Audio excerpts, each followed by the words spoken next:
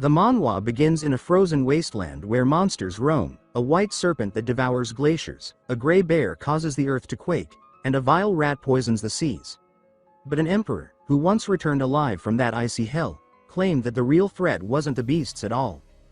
Deeper in the wasteland, a barbarian woman crushes a massive bug underfoot, triggering an explosion. Nearby, a barbarian man grabs a bug with both hands and rips it apart effortlessly. Another man walks forward slowly, and the bugs scatter in fear. It becomes clear why. They're shredded into pieces with no resistance as he moves through them. He looks at the man who tore the bug apart and states that only a barbarian would wear ignorance like a badge of honor. He then asks how much longer he's expected to tolerate being around such foolish brutes. The woman responds by asking what ignorant means and wonders if it's something they can eat. He sighs and mutters that it's not worth explaining.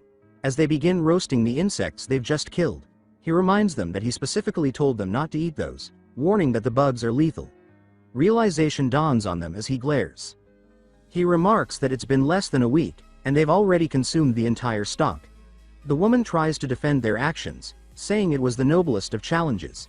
He asks why she's proud of something so reckless, just as the bald man begins to foam at the mouth. It's revealed that the bald man is named Greta. The woman is taken aback when he collapses and tells him to pull himself together. The so-called smart one watches her panic, and when she starts slapping Greta repeatedly to wake him, he turns away, staring into the snow. He says that this isn't what he wanted at all.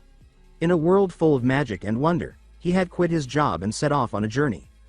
He claims he scaled the tallest mountain on Earth, reached the planet's core, and even traveled to the southernmost edge of the world. But nothing changed. No magic, no revelation. Reality remained barren of fantasy. Every night, he says, he wished that he would wake up in the middle of a dream, and one day, that prayer was finally answered. Elsewhere, a carriage trudges through the snow. One man grumbles about the cold, and his boss tells him to bundle up unless he plans on freezing to death. The mercenaries complain that even with a high reward, this journey is sheer madness. One of them mutters that only a lunatic would cross the white wasteland. Their captain silences them, reminding them they all agreed to this. They retort that none of them imagined it would be this bad. Inside the wagon, a butler clicks his tongue. He clears his throat and asks the lady in the carriage if she's all right. She responds with a gentle smile, saying that she is. Her name is Mylena of the Akasha family. Outside, the mercenaries continue complaining about the cold. The butler scolds them for their rudeness, but Mylena urges him not to be so harsh. She reminds him that these men chose to escort them through the wasteland and suggests bringing them inside, as they clearly look like they're on the verge of freezing. The butler firmly says no, insisting that she already knows what lurks in these frozen lands. Mylena nods and explains that long ago, an emperor sought to conquer the entire world, including the White Wasteland. She recounts how he led legions of soldiers into the snow and even entered it himself. But years passed, the empire crumbled, and the emperor returned alone. Aged beyond recognition and broken in spirit, he spoke like a madman. He warned of monsters, but emphasized that the true danger wasn't the beasts. It was the barbarians who thrived freely in the White Void. The butler calls it mere legend. Mylena counters that the emperor's words held truth, especially since many of the monsters he described were later proven to exist. The butler laughs, noting that no one has ever actually seen a barbarian. Mylena agrees that the sightings are non-existent despite the many stories. Suddenly, the captain halts the group, claiming there's something ahead. One mercenary asks what he sees, and they strain their eyes through the snow, making out only a shadow. The captain finally gets a clearer view and says he's got both good news and bad news. When pressed, he says the good news is that the figure is small. The bad news, it's heading directly toward them. The group tenses as the captain panics and reaches for his sword. Then they realize, it's human. The figure draws closer, revealing white hair and minimal clothing, and the truth hits them. They're staring at a barbarian. The man glances at them and says he was bored of seeing only barbarians, so he came out for a stroll, and finding outsiders was lucky indeed.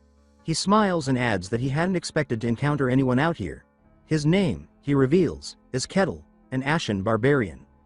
He surveys them and asks if they're merchants. When they say yes, he assumes they're the hired guards. The captain confirms, and Kettle suggests they turn back, though he doubts they'll listen. The captain stiffens, and Kettle realizes there's someone inside the carriage. Mylena sits nervously inside. Kettle then casually offers his services to the group. They're stunned by his offer. He asks if he was unclear, then clarifies that he's offering to guide them across the wasteland. The captain stammers that a legendary barbarian wants to become a mercenary and asks if this is truly all he's after. He questions whether Kettle means no harm. Kettle replies that if he intended violence, they'd already be corpses. The captain knocks on the carriage, asking Mylena if she heard that. She says she did. The butler asks what's going on, and the captain explains that the barbarian wants to join them. He asks Mylena what she wants to do. She contemplates and asks if they could defeat him in a fight. The captain answers that he wouldn't recommend trying. He can tell Kettle is a monster in human form. Mylena hesitates, but eventually agrees, saying they'll accept his offer. The captain relays this to Kettle. Kettle beams and calls it great news. Though still wary, the mercenaries watch him as he approaches. The captain asks what he's doing, and Kettle tells him to relax. He says he wants to speak to the one in charge directly. The captain warns him that if he tries anything, he'll regret it. Kettle replies that he already knows and walks past. One mercenary whispers if it's really okay to let him approach her. The captain says their employer already agreed, though a knees hangs in the air. Another suggests they stop him. The captain scoffs, asking how exactly they plan to do that. The butler, near panic, questions what she's done. Mylena tells him to stay calm. Kettle knocks on the carriage and politely asks if he may enter. The butler is on the verge of a breakdown as Mylena gulps audibly and tells him to come in. Kettle grins. Inside the carriage, the butler sits awkwardly, cramped and stiff, while Kettle appears completely at ease. Kettle tells the butler to calm down, assuring him that he has no intention of causing harm. The butler, visibly shaking, insists that Kettle must be lying. Mylena, meanwhile, is captivated, unable to hide her amazement at seeing a barbarian from legend up close. She responds that it's a pleasure to meet him. Kettle replies that the pleasure is his and remarks on the unexpected warmth of the carriage, noting that even with insulation, maintaining this temperature in such brutal snow must be difficult. She explains that it's all thanks to magic. Kettle says that he's genuinely excited to witness magic firsthand, especially in a world like this. She doesn't understand what he means exactly, prompting him to elaborate. He states that the White Wasteland is a perilous place. The odds of them surviving this journey with just those mercenaries are next to none. That's why he intends to protect their lives. But, he adds, he has one condition. They both look uneasy, and Mylena asks what it is he wants. He answers that all he seeks is knowledge of the world beyond the snowfields. He says that the information they hold is the only thing he desires. She's surprised by the simplicity of his request. Kettle points out that it's a fair trade, and she must agree. Mylena isn't even sure if she has a choice, but she says that she understands. Kettle expresses his approval and asks for her name. She gives it, introducing herself formally with her full title. Kettle introduces himself in return, saying he looks forward to working with her. He shares that he's always dreamed of living in a fantasy world. One day, when he opened his eyes, he found himself in this place, as a barbarian in an endless snowfield. There was no time to question it. The only reality was biting cold and monstrous beasts. To survive, he says he took charge of a barbarian tribe, hunting and leading with sheer desperation. He no longer remembers how many years have passed. He says he's spent countless days trying to escape this wasteland, but every time he reached the edge, he encountered a magical barrier. His quest remains unfinished, and he cannot leave the snowfield until it is complete. He explains that he was on the verge of giving up when, for reasons he doesn't understand, people from outside began to appear now and then. That's when it dawned on him. The world beyond the snowfield is the fantasy world he always longed for. His dream world. From that moment, he shifted from simply surviving to actively seeking his way out. He pursued his quest with relentless determination. During Quest 295, for example, he was tasked with killing a giant lizard. He crushed monsters beneath his feet and completed every objective given to him, never wavering from his goal. Trapped in this frozen prison, every scrap of information from outsiders became invaluable. But, he says, most humans he's encountered either panicked and attacked or had already gone mad, like the Emperor. This time, however, he senses a real conversation is possible. He admits he doesn't remember the last time he had someone intelligent to speak with, surrounded as he has been by ignorant barbarians. Hearing the sounds from outside, he comments that it seems she's transporting weapons. Mylena is taken aback and asks how he figured that out. He says he can hear the sharp clinks of steel from the wagons and that it would be impossible for him not to recognize the sound. He then asks if there's a war going on. She confirms there is. The Empire and the Kingdom are at war. Kettle says that so the outside world isn't peaceful either. She explains that while the Empire has the upper hand in numbers and supplies, the Kingdom is still holding strong, thanks to the hero and the swordsmaster guarding its borders. Kettle reacts with interest, surprised that both a hero and a swordsmaster exist. He asks what powers they wield. She asks if he's unfamiliar with mysteries. Kettle admits that he has never once left the snowfields. She says she doesn't know the exact details, but she shares what she's been told. There exists a force known as mystery, which only a few individuals can perceive or use. Those who do are ranked by strength. The lowest is third rate. Those who can merely sense the power.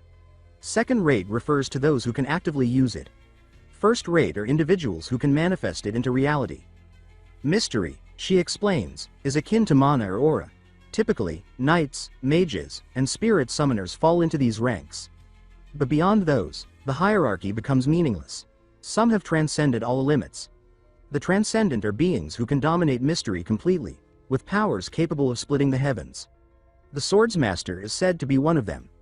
The hero, however, is on another level entirely, one who not only controls mystery but also alters the world through sheer presence. She notes that just having one's power ranked and named is a sign of greatness. Even being classified as third rate is a mark of significant strength. Kettle says that he wants to meet them. She looks stunned, asking if he really means that. Kettle says that he can't even recall how long he's been stuck here. He says that his only focus had been survival, but now, he sees it clearly. This snowfield is part of a fantasy world, and he needs to see the rest. He smiles, stating that it isn't just a wish, it's a necessity. Mylena asks if he truly is a barbarian. Kettle says that wouldn't be wrong, and judging from their reactions, they seem familiar with his kind. She confirms that there are legends. Kettle seems puzzled and asks about these legends. She finds it strange that he doesn't know, considering he's never been outside. She recounts the story of the Emperor, and Kettle says he remembers that man and had dismissed him as insane.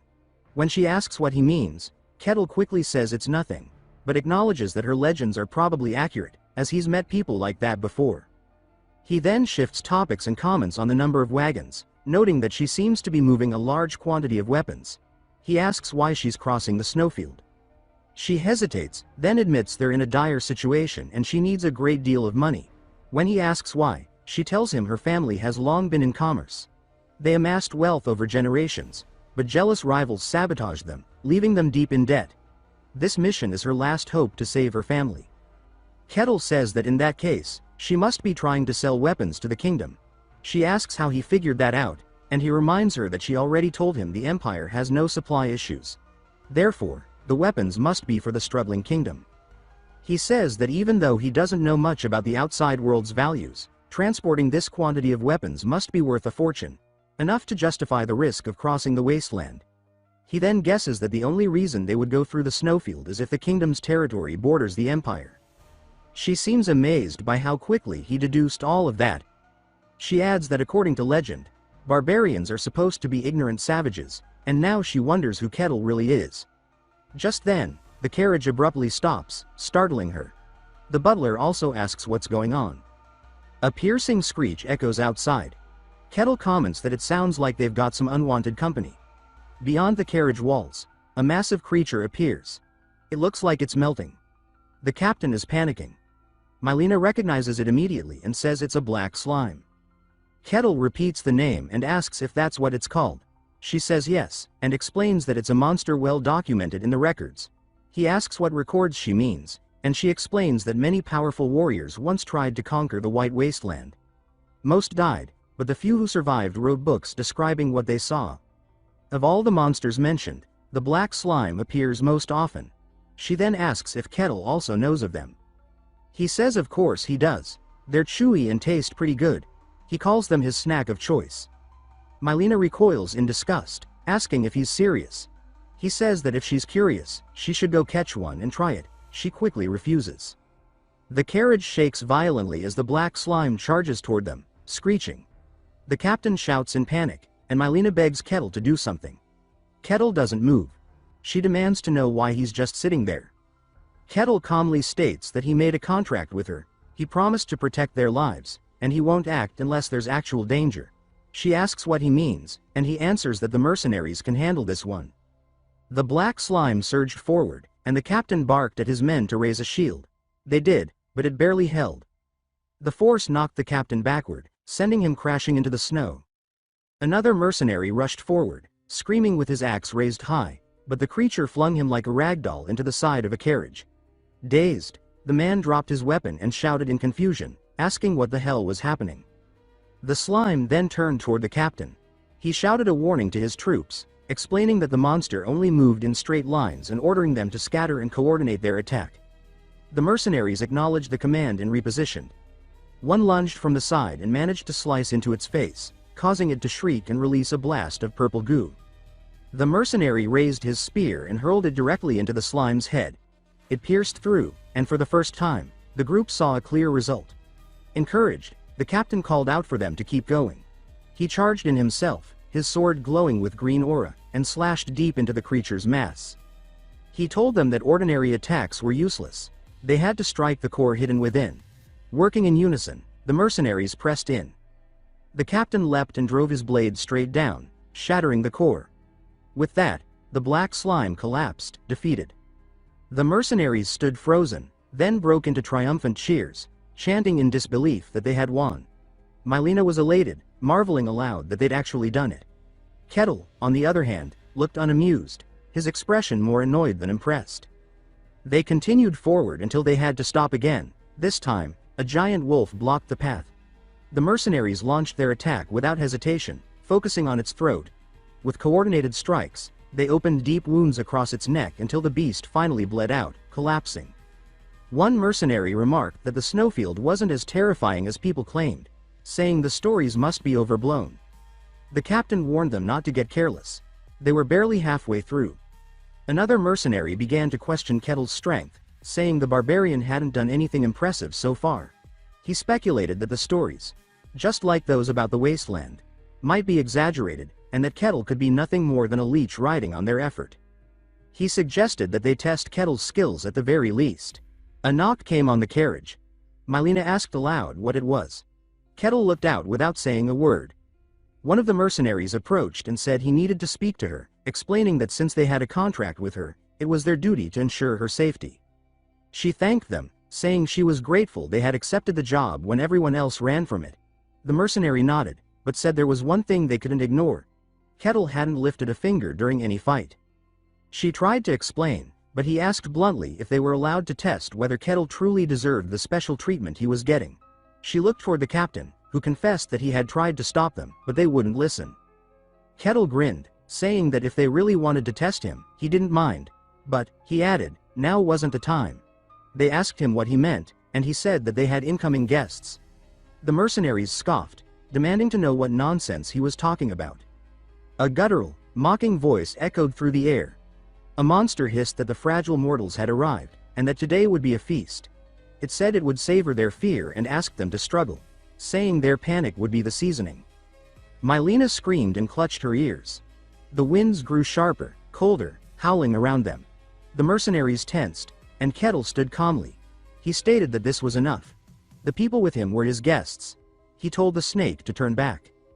The serpent questioned his presence, accusing him of forgetting his place and straying too far from his tribe's territory. Kettle cut him off, saying it was none of his concern. The snake began to stir the wind into a cyclone, declaring its identity and threatening to show Kettle what true power looked like. But Kettle replied that it was time the snake learned some respect. He pulled his fist back and drove it straight into the serpent's gut. A shockwave ripped through the air. Snow exploded in all directions. The serpent recoiled in agony. A massive blue burst followed, the ground trembling from the force. The mercenaries could barely stay on their feet under the pressure. A second shockwave erupted, this one even stronger. Mylena and the butler braced themselves, nearly swept away. The serpent lay groaning in the snow. Kettle remarked that this was the kind of creature that only learned after a beating.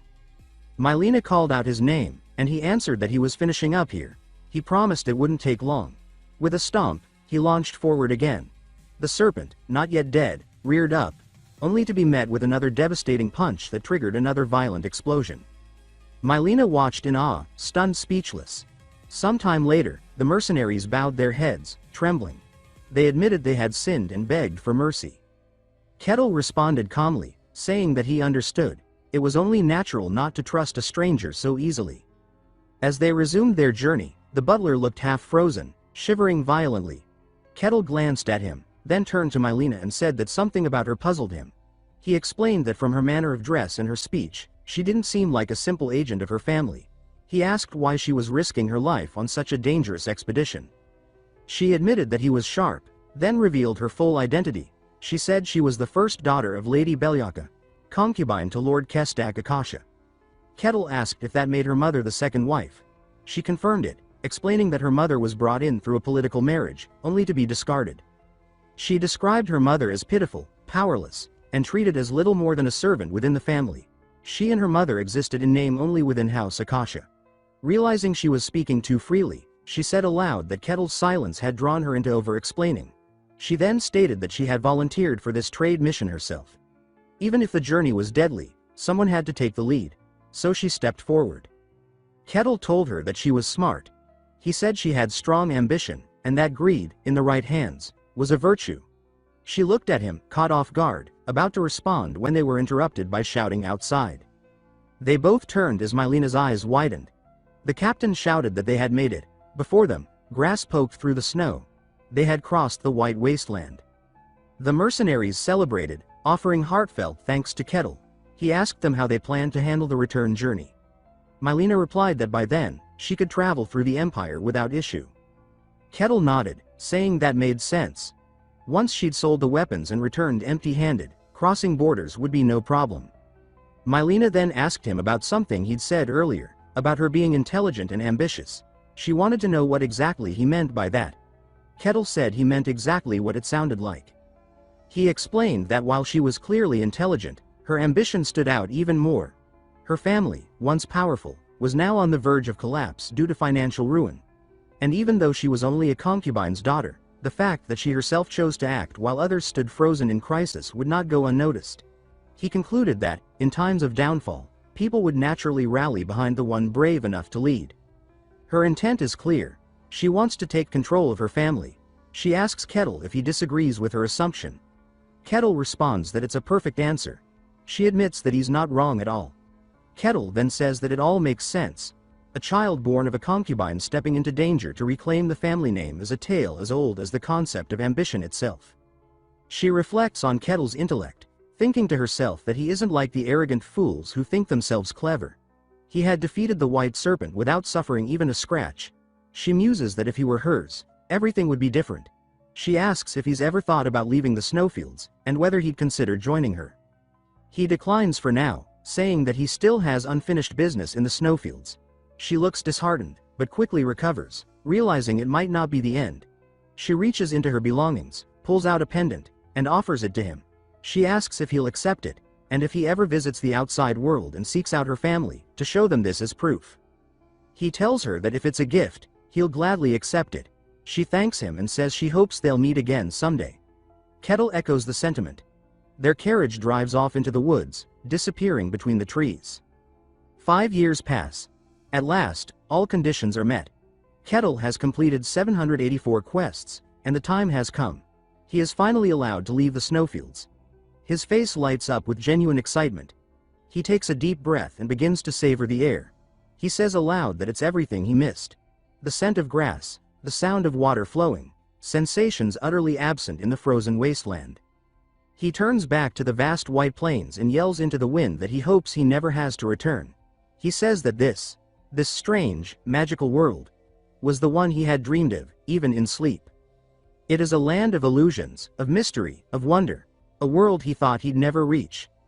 Though his origin had gone horribly wrong, he had survived against the odds. And now, he could finally embrace the world of swords, magic, dragons, elves, true fantasy. Without that yearning, he says, he would have died long ago. Surviving the snowfields required more than a will to live. It demanded obsession. As he walks, he notices glowing lights in the distance and assumes it must be a village. He becomes giddy at the thought of meeting actual civilized people. He remembers trying to talk to the barbarians who lived in snowholes. attempting to discuss concepts like shelter, only to be met with blank, clueless stares. He reflects on how much he misses human villages and wonders what to say upon arrival. He debates whether to greet them with a simple hello or dive straight into a question about the world. Whatever he decides, he's determined to be gentlemanly.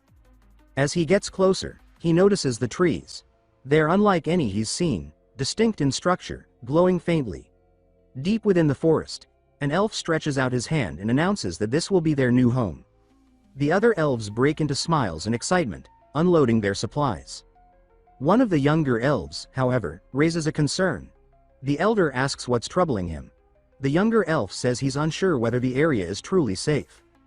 The elder says that it is, assuring everyone that this location is extremely remote and humans cannot reach it. The younger elf says he knows that, but points out that the snowy plains are nearby. The elder waves off the concern. He says that for thousands of years, nothing has ever emerged from the snowfields. Besides, they've set up a powerful barrier, one designed to hide their presence and make the forest seem completely mundane. He explains that the barrier took months to craft, built with ancient elven magic. As long as it stands, no one will find them. Even if a monster from the snowfields did get close, it would pose no real threat. But as Kettle walks, he unknowingly places a hand through the edge of the barrier. It tears under his touch like cloth. He pauses, noting the strange sensation and wondering what he just tore through. He looks around, trying to figure out how much farther he needs to go. That's when he spots her, a little elf girl, clearly lost and wandering alone in the forest. Kettle gasps, shocked that he's already encountered an elf. A real one. He says that this must be fate. Elves are a hallmark of any true fantasy world, and meeting one so early must be a sign of good things to come. But the girl looks frightened. She doesn't recognize the forest anymore.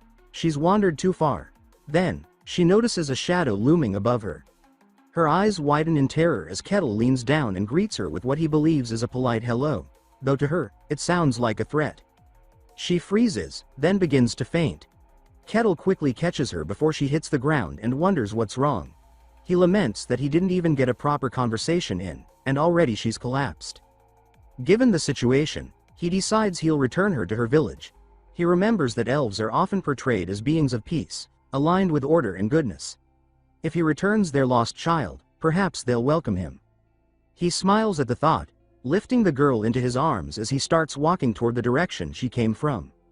Meanwhile, panic has broken out in the village. One woman is screaming about her missing child. The elves are in chaos. They demand to know how a human breached the barrier. Kettle arrives at the edge of the settlement, carrying the child. The situation escalates instantly.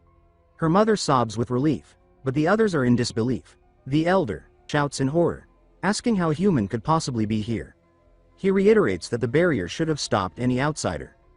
The scouts inform him that there's a crack in the magical barrier. Gandalf demands to know where the queen is. Someone replies that she's away on a patrol. Kettle tries to speak, saying he means no harm.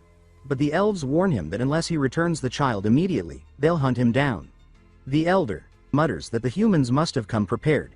No simple trick could break their barrier. He wonders how long their presence has been known and who might be tracking them. Kettle wonders aloud whether he's just been labeled an intruder and sighs that he needs to fix this misunderstanding. The girl opens her eyes, surprised, and sees that Kettle is gently lowering her to the ground. He tells her to go back to her people. She looks up at him, and immediately screams. His face, rugged and unfamiliar, strikes terror into her. She bursts into tears and runs into her mother's arms. Kettle stands there, bewildered, wondering aloud if his face really is that frightening. He says that he always thought it was decent. Then he declares that he has returned the child and repeats that he is not their enemy. The elder yells that the hostage has been recovered and orders everyone to attack. Dozens of elves draw their bows and fire. Magical arrows streak through the air. Kettle asks if they're deaf. He shakes his head and says that elves are far more savage than he imagined. He always thought elves were peaceful nature lovers, beings of harmony and grace. But these elves are wild. He changes his tune. He says that it actually makes sense. Living in the wilderness means embracing the law of survival, and survival is anything but peaceful. Nature favors the strong. Of course they're like this. The arrows continue to bounce harmlessly off his body. More archers fire again. They begin speculating that he must be wearing some powerful artifact to block their attacks, but even artifacts must have a limit. They say they'll keep firing until it fails. Kettle raises both hands in the air and tells them to calm down.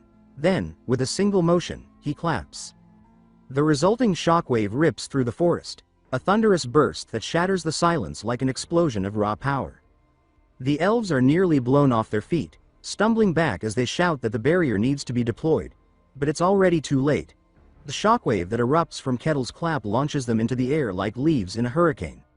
Not only does it tear through their ranks, but it also shatters the barrier meant to keep their sanctuary hidden, sending cracks of magical energy rippling through the entire forest. The elder starts trembling, demanding to know what in the world just happened. Kettle, realizing the chaos he's caused, calls out to the elves, warning them again that he isn't their enemy. Then it dawns on him. He forgot to restrain his strength again.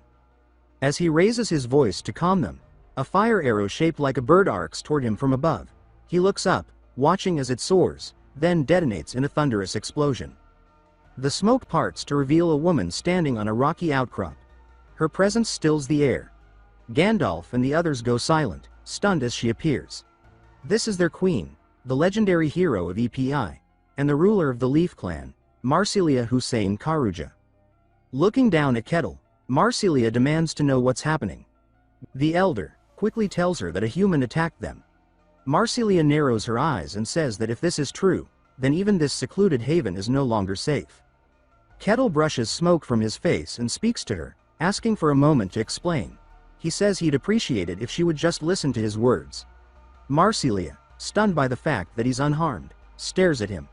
The elder mutters in disbelief, wondering how he's still standing after taking a direct strike from her.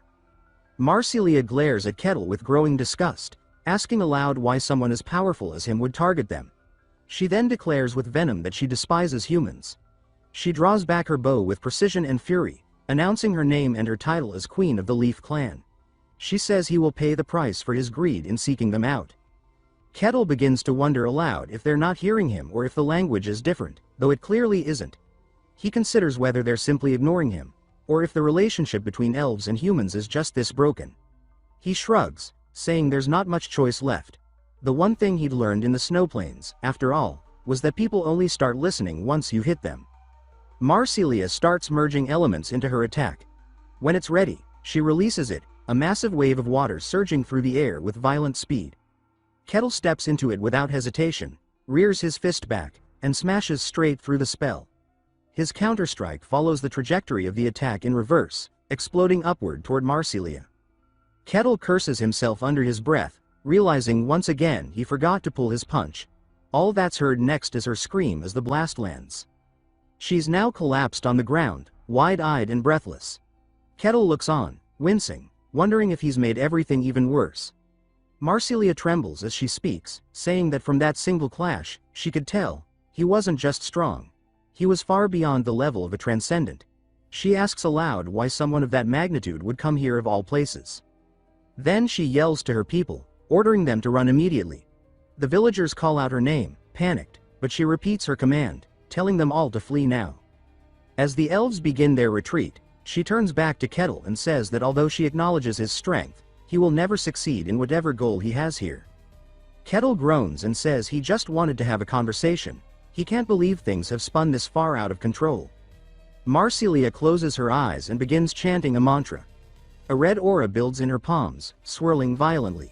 She opens them again, and above her floats a massive fireball, its center slowly forming into something solid. That something takes shape. A bull, massive, powerful, with horns made of blazing fire.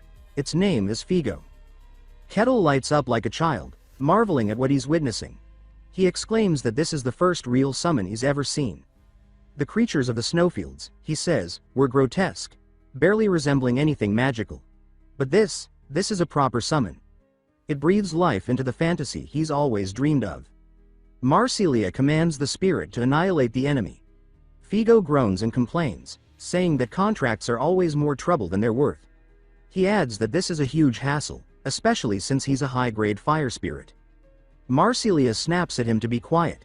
She knows she can barely summon him, and the contract was only possible with the aid of another tribe. She never expected to use it under these circumstances, but tells him to fulfill his duty. Figo asks if the target is the human in front of them, then glances at Kettle and begins to sweat.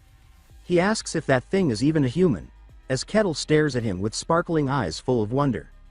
Kettle, still awestruck, says that this is absolutely incredible. Marsilia reiterates that the intruder must be destroyed. Figo sighs and declares that he's made his decision. He'll reduce the human to ash and leave nothing behind. Kettle frowns and asks aloud what exactly he did to deserve this. Fiego's flames ignite, and he prepares to charge. He swipes his hooves, sending sparks across the field, and then barrels toward Kettle at full force. A massive explosion erupts at the point of impact. Marsilia braces herself against the shockwave. When the smoke clears, she sees something that shouldn't be possible. Kettle is standing there, completely unshaken, his hands locked around Fiego's horns. Even Figo looks stunned. Kettle grins and says this is a relief. Since it's a beastly form, that means he doesn't have to hold back. It'll be easier to beat him senseless. Marsilia's eyes widen with horror as Kettle slams his fist into Fiego's forehead. The ground beneath them shatters like glass. The force doesn't stop with the spirit. It tunnels straight through him, destroying the landscape behind them like a cannonball of divine punishment. A shockwave radiates outward, flinging debris through the trees. Marsilia screams as she drops to her knees, overwhelmed by the sheer power. She watches in disbelief as the fire spirit vanishes from existence. She whispers that this can't be real. Kettle steps toward her slowly. She looks up at him, pleading for mercy, not for herself, but for her kin. He tells her again that he is not her enemy. Marsilia blinks in confusion. She finally hears his voice for what it is, not a threat, but a plea. She asks what he means. After finally taking the time to talk, they come to an understanding. Kettle explains everything, and Marsilia listens carefully. She realizes, at last, that he truly means them no harm. She bows her head and apologizes, saying that she acted recklessly and judged too soon. They mistook him for a human who kidnapped their child, and now she understands they had committed a serious offense. Her conscience begins to weigh heavily. She admits that her judgment was rash. Kettle responds with calm reassurance, saying it's all right. After all, they made it clear they were being hunted by humans, and he understands their caution. Still, he says, it's a little sad that no one allowed him the chance to explain himself. She hesitates, then asks him directly if he's truly not one of the humans chasing them. Kettle replies that this is his first time ever seeing an elf. He points out that there certainly aren't any in the White Wasteland. Realization dawns on her face as she asks if he's one of the Ashen Barbarians. Kettle confirms that it's what outsiders call him. She says that shouldn't be possible. No human is supposed to survive the White Wasteland. If he came from there, then perhaps others could too. Kettle says he's not so sure. He explains that the snowfield is bound by strict rules.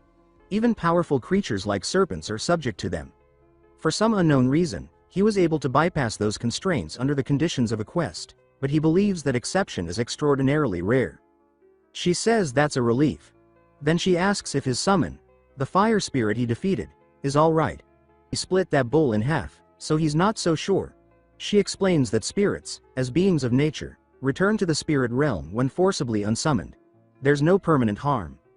She straightens herself and acknowledges that she has been rude. She asks if there's anything he wishes, saying that as a gesture of apology, she'll do whatever is within her power.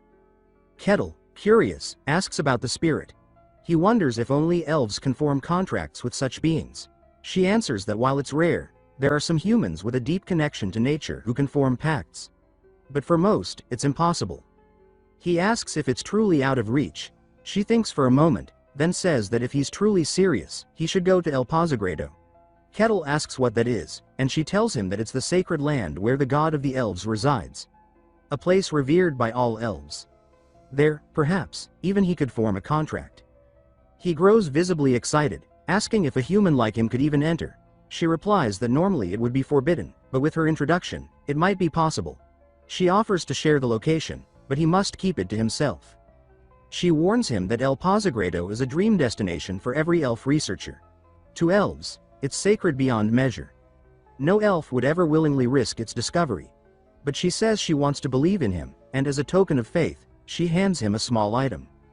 He takes it, thanking her, and she adds that if he does get close, their god may test him.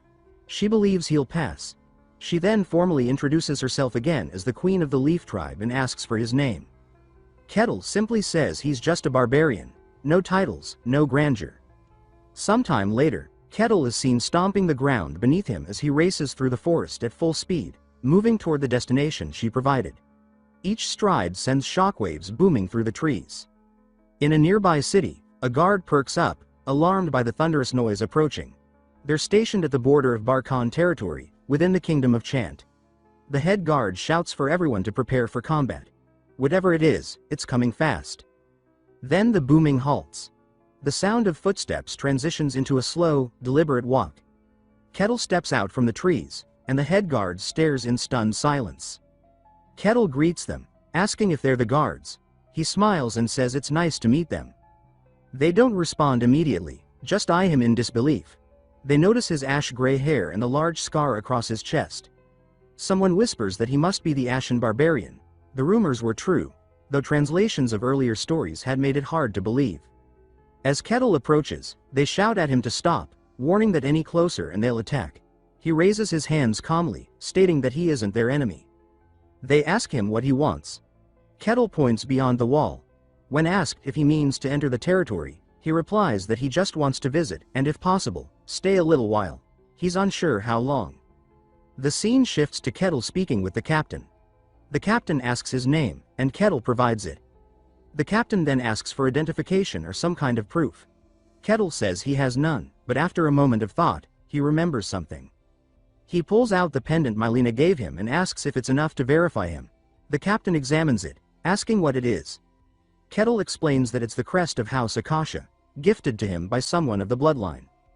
The captain nods, saying that House Akasha is a merchant family from the Damian Kingdom.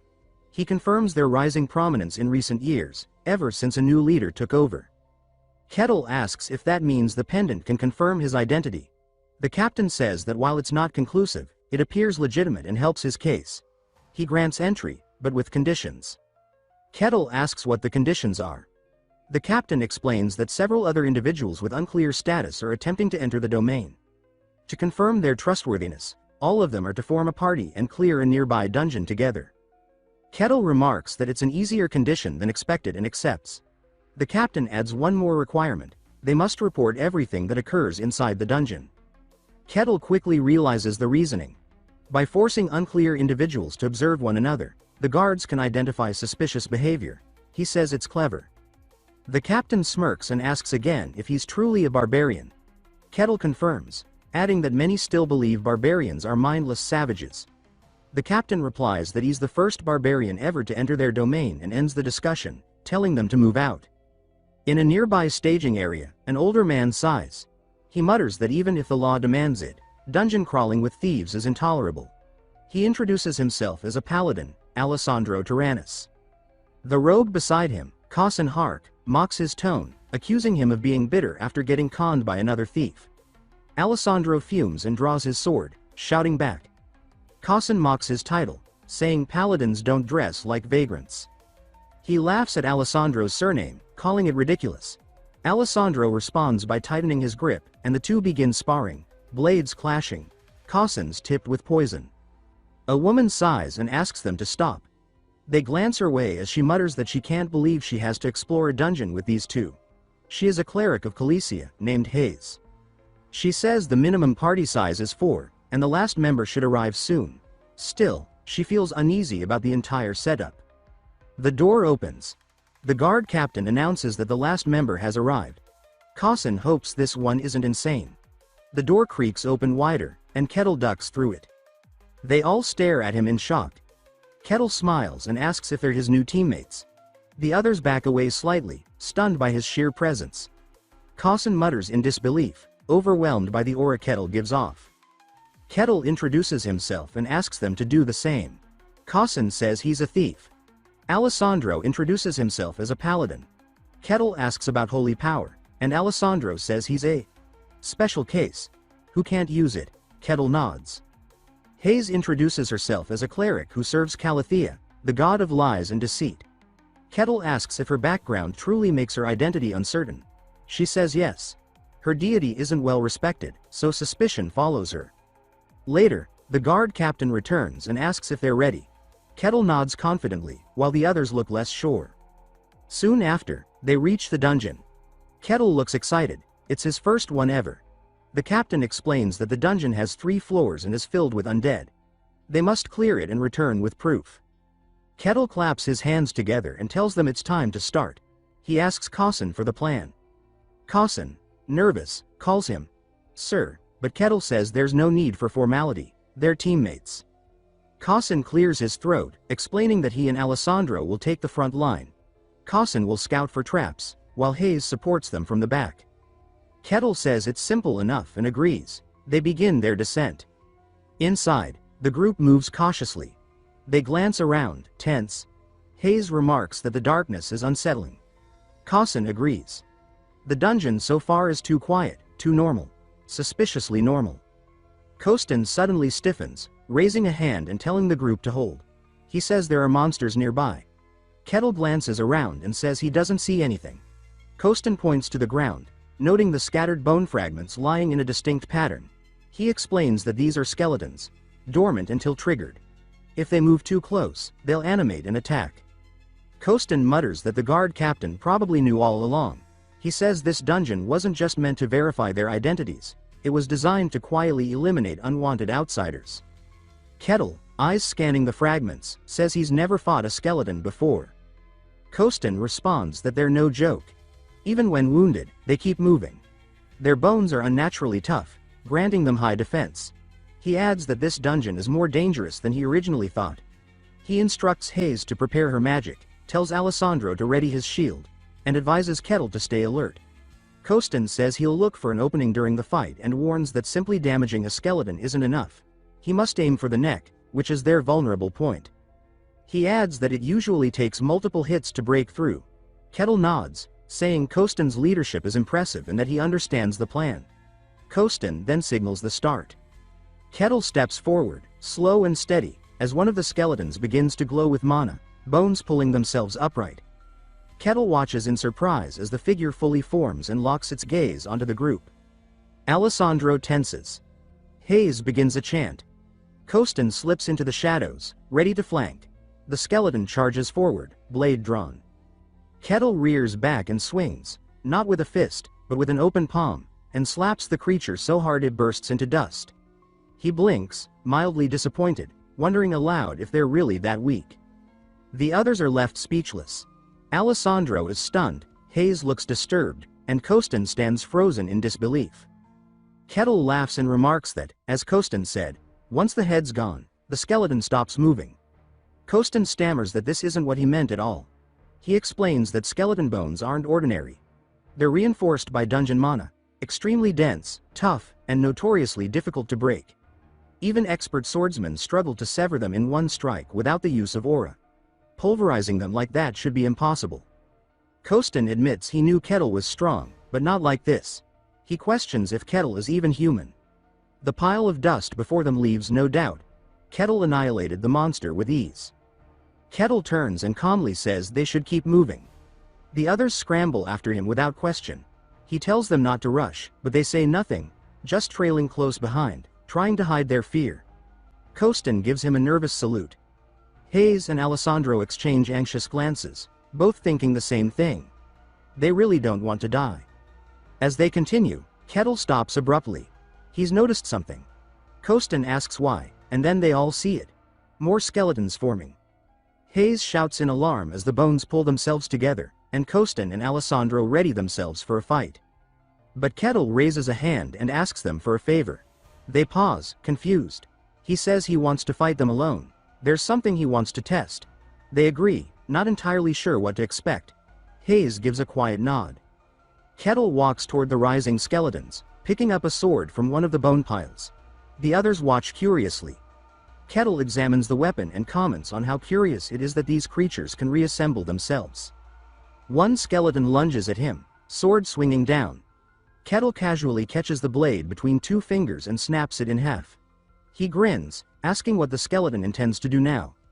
The skeleton shifts, regripping the broken weapon and leaping from the wall for another attack. This time, it slices some of Kettle's hair. He doesn't flinch. Instead, He grips the creature's wrist and crushes it to dust. Its severed hand drops to the ground. The skeleton looks down at it, confused, then back at Kettle, and kicks the broken sword into the air. With precise motion, it snatches it with its left hand. Kettle lights up, saying it knows how to switch hands. That's impressive. The skeleton charges in again, this time with a reverse grip. Kettle grabs its left wrist and rips off the arm. The creature staggers but regains its footing, then tries to jab him with its jagged wrist stump. Kettle catches it again and breaks it with ease, commenting that this one is surprisingly clever. Hayes watches, horrified. To her, it looks like Kettle is playing with the thing. Alessandro and Kostin think the same. Kettle isn't fighting. He's experimenting. Kettle smacks the skeleton around, poking and prodding, until its skull finally falls off and hits the ground. He glares at it, saying it can't move now. Then he stomps it flat, laughing and calling the whole experience amusing. He turns back, apologizing for keeping them waiting. Kostin hurriedly says it's no problem at all. Kettle thanks him. We next see him standing over another pile of dust, ready to move on. The others nod quickly, saying they're ready too. Kostin leads them to a stairway and says it leads to the second floor. As they descend, he suggests taking a break. Kettle agrees after a moment of thought, and Kostin thanks him with a bow. They all sit down, though the atmosphere is awkward and tense. Kettle, sitting cross-legged, says he has a question about the dungeon. Hayes tells him to ask freely. He says it might be a bit embarrassing, but he lacks a proper understanding of dungeons. Hayes smiles and says the desire to learn is noble. She adds that while she's no expert, she'll help where she can. Kettle expresses his appreciation. He asks why the dungeon is located so close to their territory. Doesn't that pose a threat? Hayes explains that dungeon monsters generally don't leave their confines, though rare exceptions exist. Those are handled preemptively. Kostin clears his throat and elaborates, saying that dungeons are natural phenomena. They can take the form of caves, towers, even ruins. He continues, explaining that most dungeons appear near populated regions. Kettle says that explains why this one is here. Hayes adds that when a dungeon forms, the local lord evaluates the danger level. If necessary, mercenaries and adventurers are hired to clear it. Kettle nods, saying that makes sense. He asks if dungeons ever appear inside cities. Hayes replies that they never do. They always manifest at some distance. He then asks if there are rewards for clearing them. Hayes says yes. There's typically a boss at the end, and defeating it yields valuable treasure. For a 3-floor dungeon like this, the rewards could be significant. Kettle laughs, remarking that it's just like a game. Hayes looks confused, asking what he means. Kettle brushes it off, saying he was just talking to himself. Then he asks one more question: who creates the dungeons? Hayes looks puzzled. She says no one does, they're natural phenomena. Kettle disagrees. He says there are too many strange coincidences. They always appear near people. They're filled with treasure and monsters. It's almost as if someone wants them to be explored. Hayes pauses, then says he has a point.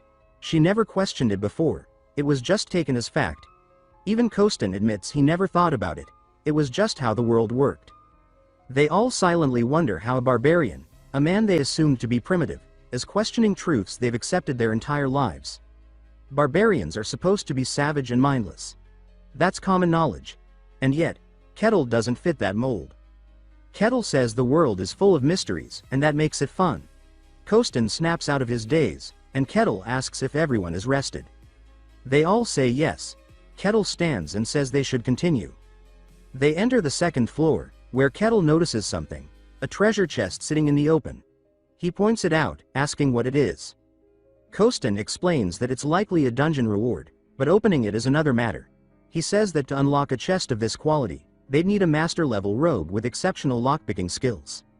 Unfortunately, he adds, a rogue of that caliber wouldn't be found in a low-tier dungeon like this. So they might have to leave it behind. Kettle glances at him and says that he'd like him to unlock it anyway. Kostin turns, baffled, and asks why on earth he'd ask him. Kettle pointed to the large, ornate box and declared that it was a treasure chest, and that since Kostin was a rogue, it was naturally his job to open it. Kostin tried to interject, but Kettle didn't let him finish. He said firmly that handling treasure was the rogue's domain, so he was simply doing what was expected. Kostin admitted that technically, that was true, but deep down, panic churned in his chest. If he really had the skill to open a high-grade chest, he wouldn't be stuck as an unregistered bottom feeder, scraping by on scraps. The truth was, he didn't know how to pick locks at all. But looking at Kettle's face, full of childlike excitement, he couldn't bring himself to confess. In his mind, he imagined Kettle's disappointment morphing into disgust, followed swiftly by a bone-pulverizing slap like the one that had turned skeletons into dust. So with a forced laugh and tears welling in his heart, he said he'd give it a shot. As he knelt before the chest, his inner monologue was pure desperation. He told himself that if he failed, he might not make it out alive. Kettle watched, intrigued, commenting that the process was fascinating. Kostin tried to summon memories of the times he'd worked as a porter for real thieves, but nothing useful came. He whispered that this was life or death, and that the honor of Ro's bloodline depended on it. His fingers stumbled over the lock until something clicked. His hands trembled, and he looked up in disbelief. It had opened. He nearly cried from joy and muttered that maybe he really liked Kettle after all. Hayes was amazed, saying she had heard only top-tier rogues could crack such chests. Kettle complimented him sincerely, and Kostin mumbled that it did seem impossible. In that moment, he started questioning everything. For the first time in his life, he wondered if he had ever truly lived up to his potential, or if he had simply been surviving. Kettle asked how valuable the loot was. Hayes estimated it could comfortably support a normal family for a month, or even allow them to live luxuriously for a while. Kettle laughed at that, then told Kostin to take care of the rewards. Kostin agreed instantly, lifting the chest with reverence. When Kettle called his name, he shrieked in shock and nearly dropped it. Kettle asked if he needed help. Kostin, flustered, insisted he was fine, even though no one understood why he was so jittery. Later, as they moved deeper into the dungeon, Kostin carried a small mountain of loot on his back. Kettle suddenly told everyone to halt. Ahead were more skeletons, 4 of them. He calmly stated that he'd take care of 3. That left 1 for the rest of the team. Kostin knew this wasn't a gift. This was a challenge, a test. He said it was going to be a real fight, and Alessandro and Hayes prepared themselves. As Kettle walked forward and the skeletons began to stir, Kostin muttered that the way bones assembled themselves was always unsettling. The 4 enemies rose. Kettle reminded everyone to get ready. Hayes cast a glowing buff that wrapped the team in a golden aura. Kettle gave the order to begin, and Kostin lunged first.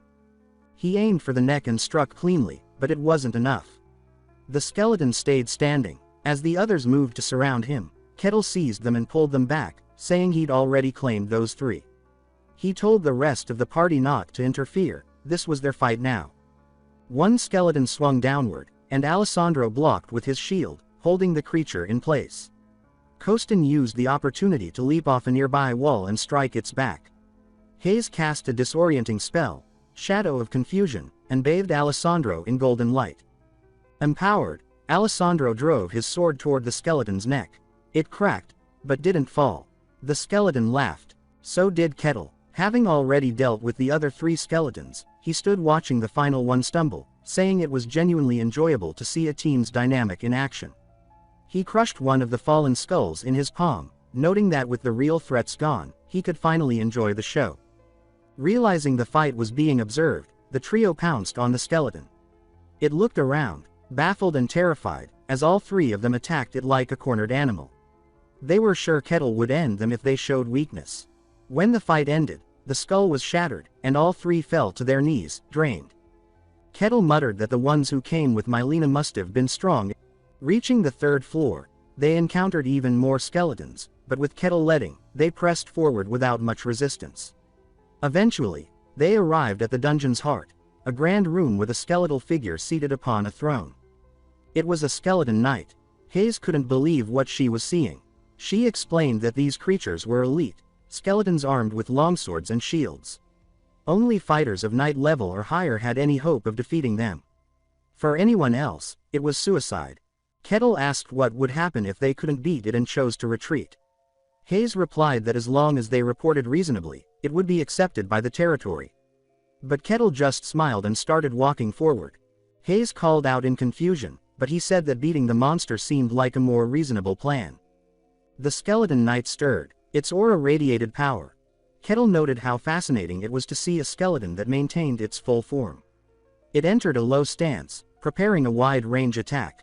Hayes shouted a warning and threw up a barrier, but the sheer force of the skeleton knight's blow cracked it immediately. Her magic shattered. Alessandro threw himself in front, taking the brunt with his shield and collapsing. He wheezed, asking if something that strong could even be fought. The skeleton knight set its sights on Kettle and charged. Kettle met it head-on and landed a single punch to its chest. The creature disintegrated mid-charge, its torso obliterated. It crumpled into a pile of ash. The others sat silently, stunned. Kettle dusted off his hands and asked if that was really it. He then noticed another treasure chest. He called out to Kostin. Kostin asked what he wanted, and Kettle asked if he could open it. Kostin said no way. It had a high-level lock, far beyond his skill. Kettle replied that it was a shame. Before Kostin could finish saying they'd have to leave it, Kettle punched the chest. It shattered. No one even reacted anymore. Kettle said the rewards were certainly more accessible this way and told Kostin to collect them. Kostin numbly agreed, still trying to process how someone could just break open a high-tier lock. And if he could do that, why had he asked him to unlock it? As the group approached the exit, a bright light enveloped them. A rumble echoed behind. They turned to see the dungeon collapsing. Kettle asked what was happening. Kostin explained that when a dungeon is perfectly cleared, it disappears, and this one apparently had no secret room. Kettle asked if such rooms really existed. Kostin said yes, but they were rare. Kettle laughed, saying that sounded fun. Kostin, still trying to understand Kettle's mental state, wondered what kind of lunatic could enjoy that. Back at the city gate, the guard captain was stunned. He said there was no way they finished so quickly. He cleared his throat and asked how the dungeon was. Kettle responded that it was satisfying. The captain nodded and began processing their entry. He asked if there were any issues. Hayes said nothing major occurred. When the guard captain asked her directly about Kettle, she said he should be fine, but her tone carried hesitation. The captain knew full well that dungeon clearance wasn't just about survival. It was a test of character, too. Kostin said Kettle didn't seem like a bad guy. The captain agreed, noting that although Kettle had monstrous strength, he never once endangered his party. He was nothing like the barbarian stereotypes. Kettle praised Kostin, saying he handled traps and even opened a chest. He complimented Alessandro for his reliability on the front line and credited Hayes's prayers with boosting their success. The guard captain was surprised. Normally, forced parties ended in finger-pointing. He handed out the rewards, though guards typically skimmed off a cut. In this case, he didn't dare. Kettle insisted they split the loot fairly. The others tried to decline, but he wouldn't hear it. He said they were a team, and they earned it together. Then he suggested celebrating, with drinks at the pub. As they left, Kettle radiated enthusiasm. The others trailed behind, visibly exhausted. The guard captain watched them go, whispering to himself that for a barbarian to one-shot a skeleton knight, he had to be stronger than a knight, and clearly wasn't ordinary. He declared that this was the start of something serious. Turning to his subordinates, he said he had to inform the Lord and left them in charge. He soon arrived at the Lord's estate and knocked. Inside, Lord Luke Varkin called him in. The guard captain reported that a barbarian had entered the territory. Luke asked if permission had been granted. The captain said yes, as he didn't perceive any danger. Luke asked what the issue was, then. The captain said plainly, the man was too strong.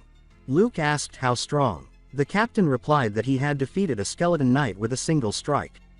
That stunned Luke. A skeleton knight was beyond any common fighter. He asked if the man could really be considered a first-rate warrior. The captain said the chances were high. Luke rubbed his temples and muttered that a barbarian of such strength was bound to cause headaches. Luke instructed the captain to summon the barbarian immediately.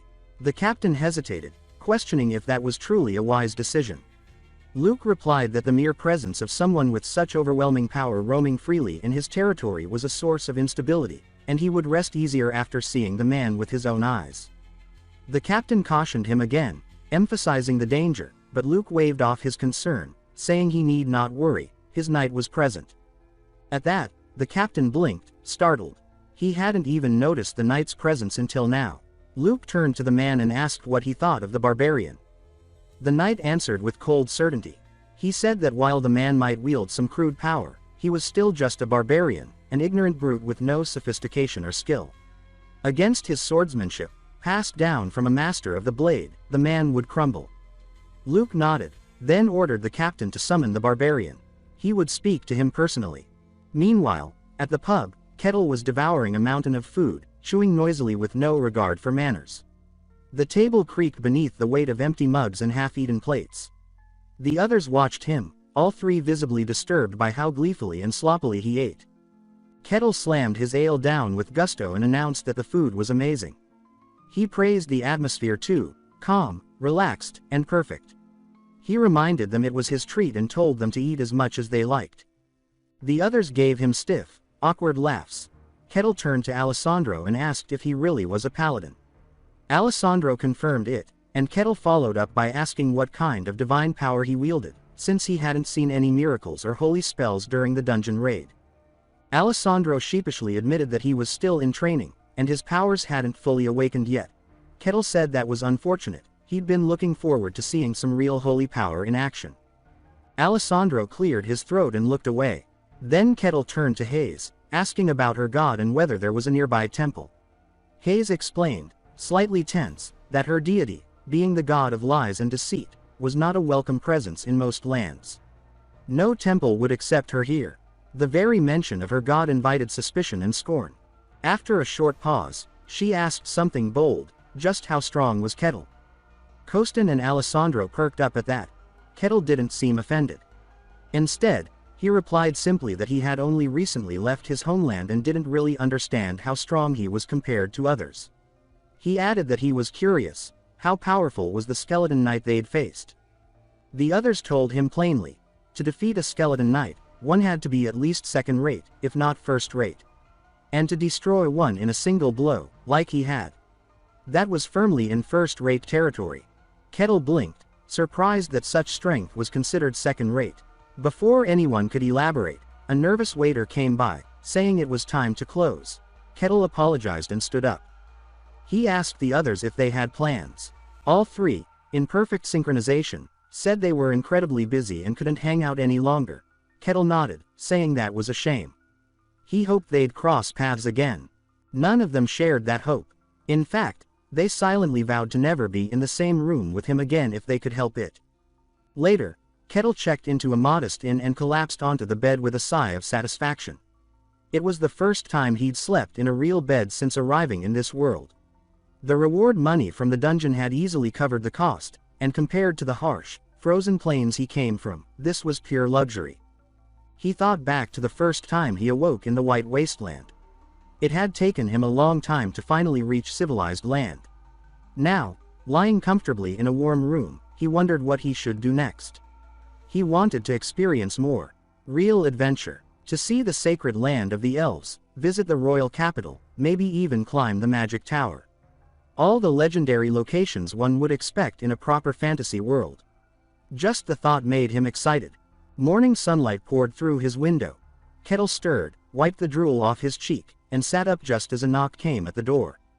The first captain stood outside. He apologized for waking him and said that the lord of the territory wished to see him in person. Kettle blinked, surprised. He said that if a noble lord wanted to meet someone like him, that was certainly unexpected, but he was all in. He asked if they should head out immediately, and said he'd get dressed quickly. The captain found himself wondering, once again, if this really was the same man who could one-shot a dungeon boss. He was taking this far too casually. As they walked through the city, Kettle looked around with wide-eyed wonder. The previous night, the streets had been dark and quiet, but in the morning sun, everything looked vibrant. He said it was just like a game and marveled at every little detail. The captain, growing more impatient by the second, told him they'd take a shortcut to avoid distractions.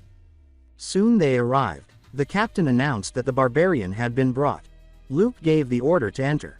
As the doors opened, he stretched out his hand in greeting and introduced himself formally as the lord of the domain. Kettle responded warmly, using Luke's title with respect and introducing himself as simply, the Barbarian Kettle. He even offered a polite bow.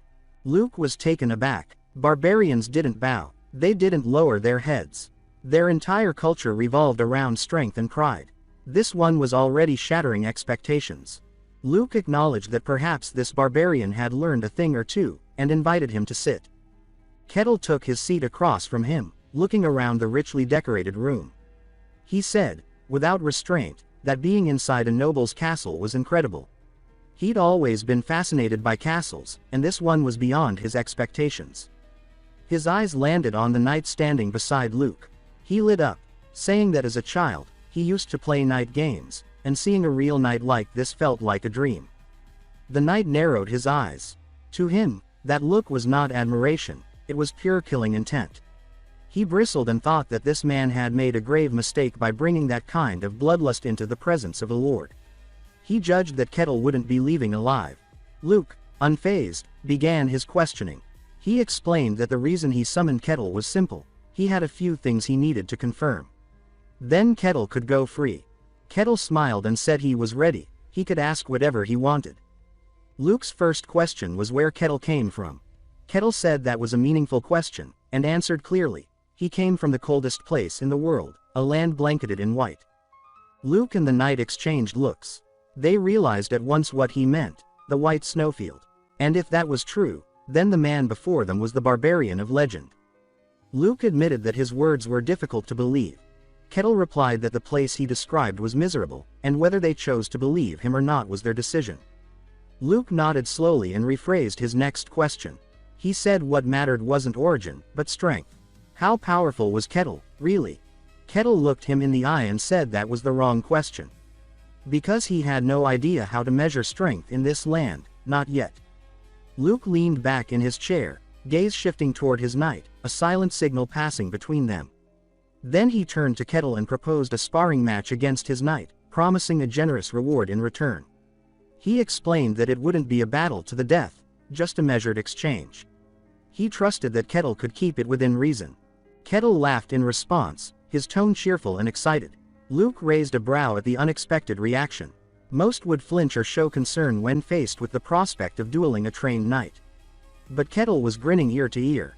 To him, the opportunity to spar with a knight, an honest-to-God knight from a fantasy world who wielded aura and mystical skill, was nothing short of exhilarating. It wasn't just a fight. It was a chance to witness and learn from a legend. Luke tightened his grip on the armrest, uneasy. It was always the same with barbarians. No matter how civil they acted, they couldn't hide their primal love for battle. He felt a creeping discomfort settle over him as the group made their way to the Colosseum. From the stands above, Luke watched as Kettle and the knight stared each other down. He muttered under his breath that he hoped no blood would be spilled today. The signal was given, and the knight spoke with arrogant authority, declaring that Kettle should consider it an honor to witness his blade. Kettle simply responded that he was genuinely excited. That nonchalance only irritated the knight further. Charging forward, the knight activated his aura. Green light coursed around him, his body glowing with focused energy. With a single motion, he lunged at Kettle, projecting 3 spectral blades from his sword, all aimed at the barbarian's head. Kettle dodged effortlessly. He said aloud that there were, in fact, 3 blades, and all of them were real. Not illusions. He seemed amused, asking if this strange trick was what the knight referred to as swordsmanship. The knight clicked his tongue, unimpressed. He remarked that while Kettle's evasiveness was surprising, he clearly had no way of countering. As he charged again, confident that the end was near, Kettle calmly raised his hand and, with a flick of his finger, shattered the knight's blade. The knight barely had time to react before Kettle placed a hand against his chest. With slow, deliberate force, he clenched his fist, crumpling the knight's armor like paper. Then, in a single motion, he hurled him backward, sending him crashing into a wall with a deafening impact. The ground tore beneath him as he skidded to a stop.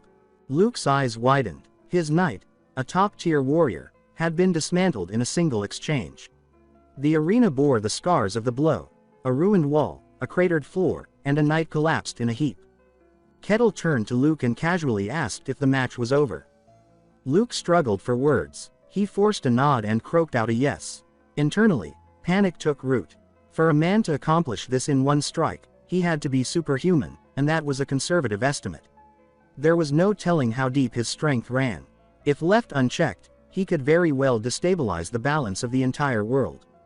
Luke decided, in that moment, that this needed to be reported to someone capable of assessing such power, a true swordmaster. He noted aloud that Cain, one of the few worthy of the title, should be arriving soon. Perhaps this would be of interest to him. Back in his chambers, Luke's thoughts were interrupted by a voice. Cain himself spoke, casually asking if Luke was referring to him. Luke turned toward the open window and saw the old man standing there. He sighed, remarking that Cain's habit of sneaking into places remained as distasteful as ever. Cain grinned, saying a man needed some fun. He then asked if this supposedly interesting matter would be explained now or later. Luke stood to greet him formally, referring to him as Lord Cain and thanking him for coming on such short notice. Meanwhile, the knight regained consciousness in the infirmary. His clothes were torn, his armor in pieces, but somehow, his body remained intact. Luke entered, asking how he felt. The knight apologized for his failure. Cain, standing nearby, said that the blame lay with him for allowing his foolish student to face an opponent he couldn't measure. Cain examined the knight and remarked, surprised, that his body showed no injuries, no fractures, not even bruising. The armor was obliterated, yet his flesh was untouched. That meant only one thing. The barbarian had shown restraint. He wasn't just a brute. He had absolute control over his power. That level of precision, combined with such strength, was rare. Cain declared that the barbarian's strength was clearly beyond that of a knight. He was, at minimum, superhuman. Luke and the knight exchanged startled glances. Luke hesitated, then asked, somewhat sheepishly, how Kettle's power compared to Cain's own. Cain responded confidently, the barbarian may be strong, remarkably so, but Cain was a swordmaster. Superhuman strength alone wouldn't be enough to surpass him.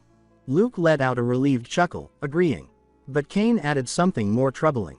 He said that, to his knowledge, Kettle hadn't even used aura.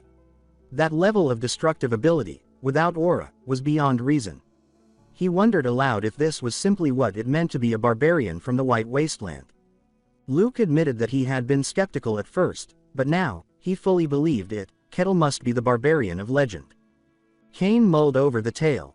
A story of a lone human from the frozen lands who was more beast than man. A monster in human skin. He almost believed it, but then he reconsidered. If Kettle were a monster, why would he have spared the knight? Why show mercy at all? He said he must be wrong, and Luke asked what he meant. Cain deflected, saying it wasn't important. There were matters he'd been sent to handle, and strange requests from the Emperor were piling up. Luke nodded, accepting it. Then Cain asked if Kettle was still in the city. Luke said that he believed so. Kettle mentioned staying for a while. Cain turned, stating that he would meet the barbarian himself. Elsewhere, the first captain sat with Kettle, asking what his next move was. Kettle admitted he hadn't decided yet. He appreciated the reward Luke had given him, but it felt like wandering from territory to territory and clearing dungeons would become tiresome. The captain told him that there were two ways to move forward.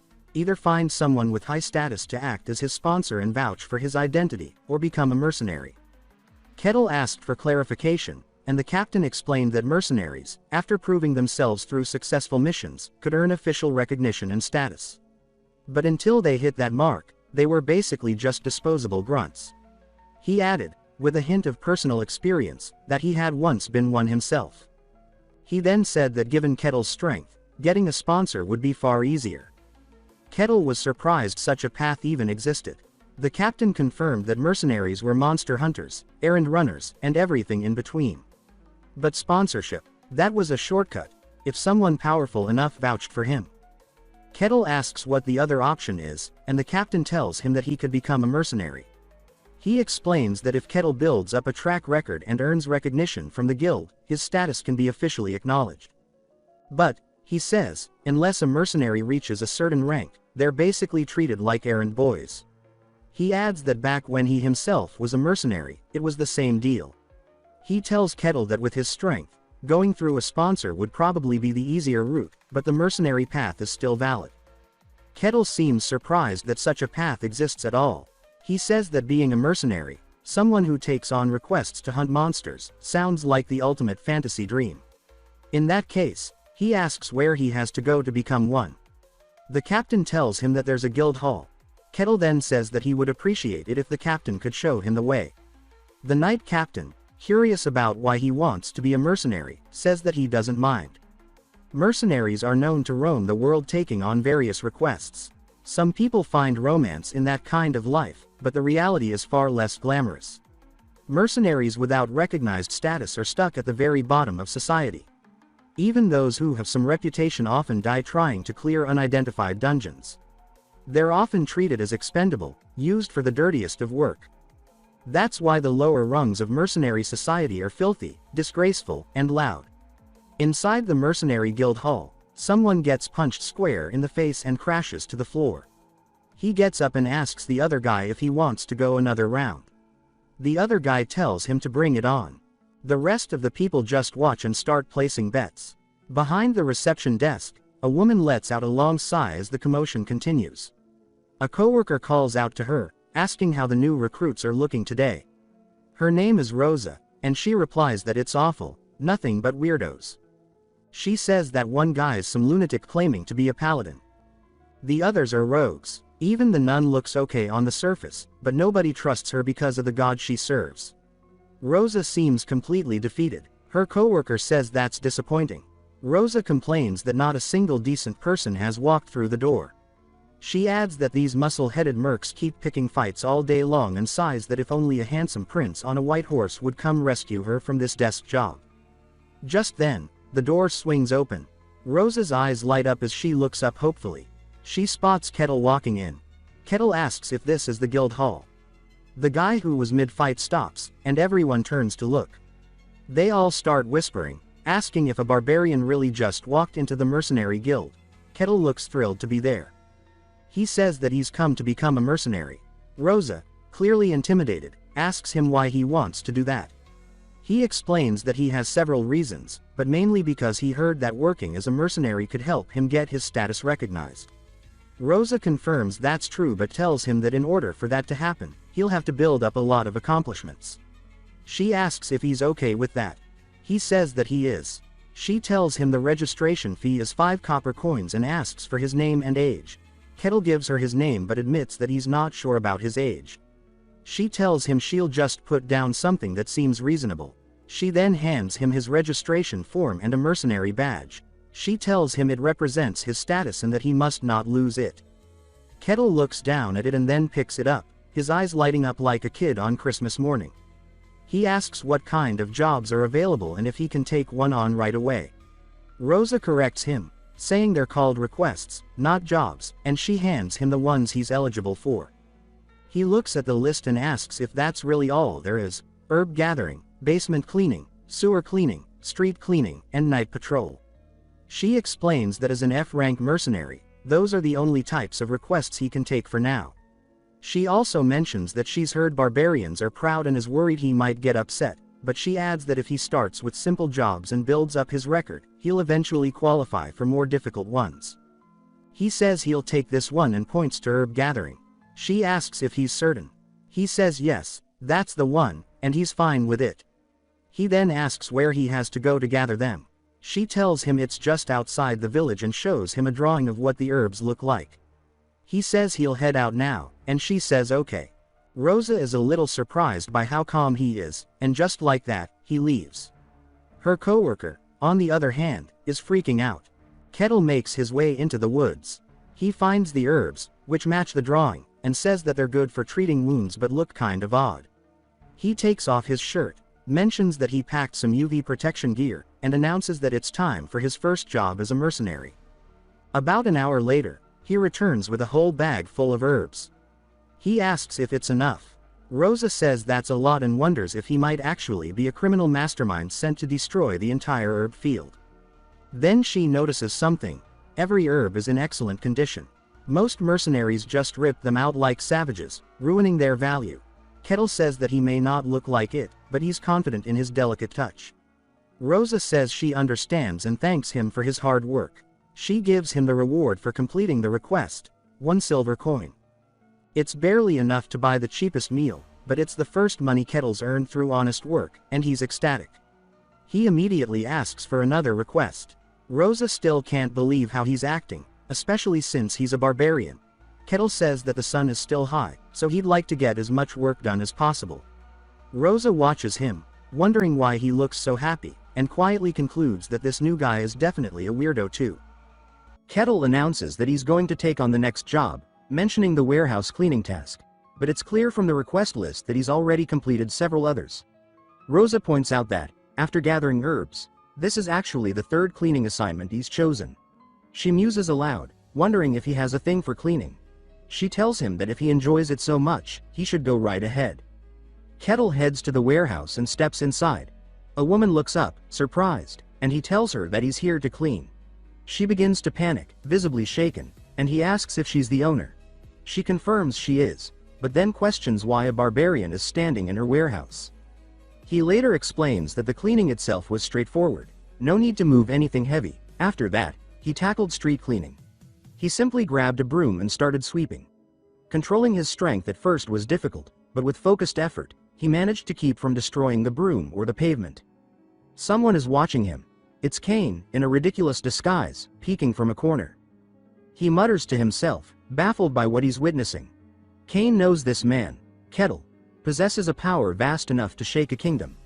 His mere presence, if revealed for what it is, would demand respect and deference anywhere. Yet here he is, a walking force of nature, performing menial tasks as if they held some sacred value.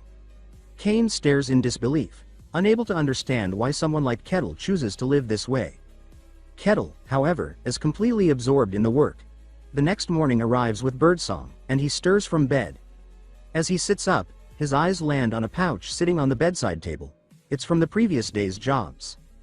Rosa had dropped it off. She had praised his performance on his first day as a mercenary, rewarding him for completing all 15 tasks. Each earned him 1 silver coin, giving him a total of 15. He expresses his gratitude and says that he'll return tomorrow. He declares it's time to begin his second day in civilization. Elsewhere, a child sobs loudly in the street, with concerned citizens hovering nearby. Kettle walks by calmly and pauses as he spots a building marked as a library. He enters. A woman at the desk greets him, visibly nervous. He asks if he can read some books. She nods, intimidated. Inside, he begins pulling volumes off the shelves, flipping through them one after another. The librarian watches in stunned silence. Kane, though hidden from view, is nearby. He senses what's happening and is just as shocked. A barbarian reading books. It clashes with everything he knows. He begins to wonder if perhaps the people of the White Snowfield have some hidden culture the rest of the world is unaware of, or if Kettle is just a rare exception. Kettle closes one book and states that the Empire ended up winning. He recalls that a few years ago, Mylena had come to the Snowfield, claiming she would sell weapons to either side, the kingdom or the Empire. Apparently, the Empire came out on top. It is now staggeringly powerful, and the Varkan kingdom has essentially become its vassal. The Empire has already consumed half of the human world and continues to expand relentlessly, as if aiming to dominate everything. Kettle muses about their conquests, then shakes his head. That's enough of human history, he thinks. He flips to a different section, eager to read about non-human races. He says there must be fantastic things written here. He reads about Mentamia, the dwarven cave overflowing with rare ores. Then there's Parapia, the hidden village of fairies.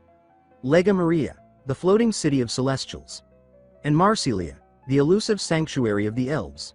So hidden that even the most powerful rulers have failed to find it. Kettle comments that, perhaps, he now qualifies as someone worthy to seek it out. His expression changes as he realizes something deeper. He reads about places like the White Snowfield and the Demon Zones, vast, hostile regions that reject human life. There are 5 such zones. The Silent Forest, where all things succumb to silence. The Abyss, which pulls the world into darkness. The Deep Sea, where even primates breathe and survive.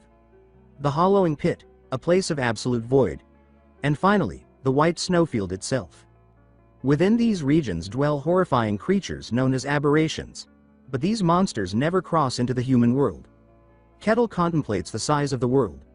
The White Snowfield is already massive, and yet it's just one among many. He concludes that this is all the information the library has to offer. He thanks the librarian for allowing him to read.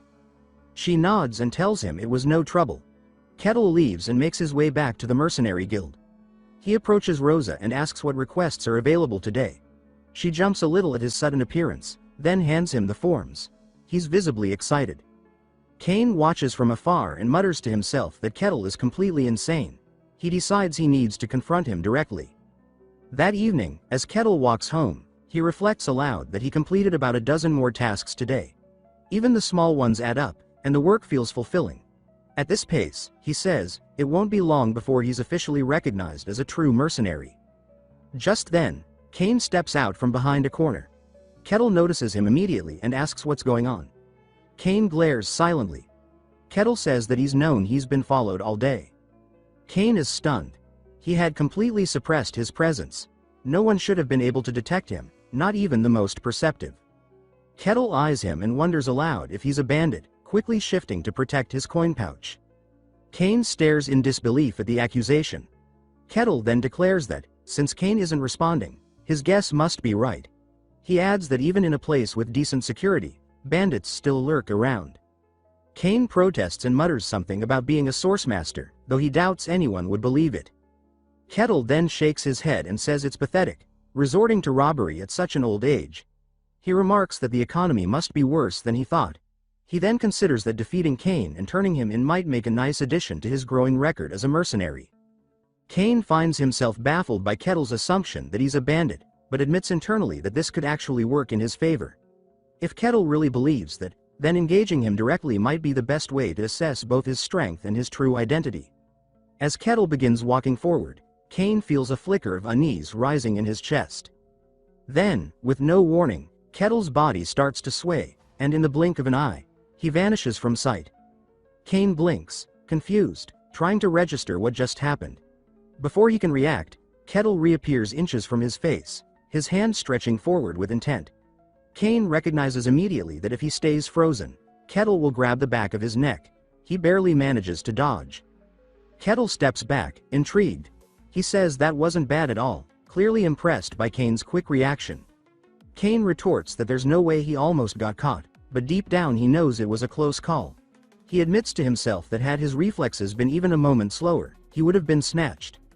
But what truly unnerves him is the total absence of aura. Kettle moved with inhuman speed, and yet there was no energy signature at all. Kettle declares this interesting. Kane can hardly believe it. This kind of speed, this kind of pressure, all from a purely physical body? He tells himself to forget about testing and instead prepare for a real fight. With a sharp breath, he charges, announcing that he's going all out. Kettle braces himself, then vanishes once again.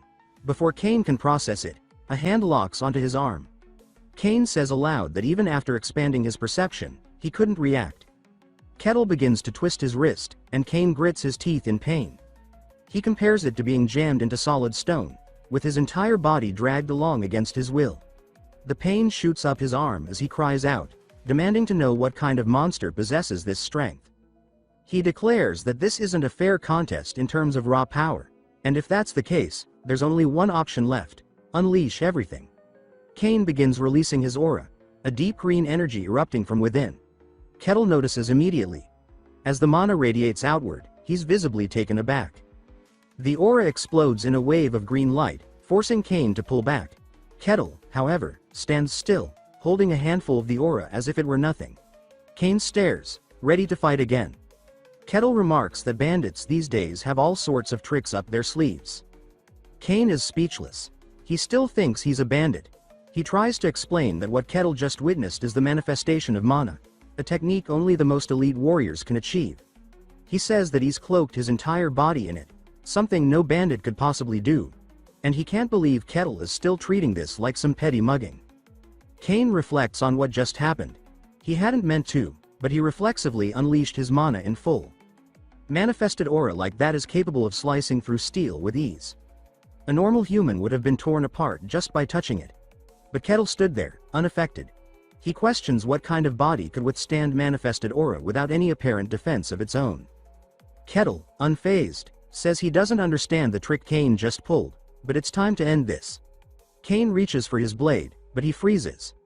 Kettle is already there, stopping the draw with just one finger. Kane tries again, grunting, pouring all his strength into the effort. But nothing happens. The blade doesn't budge. He watches in disbelief as the hilt begins to bend under the pressure of Kettle's single finger. He realizes this is bad. Kettle reaches out again, arm extending. Kane sees it coming, and a single tear rolls down his cheek. He mutters that this must be the end. Later, Kettle strolls through town, Kane slung over his shoulder like a sack of potatoes. He says aloud that the fight was surprisingly fun and that he can't believe a so-called bandit knew such flashy techniques. Eventually, he arrives at the city guard post. The guard captain stares at the scene, utterly baffled. Kettle casually lifts Kane up by the back of his shirt like a captured animal and presents him. The captain demands to know what the hell is going on and why Kane is here of all people. He questions whether Kettle attacked him, clearly trying to make sense of the situation. Kettle tells him plainly that he caught a bandit. The captain is stunned into silence. Kettle asks if turning him in counts toward his mercenary record, hoping to get credit. The captain is too stunned to respond properly. His thoughts race. Kane, Sir Kane, is known as the kingdom's only swordmaster. A man who has reached the pinnacle of superhuman ability. And here he is, dangling in the air like a criminal, bested in broad daylight by a barbarian. He finally tells Kettle that Kane is no bandit. Kettle raises a brow, asking if the captain knows him. He asks if he's Kane's accomplice. The captain quickly stands straight, bows with utmost respect, and says that he pays his deepest respects to the swordmaster, the only one in the kingdom. Kettle blinks, still confused. Kane stares at the ground, refusing to meet anyone's eyes. Kettle says that it makes no sense. Why would a swordmaster be lurking around like a common thief? He insists that Kane tried to steal his silver coins. The captain assures him that Kane is indeed the swordmaster, and there's no way he'd confuse his face. Kettle wonders aloud if maybe Kane is a mage using some kind of illusion magic. The captain says that if a mage existed who could fake being Kane, they'd be just as famous as the swordmaster himself. Kettle then asks if swordmaster is just a fancier name for a bandit. The captain, exasperated, asks what the hell he's even talking about. An awkward silence follows. Finally, Kettle asks again if Kane really is a swordmaster. The captain confirms that it's true. Kettle looks shaken. The captain says he'll have to report this to the Lord immediately. The scene jumps to Lord Luke slamming his desk in disbelief. He shouts, demanding confirmation that Sir Kane actually lost. Later, Kettle apologizes, admitting that he should have given Kane a chance to explain himself. Kane responds that it's his own fault for staying silent. They lapse into awkward silence. Luke tries to make sense of it all. He had expected Kane to confront the barbarian in a proper duel, not to be utterly defeated. He doesn't know the exact details, but from the look of things, it was a clear loss.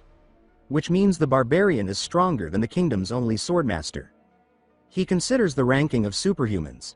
Kane only recently reached that level, so he's likely still at the lower end. Still, being a swordmaster means earning one of the noblest titles in the realm. And Kettle beat him. Luke sighs heavily and mutters that his head hurts. He acknowledges that there's clearly been a massive misunderstanding and decides to excuse himself. He tells the two men that they should probably talk things out properly. Then he leaves, shutting the door behind him. Kettle continues to stare. Kane breaks into a nervous sweat. He confesses inwardly that this is beyond humiliating. The defeat wasn't just bad, it was flawless. His pride is in shreds. He places his teacup down, gathering what composure he has left. Then, with dignity, he formally introduces himself. Kettle asks if Swordmaster is his actual surname. Kane responds that once someone reaches his level, surnames no longer matter. Kettle nods, intrigued. He then asks about the technique Kane used earlier. Kane is taken aback that he's interested and produces a small swirl of aura in his hand, asking if that's what Kettle means. Kettle lights up, saying that at first, he dismissed it as some cheap bandit trick, but now that he knows it's a real swordmaster ability, he's eager to learn more. Kane explains that it's called aura, an embodiment of the arcane. Kettle is thrilled, finally seeing arcane energy firsthand in this fantasy world. He immediately asks if Kane can teach him how to use it. Kane replies that to manifest aura, one must control the arcane directly. Kettle asks if the arcane is similar to mana. Kane explains that the arcane is the energy itself.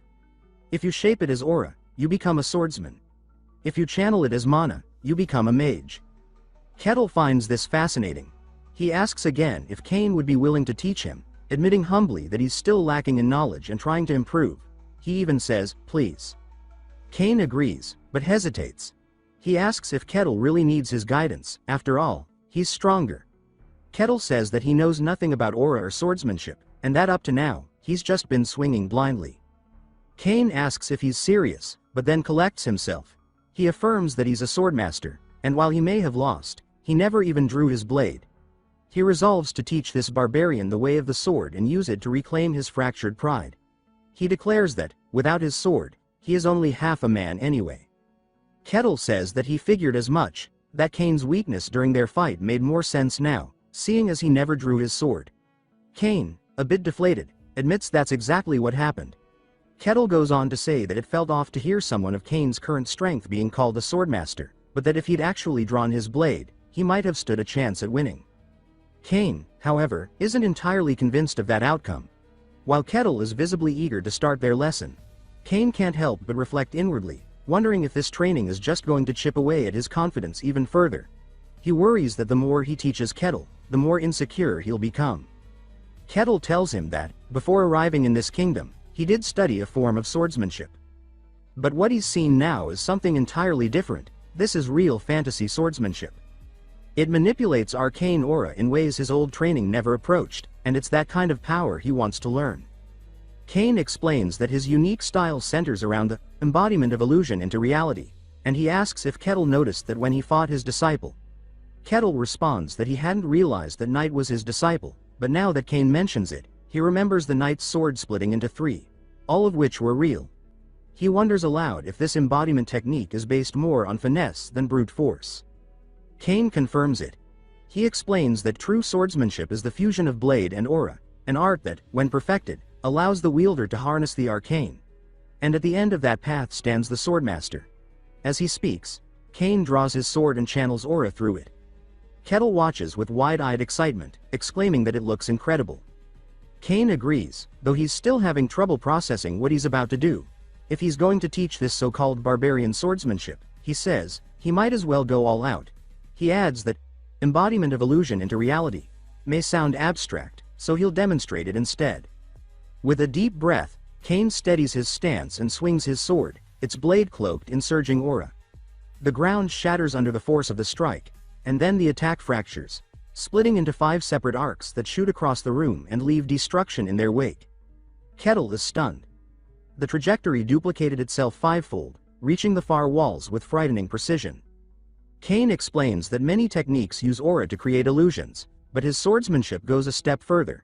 He gives those illusions substance. Kettle repeats the technique's name and admits that it impressed him. Kane, thinking the moment has landed properly, asks if he was amazed. But Kettle says something unexpected. He says he feels like he could probably do it too. Kane blinks, stunned by the sheer audacity. He demands to know what kind of nonsense that is. He's spent his entire life training, combining rare talent with merciless discipline to reach this level. There's no way someone could imitate such mastery just by watching it once. Kettle shrugs and says it'll be easier to show than to explain. He steps aside, grabs something, and it's not a sword but an axe. Adjusting his stance, he plants his feet firmly and raises the axe behind him. He swings. The movement isn't graceful, and it lacks the polished aura control Kane displayed, but the result is undeniable. Multiple impact waves slice outward, matching the pattern of Kane's technique. A deafening explosion follows, shaking the entire room. Smoke rises from the axe. Kettle looks to Kane and asks him how that was. Kane replies that, yes, visually it resembled his technique, but the similarity came from raw speed and monstrous strength, not refined skill. He confesses that for a moment, he was actually fooled. But ultimately, it was just brute force. Kettle points out that in combat, the result is what matters. If the effect is the same, doesn't that count for something? Kane reflects on that and reluctantly agrees. He admits that it's hard to argue with that logic, even if it bruises his pride deeply. He then declares that if Kettle thinks he can replicate anything, he wants him to try this next. Kane readies himself once more. But this time, instead of focusing aura into his sword, he channels it into his body. Then, with a burst, multiple images of Kane break off from him, surrounding the space. A wave of condensed aura fires from the center and detonates into a tremendous blast. The training grounds have never known peace, apparently. Kane explains that this is bodily separation achieved through mastery of aura control, and he asks Kettle if he can copy this one too. Kettle steps back a few paces, adjusts his grip on his axe, and concentrates. Slowly, shadowy figures begin to peel away from him. Clones made of swirling purple aura. Then, with a roar, the clones explode outward, forming a vortex of violent energy that tears the entire area apart. Cain collapses to his knees. His face crumples. He begins crying. He says aloud that what Kettle just did is the culmination of his life's work, and he copied it in seconds. Cain sobs, unable to believe that his swordsmanship could feel so worthless. The pain is so deep he begins to clutch his chest as if suffering from a heart attack. Kettle, unfazed, says that Cain's mind is fragile, like toilet paper. If he used it, he'd poke through it with one wipe. Still, he tells him sincerely that his swordsmanship is remarkable. Cain looks up. Kettle clarifies that his own move was just a fast swing, nothing more.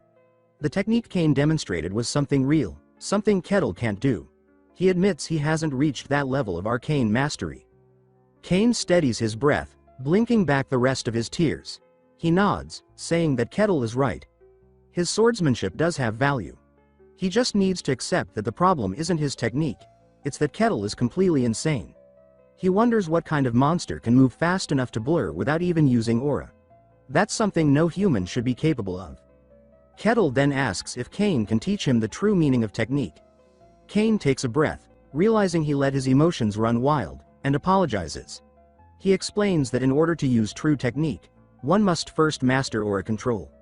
But aura control comes only after comprehending the arcane. He explains that no mage, swordsman, or witch can reach the upper realms of power without awakening their arcane. The only exception, he says, are those who serve divine entities. Kettle asks if divine power is something separate, and Cain confirms it. He says that miracles granted by gods don't rely on personal ability but on divine will alone. Kettle listens intently. Cain tells him that arcane power is the mystery within oneself. The way someone chooses to wield that power determines everything. If Kettle wants to use aura, manipulate mana, or even command spirits, it all begins with understanding the arcane. He then breaks down the arcane into 5 stages. The most basic of these is arcane perception, the ability to sense, awaken, and recognize arcane energy. Kettle asks if just anyone can sense it, and Cain shakes his head. Without talent, one can't even feel it. Those who can perceive the arcane are classified as third class. Cain says that the ability to interact with the arcane is divided into 5 classes, and third class marks the beginning. Kettle's eyes narrow as he recalls something. He remembers hearing something similar from Mylena 5 years ago. He says that this arcane classification must have been what she was talking about. Cain explains that the ranking system of arcane users is more of a loose guideline than a strict hierarchy. The differences between individuals within the same class can be vast, and the lines between levels are anything but clear. He emphasizes that he only wants Kettle to understand the concept exists. Kettle nods, saying he gets it, and Cain states it's time to begin. The first step, he says, is arcane perception. Cain instructs Kettle to feel everything around him, not just with his body, but with a heightened awareness. He must reach beyond the physical, awakening a dormant sense he's never used. He tells him to notice the breeze on his skin, the pressure of the earth beneath him, and the currents flowing through the air. Somewhere in that awareness, there lies a presence unlike any other, the arcane. Kettle tries. He sits down, closes his eyes, and concentrates deeply. A few moments pass before he opens his eyes and bluntly declares that he can't feel anything. Nothing at all. Cain stares at him, caught off guard. He didn't expect that. He questions if Kettle's sure, because someone of his physical prowess should at least have a spark of perception. Even those without mana sometimes manage to sense it. But he concedes that perhaps Kettle is an exception. Maybe it's something about being raised in the White Wasteland. Cain admits that barbarians from that region are unpredictable. Kettle says he doesn't know. He's never heard anyone speak of the arcane where he's from. Most people there don't even think deeply enough to grasp the idea.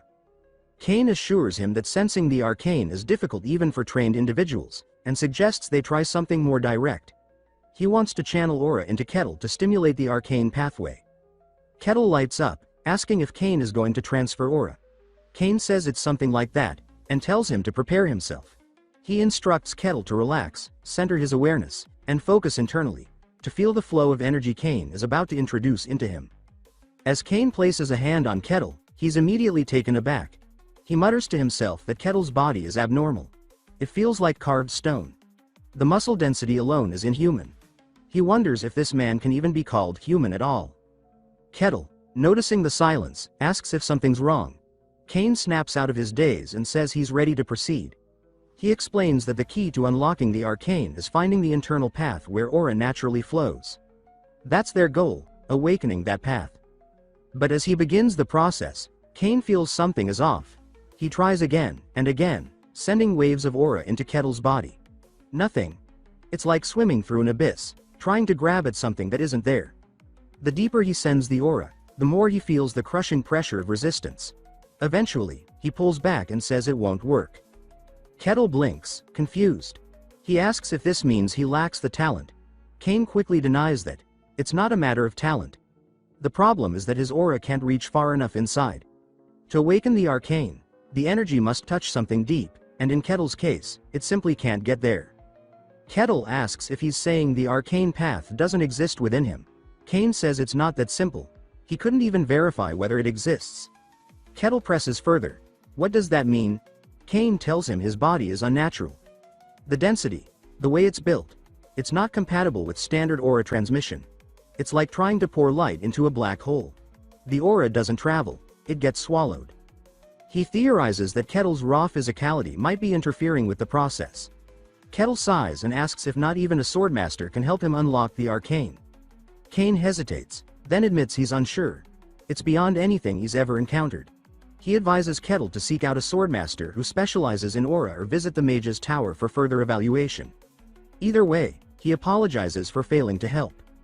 Kettle shrugs and says it's alright. Just knowing there's still a chance is enough. He gets to his feet and thanks Kane, saying he learned a lot. Kane is left in quiet thought.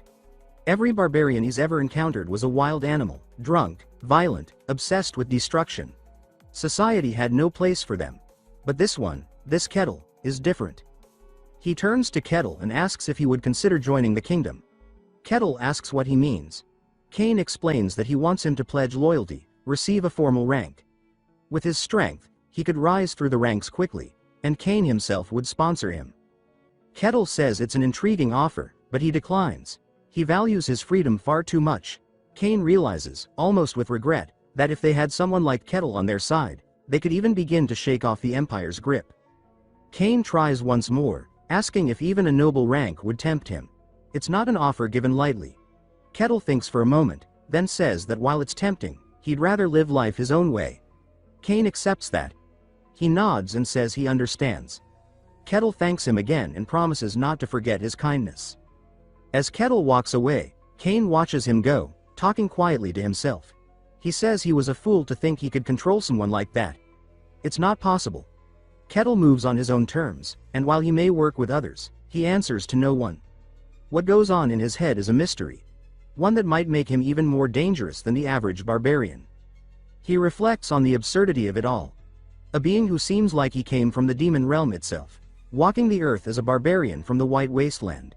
And now, the Empire talks about conquering the demon realm. Kane mutters that the entire idea is insane, and wonders what the Emperor is thinking.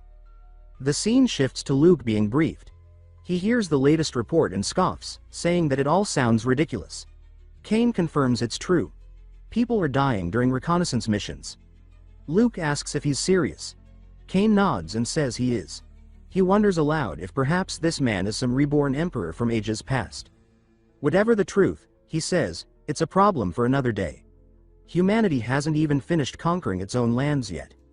Luke says that it's only a matter of time. Kane agrees, but warns that the region still falls under the Empire's reach, and they could be summoned into action at any moment. He advises being ready. Luke thanks him for the insight. Kane exhales slowly, saying that the world is already a mess, and now, with the Emperor spiraling into madness, things are only getting worse. Luke suddenly looks up, surprised, and asks if the rumors are actually true. Kane confirms them. The demons have begun to move. Luke's face tightens with worry. Kane adds that dungeon outbreaks are also happening at an unusual rate. He says it's not confirmed, but some believe the taint of the demon realm is seeping into the world. Whatever is happening, he says, it spells trouble for humanity. And then, almost as an afterthought, he wonders aloud, what if the problem isn't coming, but is already here among them? Luke confirms that the rumors are true, though his tone carries more weariness than certainty.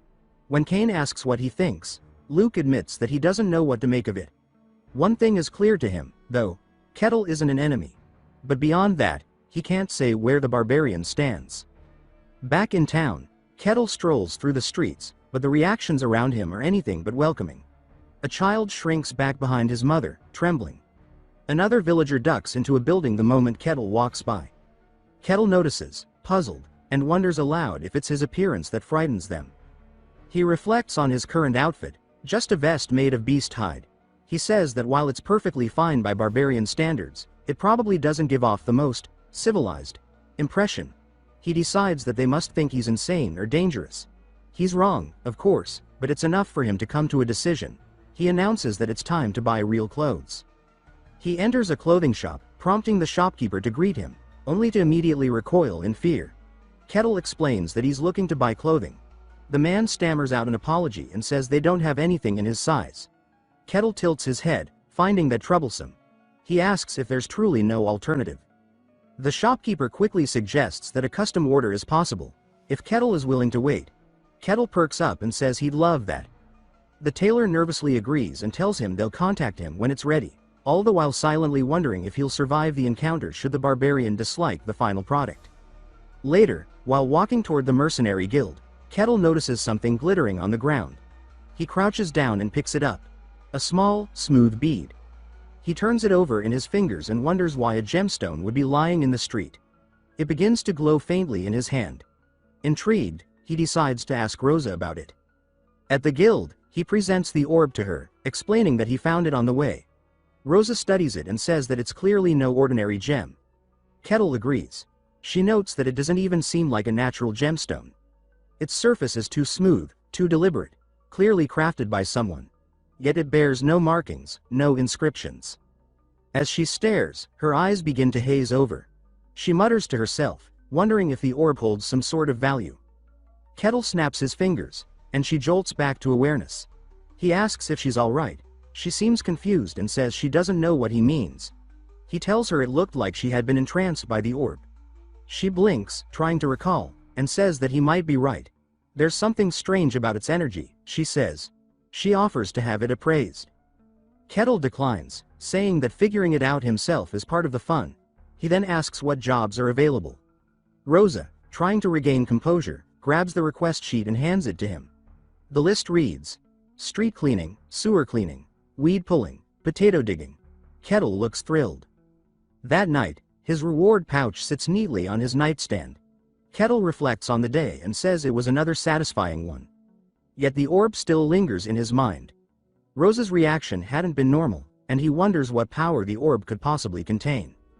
Just then, a voice calls out inside his head, telling him to come. He freezes, unsure if it really just spoke to him. The voice repeats itself, whispering for him to follow. Kettle furrows his brow and wonders where it's trying to lead him. He realizes that it's showing him something, a map inside his mind. He continues listening, contemplating it. He peers out the window and decides that there probably isn't any harm in checking it out. But as the voice continues to echo in his thoughts, he finally snaps at it to shut up. The next scene shows Kettle stopping in front of a dark cave. He looks up at the entrance, then smiles slightly, asking if this is the place. Deep inside, a skeleton's eyes glow in the dark. The voice continues. Kettle announces his arrival, asking where the body behind the voice is. From the shadows, a sinister voice replies. It mocks Kettle as another fool walking into his lair. Just another sacrifice, though a sizable one this time. The creature declares that this makes 10 now. With that many, resurrection may actually be possible. We learn the truth. Long ago, during the Age of Great Wars, a powerful and malevolent mage manipulated the minds of kings and drove nations to conflict. He controlled the emotions of rulers, incited chaos, and ruled the crumbling remains. But his atrocities eventually caught up with him. Heroes rose and brought him down, almost. Before his destruction, the mage transferred his soul into a vessel, becoming a lich. Now undying, bound to his phylactery, the mage plotted his return. He required living sacrifices to restore his strength and settled near a forgotten region, planting enchanted orbs to lure the ignorant. His goal: collect enough lives to reconstruct his mana core and rise again, ready to conquer the world anew. This region was chosen for its isolation. Few traveled here, making it ideal for secrecy. But the presence of a barbarian, especially one from the White Wasteland, was highly unusual. The Lich watches Kettle, amused. He notes that the orb's enchantment only affects those ignorant of the arcane. That means Kettle must lack arcane awareness. Just another pawn to fuel his rebirth. He dismisses the barbarian as another soul for the fire. Meanwhile, Kettle reaches a large set of doors and assumes this must be the place. He steps through and finds himself face to face with the Lich, who is ready to consume him. Kettle stares, wide-eyed, asking aloud if this is really a Lich. The title alone sounds absurd. He recalls that Liches are legends. Mages who reach the peak of magic and abandon mortality. They're the quintessential villain of every epic fantasy tale. And now there's one standing in front of him. The Lich sneers, asking what this barbarian is doing here. Wasn't he supposed to fall under the orb's influence? Kettle laughs, realizing that's how the sacrifices were lured. The Lich admits he sensed no arcane from him. He was supposed to be an average fool.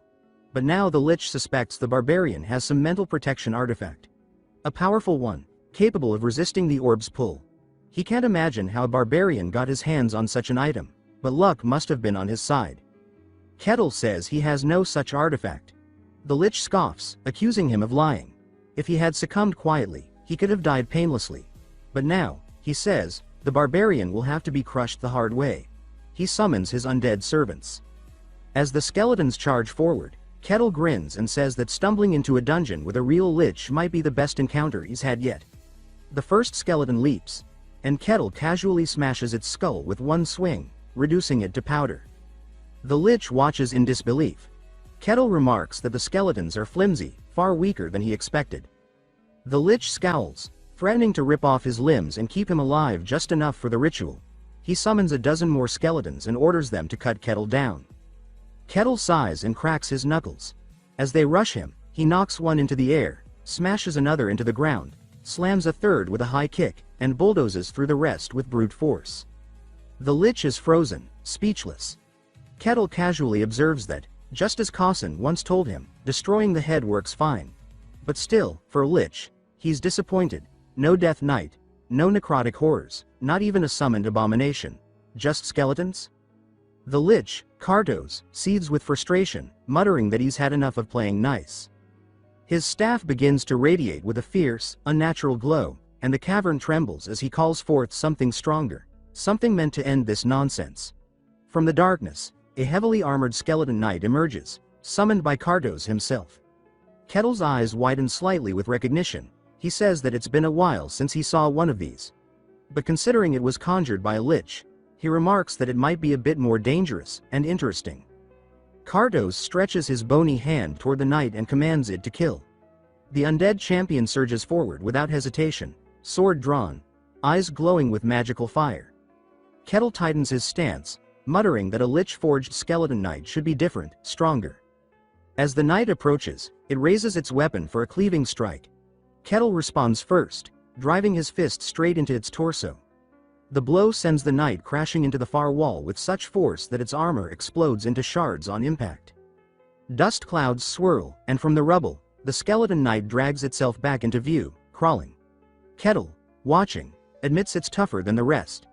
The Lich, seeing his minion damaged but still operational, unleashes the knight's full mana reserves.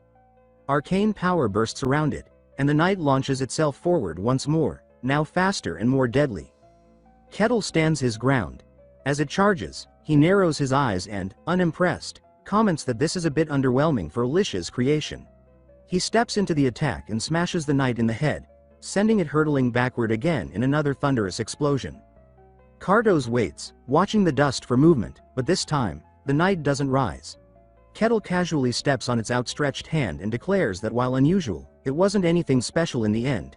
He asks the Lich if that was all he had. Kartos stares, stunned. He says he still senses no arcane from Kettle, no magic signature, no protective artifact, not even residual mana. Which means Kettle took down a fully enhanced skeleton knight using nothing but raw physical force. The Lich admits that he doesn't even know if such a thing is possible, and concedes that Kettle must be something different. Then, with chilling resolve, Kartos raises his staff and declares that he'll handle this personally. The cavern begins to darken, shadows pressing in, until only the red glow of Kartos's eyes remains visible. Kettle, thrilled by the shift in atmosphere, smiles and asks if this means the real fight is finally beginning. The Lich says that Kettle will pay the price for trespassing in his sanctum. Kettle shrugs, remarking that he only came because the orb led him here, and assumed Cardos was behind it. The Lich confirms it. The orbs were his traps, spread across the land to lure in sacrifices. Kettle, like the others, had simply taken the bait. Cardos raises his staff higher, grandly proclaiming his title, the mighty sorcerer who toppled 5 kingdoms, who fought legendary heroes, who ruled with fear. He announces his name in full, Cardos Branilius Kessis. Kettle blinks, unimpressed, and wonders aloud why everyone in this world has such long, dramatic names. Ignoring the comment, Cardos casts his signature spell. The air distorts as a strange energy swirls from his staff, targeting Kettle. This is no mere attack, it's a psychological curse, a spell crafted to manipulate the deepest emotions.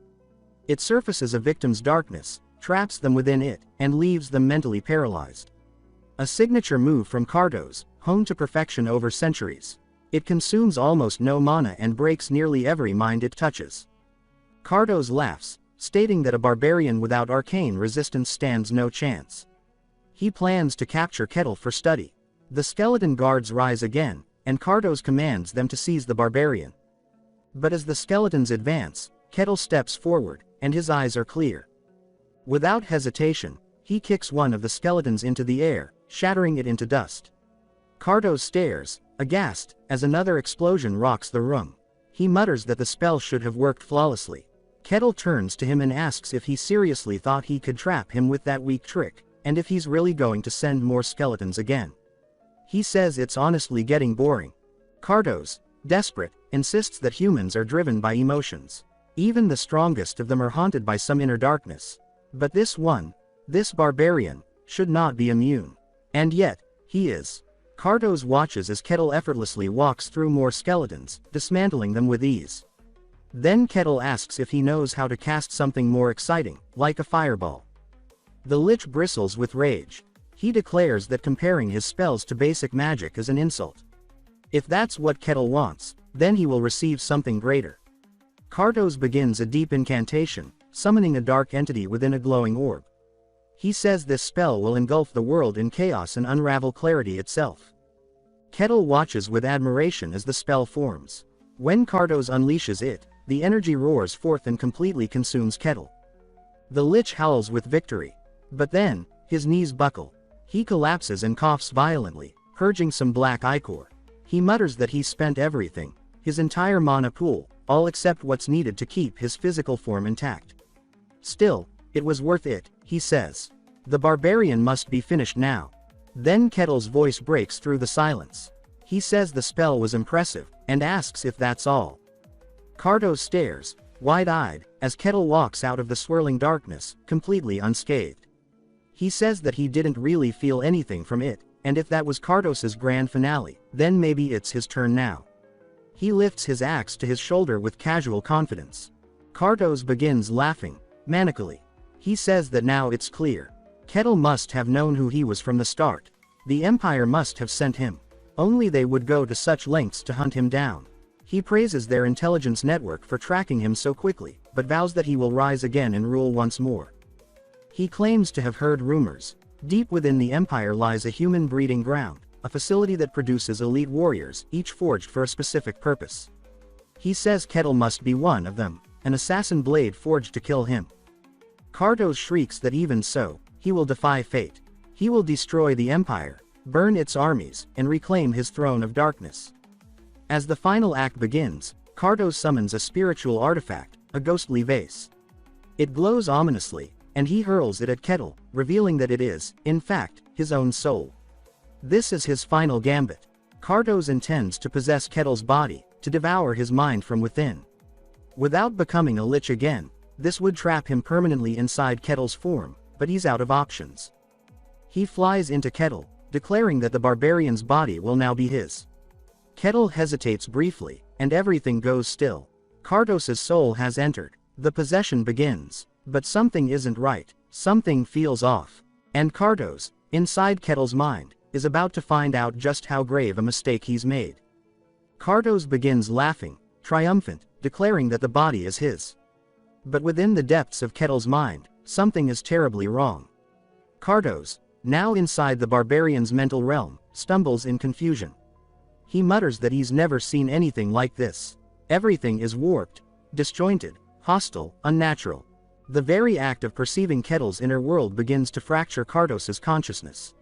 He insists this can't be something crafted by the Empire, this is beyond them. Panic sets in as his thoughts unravel. His mind starts to splinter under the overwhelming pressure, and he cries out in disbelief, stammering incoherently before collapsing into nothingness. His final words amount to a confused, defeated, "Huh." Kettle, watching Cardos's body slump to the ground, raises a brow and says he has no idea what just happened.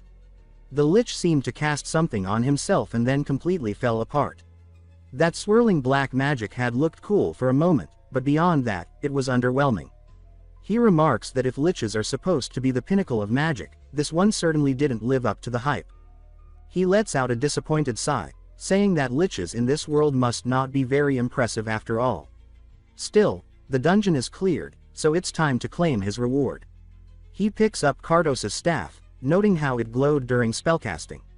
He wonders if it helps with magic and whether that means he could try casting spells too. He then notices a glowing crystal and pockets it, figuring it's probably valuable. As he glances around, he picks up the strange vase that had been tied to Cardos. Judging by its importance and Cardos's obsession, it might be a phylactery. He decides he'll ask Rosa to appraise it. With that, he gathers up the rest of the loot. But something doesn't feel right. His eyes scan the cave and stop at a suspicious patch of wall. Curious, he walks over and pokes at it. The wall promptly crumbles, revealing a hidden passage. He steps through. Inside, the air turns colder. Dozens of people line the walls of the hidden chamber, unmoving, silent, their eyes vacant. Kettle blinks, taken aback. He mutters that this must have been a sacrificial chamber. He walks past the lifeless forms, waving his hand near their faces, even getting close enough to check for a reaction. Nothing. He sighs and decides it's best to report this. There's nothing more he can do here. He leaves the dungeon and heads straight to the guild. When he arrives at the guild hall, Rosa greets him with a bright smile, surprised to see him so early. He says he had some things to take care of. She asks what kind of things, and Kettle reminds her of the orb he showed her the day before, then launches into the story. Rosa laughs at first, thinking he's joking. A lich, out here, but Kettle insists it's true. Her expression stiffens when he pulls out the vase, saying it might be the lich's life vessel and asks her to appraise it. She stares at the artifact for a second, then reels back in shock. Her voice wavers as she realizes he's not kidding. Still struggling to process what she's hearing, Rosa stammers as Kettle calmly adds that there were people trapped inside the dungeon. He considered bringing them out, but their minds were gone, so he left them in place. It would be best, he says, if the guild sent someone to investigate. Rosa recalls several recent disappearances across the territory, cases with no resolution. Now, with this new information, it all starts to make sense. She tells him to wait and rushes to summon someone. Moments later, the guard captain bursts into the hall, eyes wide, asking if it's true, a lich, here. Kettle greets him and assures him that everything has been taken care of. There's nothing to worry about. The captain stares, confused, and asks what he means. When Kettle mentions the name Cardos, the captain goes pale. He shouts that of course he knows that name. Cardos was a world-shaking sorcerer, the inventor of magic that manipulated human emotions, a madman who plunged 5 kingdoms into war by driving their kings insane. The captain struggles to believe that such a figure was hiding here as a lich. He asks again if this is really true. Kettle confirms it. Yes, he says, Cardos was there. But he wasn't very impressive. He mostly talked to himself, did some weird magic, and ended up self-destructing. The captain blinks rapidly, demanding a better explanation, something that makes sense. Kettle simply shrugs and says that's what happened. Still baffled, the guard captain tells him to wait while he goes to inform the lord. At the estate, Luke slams his hands on the table, yelling in disbelief. A lich, right next door. He demands confirmation, asking if it could have been a different kind of monster. The guard captain says that based on witness statements and the presence of a phylactery, there's little doubt. Luke mutters the word, stunned. A lich of that caliber hiding so close means the Empire might send investigators at any moment. And with Kane away, this couldn't come at a worse time. Luke sighs, orders Capital to be prepared, and says that perhaps, despite everything, they were lucky. The guard captain agrees. If Kettle hadn't found the place, they might have been Kardos's first successful sacrifices. The lich was likely in the final stages of his resurrection ritual. Luke nods grimly. He says it's possible they narrowly avoided catastrophe. He adds that Kettle's actions are beyond commendable and that they need to reward him properly, though whether they can afford something worthy is another question entirely. The next morning at the estate, loud knocking echoes through the halls. Luke groggily wakes up but perks up when he hears that a visitor has arrived.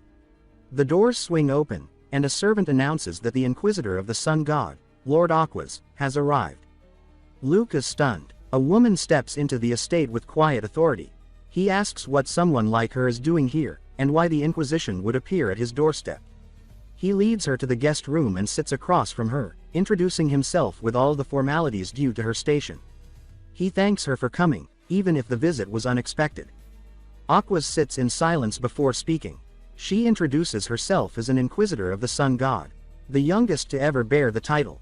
The woman who executed 7 warlocks who had made pacts with demons. The lone force who disrupted a ritual meant to open a gateway to another realm. She is no ordinary envoy. In fact, she is considered the most powerful Inquisitor on the continent. Even the Empire shows deference to the Church of the Sun God, and Luke knows it. Her power dwarfs his own authority as a provincial lord.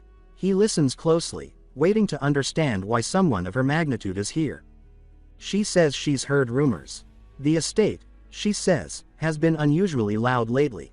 Luke keeps his tone composed as he informs Aquas that there was a minor disturbance involving a nearby dungeon, but assures her that the situation has already been resolved.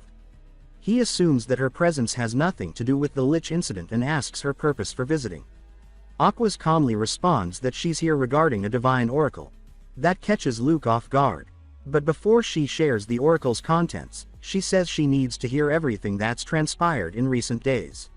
Luke considers for a moment, then decides to be honest. She asks if it's true. A barbarian defeated the lich. Luke confirms it and adds that the lich might have been none other than Kardos. Aquas raises an eyebrow, clearly shaken by the possibility. She says that sounds utterly insane, and asks if there's any proof. Luke retrieves the phylactery and places it before her. The moment she sees it, her composure fractures. She grips her amulet tightly and asks if the barbarian is still within the estate. Luke replies that he is, still within their borders. Aquas mutters that this shouldn't be possible. Luke goes on to explain that even Lord Kane was defeated by him. Aquas takes a deep breath, saying that this confirms it. A new power has emerged. She asks what tribe he belongs to. Luke tells her the barbarian claims to be from the White Wastelands. That stuns her further. She remarks that something born in the demon-infested north shouldn't be able to leave it so easily. Then, with a glint of realization, she wonders aloud if perhaps this barbarian is the very reason she received her divine summons. Luke leans forward slightly and asks what she means. Aquas says she would prefer to speak to the barbarian directly. Elsewhere in town, at the inn he's staying at, Kettle is squinting at a strange magical stone, trying to figure out how it works. He remarks that it looks like some kind of support artifact, probably used by mages. He makes a mental note to ask an actual magic user about it later. Then he remembers something, the appointment. Earlier that morning, the guard captain had informed him that the Inquisitor of the Sun God had requested an audience with him, and that it would take place at the local church. He had also asked Kettle, perhaps a bit nervously, to show proper respect during the meeting. Kettle, ever casual, had said not to worry. Soon after, the guard captain appears, scanning the room and asking if Kettle is ready. Seeing him already dressed in clean clothes, he takes that as a yes. They head out together. As they walk, Kettle reflects on the nature of this world. Here, gods aren't vague myths, they're real. They grant power directly, they descend in person, and the places where their chosen servants gather, those are the churches. This, he muses, is what sets a fantasy church apart. They arrive at a towering cathedral, its spires gleaming in the sun. Kettle is visibly impressed, saying it looks amazing. The guard captain says someone will guide him once inside, and Kettle thanks him before stepping through the doors. Inside, the hall is filled with warm golden light and towering stained glass windows. The scent of incense lingers in the air. A few sisters approach and greet him with courtesy, informing him that the Inquisitor is waiting. They offer to escort him to the private chamber. Kettle agrees without hesitation. Inside the meeting room, Aquas rises to greet him. She introduces herself with the weight of formality, and Kettle responds in kind. He notes how young she is, and compliments her on what must be extraordinary capability. He smiles. Aquas notices the smile and pauses, asking what it means. Kettle simply asks why she wanted to meet with him, a question that seems to briefly catch her off guard. She looks down and says it concerns recent events. She begins to recount what she knows of Kartos, the sorcerer who committed unspeakable crimes, manipulated rulers, brought kingdoms to ruin, and eventually transcended death to become a lich. She says that only legendary heroes could challenge such a force. Kettle nods and replies that he's heard about all that, but what he saw was a lich flailing around, talking to himself, and ultimately imploding. He says he understands if she finds that hard to believe, but he can only speak of what he witnessed. Aquas looks at him seriously and asks if he would allow her god to directly observe their conversation. Kettle raises an eyebrow and asks what she means. She explains that if he lies in the presence of the sun god, there will be a divine reaction. It's essentially a holy truth detection ritual. She adds that even if he is no ordinary barbarian, he is still a barbarian, and she doubts he would accept such scrutiny. However, Kettle shrugs and says he has no reason to refuse. In fact, he welcomes the opportunity to witness divine power firsthand. Aquas stares at him, surprised by his enthusiasm, and asks if he's truly comfortable with it. Kettle responds that he has no reason to fear being watched. He says that he has told no lies, and if a god wants to listen in, then so be it. She realizes then that she may have misjudged him. Her expression softens slightly. She says she understands, and that they may begin. She clasps her hands and bows her head in prayer, invoking her god's attention. She calls upon the one who reigns above, the divine eye that watches from the peak of the heavens, and asks him to reveal falsehoods in the space. A massive beam of golden light descends into the chamber. The temperature shifts. The air thickens. Kettle looks up, awestruck, and says aloud that he can feel something beyond the light. It's immense, an unknowable presence, not describable in human language. But what shocks him most is its emotion. Confusion. Utter, divine confusion. Aquas opens her eyes slowly and says she is glad. There was no divine reaction. The pillar stands undisturbed. From this point on, she says, no lie can be spoken within its reach. Kettle grins and says that he understands completely. After directly witnessing the presence of the sun god, the exchange between Kettle and Inquisitor Aquas began. Kettle recounted the entire dungeon clearing operation where he had confronted the lich. As he spoke, the divine radiance surrounding them reacted with serene stillness, confirming that every word he uttered was truth. Internally, Aquas reasoned that the lich Kartos must have been drastically weakened while preparing his resurrection ritual. She concluded that Kettle's survival was due not only to his strength but also to sheer luck, for if Kartos had been at full power, this barbarian would not be standing before her now. When the divine verification concluded, Kettle asked if her doubts had been resolved. She admitted that they had and apologized for her earlier suspicion, but he replied that there was no need for apology, as he had found the experience enlightening in its own right. After a brief pause, Aquas asked for permission to pose one final, personal question. When he agreed, she hesitated before asking, in a firm yet uncertain tone, if he was truly from the White Snowfield. Kettle answered calmly that he was. At this, Aquas's composure faltered. She seemed unable to comprehend how someone could emerge alive from that demonic realm. Her thoughts immediately connected his existence to the ancient legend of the Ashen Barbarian once spoken of by the Emperor himself. Her expression sharpened, crimson eyes narrowing with intrigue, when Kettle announced that he too had a question for her. He asked why she had chosen to visit this particular territory. Aquas answered that she had personal business to attend to, but Kettle's gaze grew penetrating as he suggested that her true purpose had been to determine whether he was an unclean being. Startled, she attempted to deny it, but Kettle clarified that he referred to the Eye of God, remarking that the divine presence watching over their dialogue was far greater than any mere lie detection ritual. Bound by the sun god's power, which forbade falsehood, Aquas was compelled to confirm the truth of his deduction. From her admission, Kettle realized that he had been her intended target all along. She quickly denied that assumption, explaining that she had only begun to suspect his identity after arriving in the region, believing he might be the one mentioned in a prophecy. But the divine revelation had proved otherwise. She apologized for concealing her true motives, and Kettle accepted it without resentment, remarking that the situation itself had been quite fascinating. He then took advantage of the moment to inquire about the prophecy she mentioned. Aquas hesitated, her hand tightening around the sun-shaped pendant at her neck. She confessed that the prophecy was a secret she usually shared only with those she trusted deeply, yet she decided to tell him nonetheless. She began recounting its details, her voice steady but solemn, while Kettle's face slowly filled with astonishment as he listened. Time passed in silence afterward. Aquas stood by the great window of the church, deep in thought, until the sound of footsteps drew her back to the present. Turning around, she saw Lord Barkan entering the hall. He immediately noticed the unease on her face and asked what troubled her. She replied that she had met someone whose presence had only made her thoughts more complicated. When he pressed for a name, she stated firmly that the man was indeed a barbarian from the White Snowfield. Lord Barkan reacted with disbelief, asking if she was certain. Aquas confirmed it without hesitation, adding that if such news were to spread, the world would be thrown into turmoil. The Lord sighed heavily, lamenting that what he had hoped was only rumor had proven to be the truth. He voiced his concern that if the Emperor learned of this, he would surely seek to venture into the White Snowfield himself, and the consequences would be catastrophic. Aquas reassured him that her order intended to handle the matter of the Lich Cardos personally and that they would ensure the existence of the barbarians remained hidden from the public. Her words seemed to ease the Lord's mind. He then asked if all barbarians from that frozen land were as formidable as Kettle.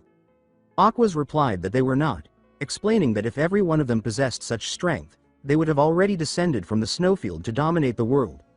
The Lord agreed, remarking that while barbarians were indeed physically powerful, their lack of intellect was a natural weakness that kept them in check. Yet he voiced a quiet fear of what might happen if such beings ever combined brute strength with intelligence. Aquas responded that she had heard Kettle possessed both. She also mentioned that the current king of the barbarians was unlike his predecessors. When asked if she had met him, she admitted that she had, and confirmed that he was indeed different from the rest of his kind. The Lord remarked that a meeting between Kettle and this king would be quite the spectacle, but Aquas immediately rejected the idea. He looked surprised by her reaction, prompting her to explain that relations between barbarians and followers of the gods were deeply strained, and that the growing influence of the barbarians should not be underestimated. The Lord then shifted the subject, asking about the prophecy that had required her private meeting with Kettle. She explained that she needed to confirm something crucial. When the Lord asked what that was, she answered that she had wanted to determine whether Kettle was entirely human, or merely something wearing the guise of one. Shock spread across the Lord's face as he demanded to know what the prophecy had said. Aquas stepped closer to the towering window, bathed in the golden light pouring through the glass, and finally recited the prophecy's words. As her voice fell silent, the Lord stood motionless, eyes wide, whispering in disbelief at what he had just heard. Later, Lord Barkan summoned Kettle once more. Kettle mentioned that, thanks to the Lord's earlier support, his affairs in the territory were proceeding smoothly, then asked why he had been called again. The Lord replied that there was something he needed to convey to him, something befitting his position as ruler of the land. Though Kettle's expression showed mild disinterest, the Lord went on, explaining that he had prepared a reward in recognition of Kettle's service in saving the territory. At his command, a guard entered the chamber, carrying a small leather pouch, which he placed before Kettle. The barbarian raised an eyebrow in surprise at such a modest-looking item. The Lord explained that this was no ordinary pouch, urging him to inspect it for himself. Kettle lifted it, turning it in his hands, already sensing that something about it was unusual. The Lord told him to open it and see, revealing that it was a magical artifact, specifically, a bag-type relic. He explained that it could hold a vast number of items, as much as its internal capacity allowed, and that its inner space was roughly the size of the very hall they were sitting in. Kettle was stunned. This was the first time he had ever laid eyes on a genuine artifact crafted by magic. The Lord added that the bag could even store items much larger than its opening, urging him to try it for himself. Excited, Kettle decided to test it using his massive axe. He held the weapon above the small opening, skeptical that it could possibly fit.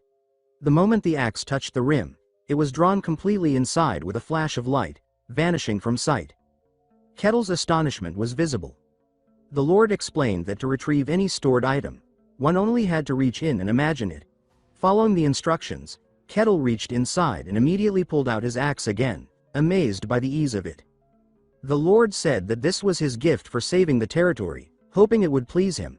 Kettle replied enthusiastically that he was more than satisfied and would put it to good use. Seeing his delight, the Lord smiled and considered the meeting settled, yet deep down, his thoughts drifted back to the prophecy, wondering what strange forces were stirring in his distant lands. He remembered the Swordmaster's warning, when the man had told him that signs of the demon realms had begun seeping into the world, heralding something great and terrible.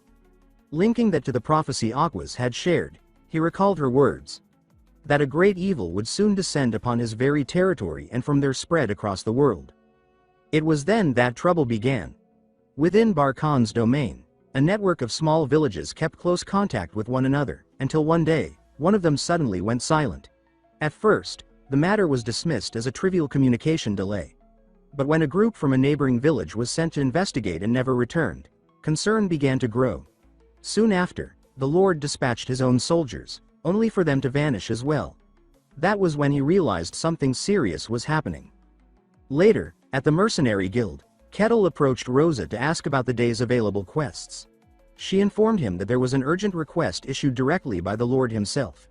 When Kettle asked for details, Rosa explained that the mission involved investigating the village that had lost contact.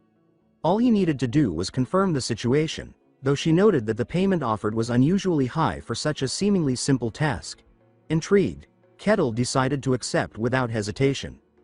Rosa smiled knowingly, saying that she expected as much, and directed him to the gathering point where the other mercenaries were assembling. There, the priestess Hayes spotted Kettle's arrival and called his name in surprise. He appeared dressed in newly tailored clothes, and she immediately noticed the difference. Kettle explained that his garments from the snowfields had worn out and that he had personally requested this new design. Hayes remarked that the outfit looked impressive and distinctive.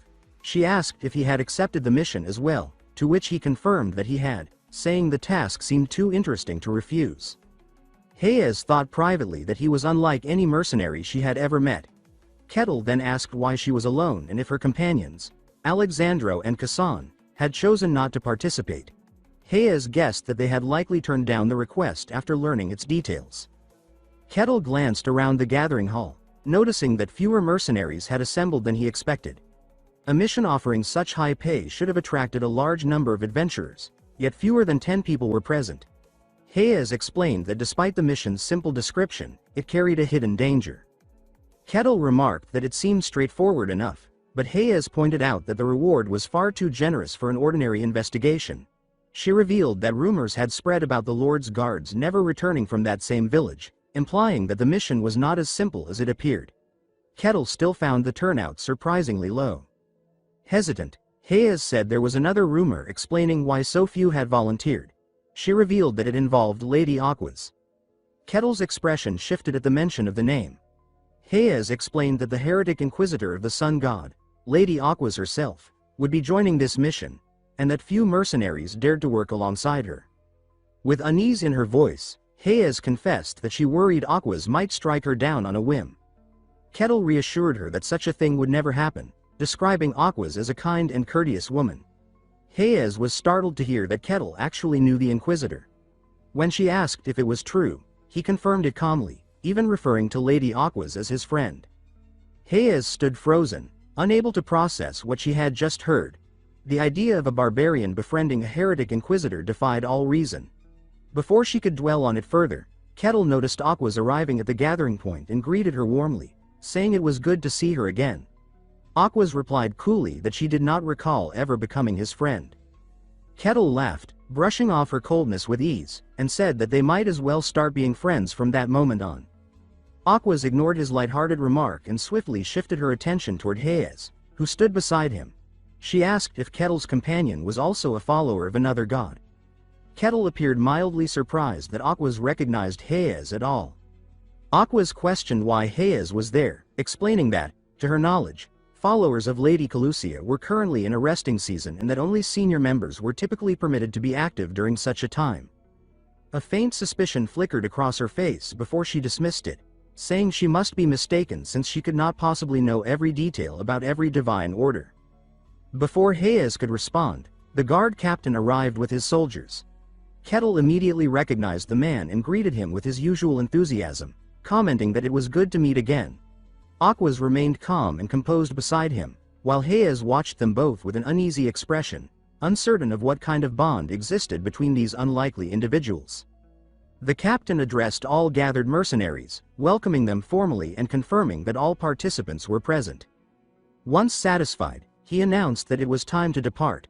Kettle remarked with faint sarcasm that their assembly felt more like a military unit marching off to storm a fortified fortress. Then, with sudden seriousness, he asked if Aquas's quick response to this mission meant that the moment spoken of in the prophecy had arrived. Aquas answered in her measured tone that she could not say for sure, as the divine signs had revealed nothing specific about when such an event would occur. She explained that all they knew for certain was that the village had been completely and suddenly cut off from contact. Kettle deduced aloud that if nothing else, this event could indeed be the one foretold. The words of the prophecy, that an unfathomable evil would descend upon the world, echoed in his mind. Instead of dread, however, an unmistakable spark of excitement shone in his eyes. The possibility of facing such an evil filled him with eager curiosity. After a long stretch of cautious marching, the group reached the outskirts of the missing village. The settlement lay silent under a pale sky, shrouded in an eerie stillness. The guard captain asked Aquas what her spiritual senses could discern from the area. She replied with growing concern that she felt no signs of life whatsoever. It was as though every soul had been erased from existence. The captain speculated that perhaps the villagers had simply fled in fear of something, and he ordered his men to spread out and search for any clue that might explain their disappearance. Kettle and Hayes agreed without hesitation and began moving through the silent streets. The captain noted that the village was small, likely home to no more than 100 people, and reasoned that such a community could not vanish completely without leaving a trace. Convinced that some evidence must remain, he commanded a thorough search to begin at once. Before long, one of the mercenaries shouted from inside a wooden hut, claiming to have found something unusual. The captain hurried to him, and the man revealed a table set with food still steaming hot, as if freshly prepared. At first, the captain assumed the villagers had fled in haste, but the mercenary insisted that the food was still warm to the touch. The captain was struck with disbelief, unable to comprehend how such a thing could be possible when contact with the village had been lost for several days. While he stood in confusion, another soldier reported that no footprints or signs of people leaving the area had been found. No tracks, no carts, not even signs of struggle. The captain, increasingly agitated, ordered the search to continue, determined to uncover something that could explain the bizarre situation. As the team spread through the narrow paths, they all encountered the same haunting evidence: daily life frozen in place. Homes were tidy, tools lay where they should be, food was half prepared, fires still smoldered faintly, yet not a single person could be found. The mercenaries confirmed the unsettling truth. Everything indicated that people had been here just moments before, living as usual, but their bodies, and even their spiritual traces, were gone. The captain turned to Aquas, asking if she could explain such a mystery. Aquas confessed that she had no answer and that the situation defied her understanding. The captain then asked Kettle if he had found anything useful, and Kettle admitted that he had not, adding that he could sense nothing strange in the air either. Frustration overtook the captain, his voice rising in anger at the absurdity of what they were facing. Kettle, on the other hand, remained calm and suggested that perhaps they should ask someone who already knew the truth. The captain looked at him in confusion, and Kettle elaborated that there was another person among them, someone who had been there the entire time. The entire group froze, scanning their surroundings with rising dread. Then, from the edge of the village square, the captain spotted a woman who had not been there before. She stood still, her expression serene and unreadable. A chill ran through everyone present as they realized none of them had noticed her arrival. The captain stared at her in shock, wondering how long she had been standing there. The mysterious woman smiled faintly, saying she was impressed that Kettle had sensed her presence despite how carefully she had hidden herself.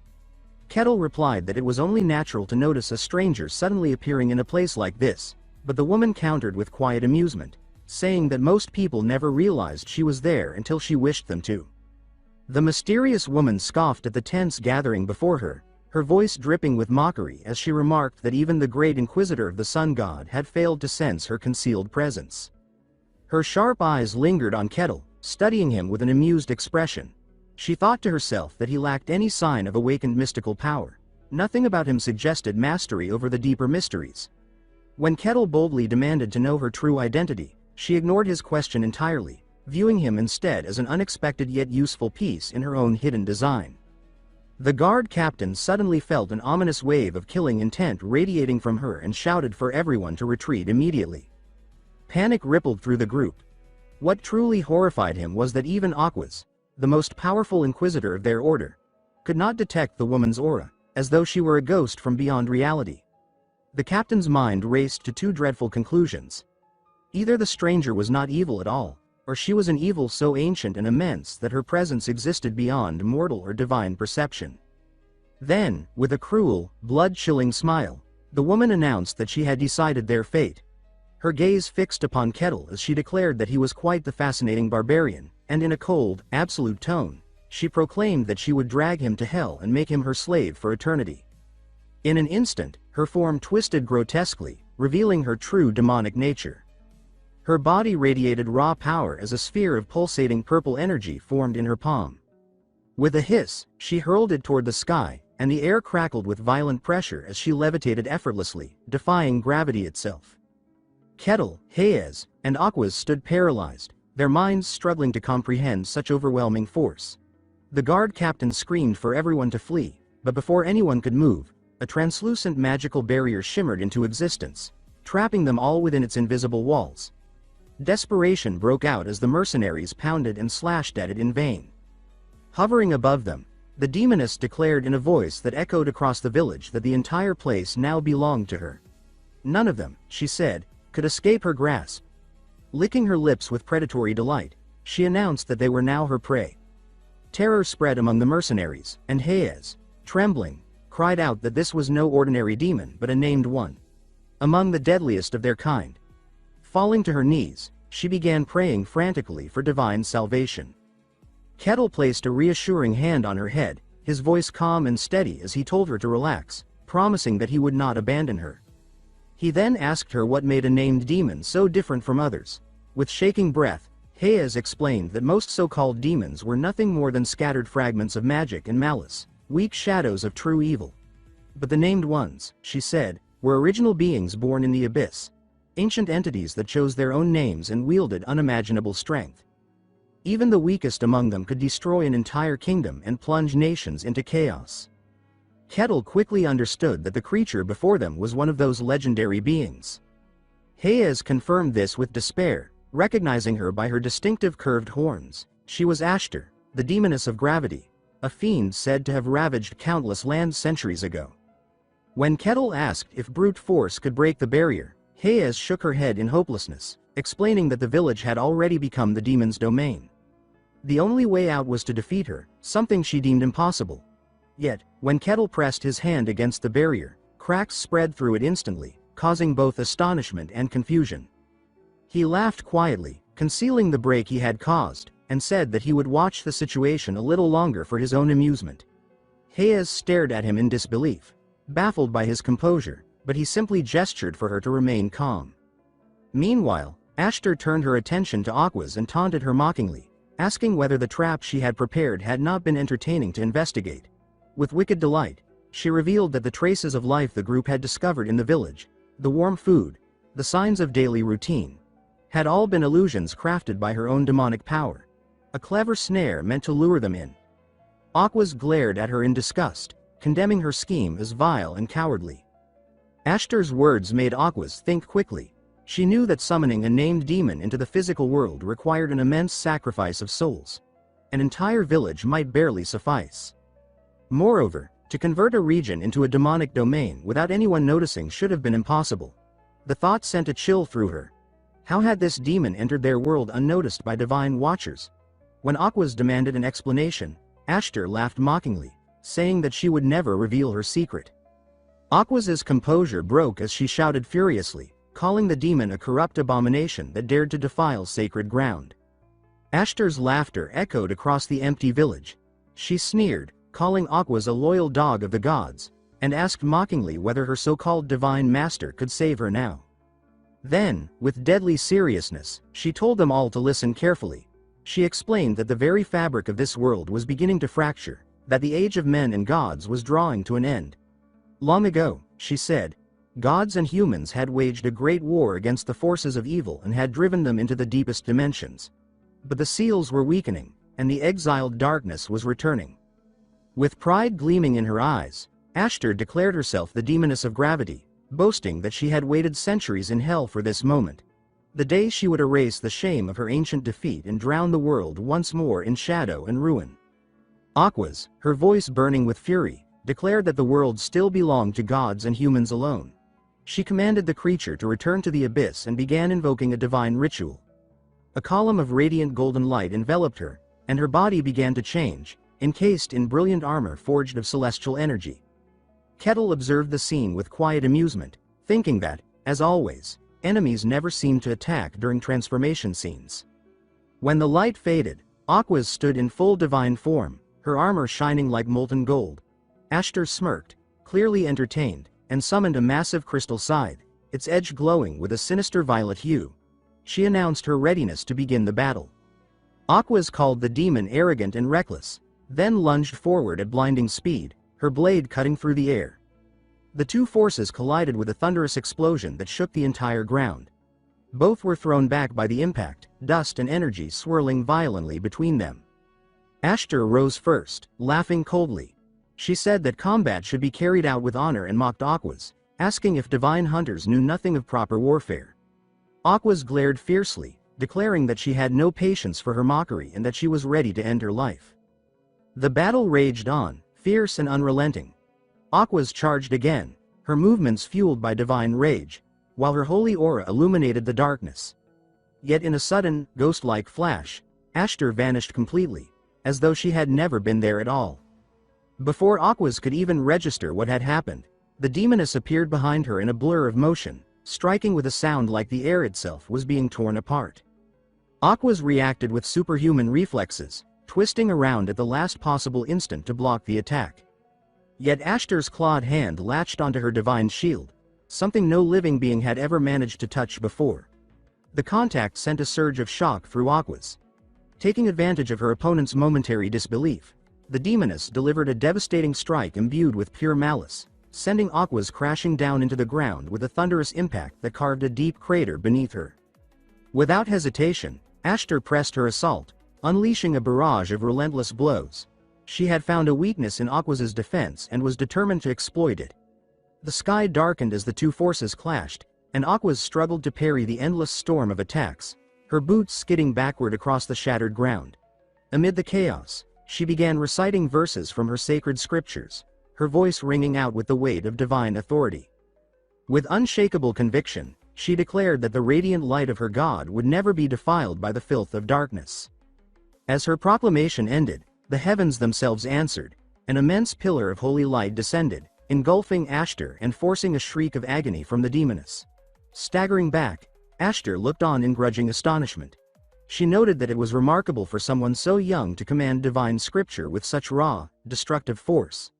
Then, smirking, she mockingly praised Aquas for being far more intriguing than she had expected. Aquas ignored the taunt and continued her recitation, invoking an even stronger passage. She called upon her God to purge all wickedness in purifying flame. Her scepter flared with an intense golden brilliance, and in an instant she propelled herself forward at supersonic speed, releasing a cataclysmic explosion of divine fire that illuminated the battlefield in blinding white. The clash between the two forces escalated into an inferno of destruction. Their attacks collided at such speed that the human eye could not follow them. The resulting shockwaves shattered buildings, ripped the ground apart, and turned the once peaceful village into smoldering ruins. The air filled with roaring blasts of holy and demonic energy, each explosion shaking the earth.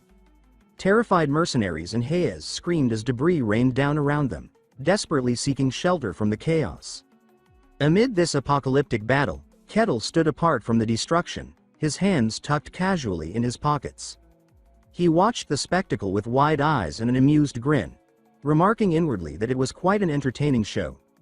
Hayes, trembling with fear, ran to him and clung to his arm, tears spilling down her cheeks as she begged him to intervene and help Aquas, who was fighting for all their lives.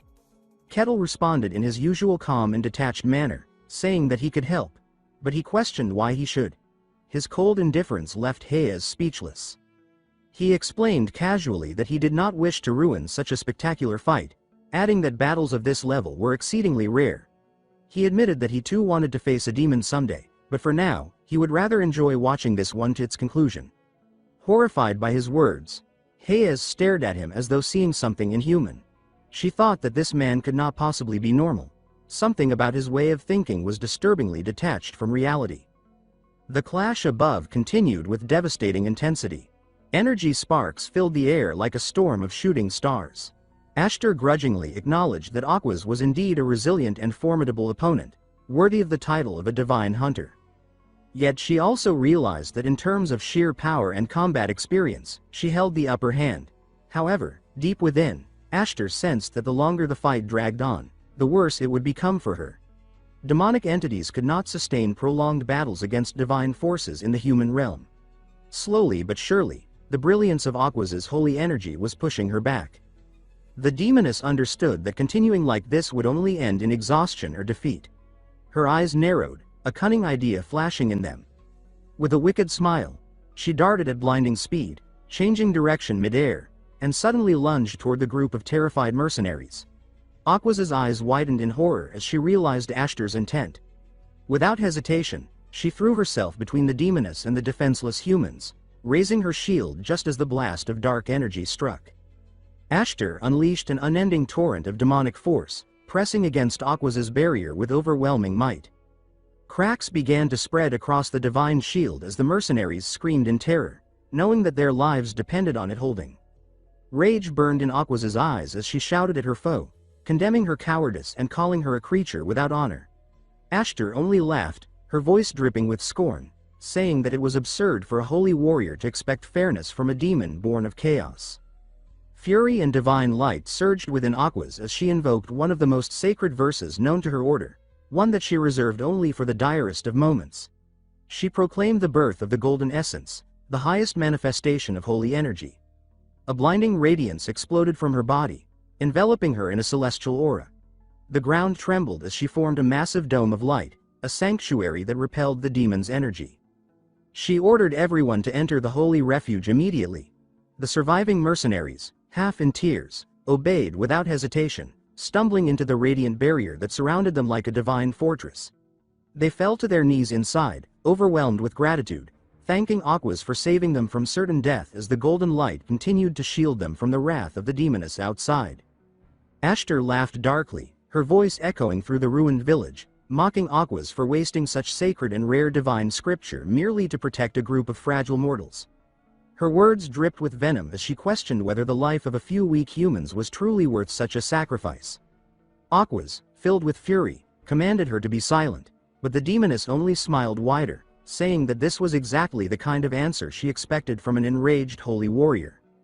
Both women launched forward at once, their movements a blur. Their weapons collided with explosive force, sparks of gold and violet filling the air. Aquas managed to block the demon's fierce attack, but she was caught off guard when Ashtar flipped gracefully above her, moving with a fluid, inhuman agility. In a blink, the demoness landed behind her, leaning close to whisper in her ear. She murmured that death was simply death, and that no one would ever praise Aquas's noble sacrifice for such worthless creatures. She warned that if Aquas continued down this path, she would only perish in disgrace, staining the very name of the god she served. Then, with a sly glint in her crimson eyes, Ashtar presented her with a cruel offer. She told her to release the divine protection surrounding the mercenaries so she could wield her full power to save herself. If Aquas succeeded in defeating her afterward, her god's name would shine eternally across the heavens. With sharp, mocking laughter, Ashtar asked whether she truly intended to die for the sake of mere humans. Aquas saw through the manipulation and declared that such words were hollow and meaningless. But when her righteous defiance failed to provoke the reaction Ashtar wanted, the demon's smirk turned sinister. She said that if Aquas insisted on martyrdom, then she would gladly grant her death. A devastating surge of dark energy gathered in Ashtar's hands, the sheer pressure of it shaking the ground beneath them. She released it in a torrent of destruction, forcing Aquas to pour all her remaining strength into resisting. Her golden light flickered as the holy barrier began to weaken under the relentless assault. Then, suddenly, Ashtar vanished, reappearing before Aquas like a phantom. She struck from point-blank range, unleashing an explosion of pure darkness that sent Aquas hurtling backward. Though she narrowly avoided a direct hit, the impact left her breathless, fear flashing briefly across her face. Ashtar gave her no time to recover. She launched rings of glowing violet energy that spiraled through the air and trapped Aquas within a sphere of darkness. The holy warrior found herself surrounded on all sides, unable to see or sense anything beyond the shadow that swallowed her whole. Then, from above, Ashtar dove down like a predatory hawk, her voice booming that she had grown weary of hearing the sacred words of gods. With both hands raised, she released another massive burst of demonic energy. Aquas was struck with terrifying force, blood spilling from her lips as she was thrown violently to the ground. She barely managed to raise her shield in time to block a lethal strike aimed at her heart. But Ashtar pressed on mercilessly, hammering her with blow after blow while she lay defenseless. Then, with an eerie calm, the demoness began condensing an enormous sphere of black energy between her hands. The orb pulsed with malignant power before she hurled it downward, striking Aquas directly. The resulting detonation obliterated the golden barrier protecting the mercenaries, shattering it into fragments of fading light. One of the mercenaries screamed in despair, realizing that their last protection was gone. Ashtar's grin widened as she announced that they would make a fine dessert after she finished her main course. She turned toward Aquas, licking her lips as she mused aloud about how the flesh of a divine servant might taste. Then, opening her maw filled with razor-sharp fangs, she lunged forward. But before her jaws could close, a hand suddenly appeared between them. Kettle's hand, clamping down on her chin with overwhelming strength. He stood before her, calm and cold, and told her to stop, declaring that the game was over. Both Ashtar and Aquas froze in disbelief. The demoness's eyes narrowed, confusion flickering within them as she wondered when he had arrived and how. She had sensed nothing, no aura, no movement. He had simply appeared out of thin air. Without a word, Kettle drove his fist into her face with explosive force. The impact created a shockwave that tore through the village, hurling Ashtar across the ruins and demolishing several structures in her wake. Kettle then turned to Aquas, who lay on the ground staring at him in shock. He asked calmly if she was all right. Recognition dawned in her eyes. This was the same man who had effortlessly defeated the legendary swordmaster Cain. In the distance, Ashtar rose from the rubble, her eyes blazing with fury. She screamed at him, calling him an insolent barbarian, and demanded to know how he dared to interrupt her feast. Kettle answered simply that Aquas was his friend, and for that reason alone, he would not allow her to die. The demoness's rage deepened. She shouted that she had planned to keep him alive as her new toy once she was done devouring the others. Kettle chuckled softly, saying he had no interest in belonging to anyone. Ashtar's lips twisted into a wicked grin, and she told him that in that case, he would die here. Her scythe appeared in her grasp, summoned from the shadows, gleaming with malevolent power. Nearby, Aquas struggled to rise, her body trembling from exhaustion. She urged Kettle to retreat, warning him to flee while he still could. He shook his head and told her that despite appearances, he was strong enough to handle the demon. Aquas insisted that brute strength alone could never overcome such a being, reminding him that only divine power could banish demons from the world. She explained that this was a law written into the foundation of existence itself, and since they now stood within a demonic domain, there was no miracle left to hope for. Kettle considered her words thoughtfully, glancing at her bloodied and weakened state. He told her bluntly that she didn't look capable of continuing the fight. But Aquas, her eyes burning with determination, declared that she would not stand down. She said it was her sacred duty to face evil until her final breath, for she was a servant of the sun god. Kettle smiled faintly, impressed by her unwavering conviction. He told her to rest and allow him to take over. His confidence caught her off guard. He explained, with a spark of excitement in his eyes, that he had always wanted to test his strength against a demon. Ashtar let out a cruel laugh, mocking his arrogance. She said he had no idea what kind of being he was facing, that a mere human like him would never even touch her. Kettle accepted the demoness's challenge without hesitation, telling her to prove her words with action.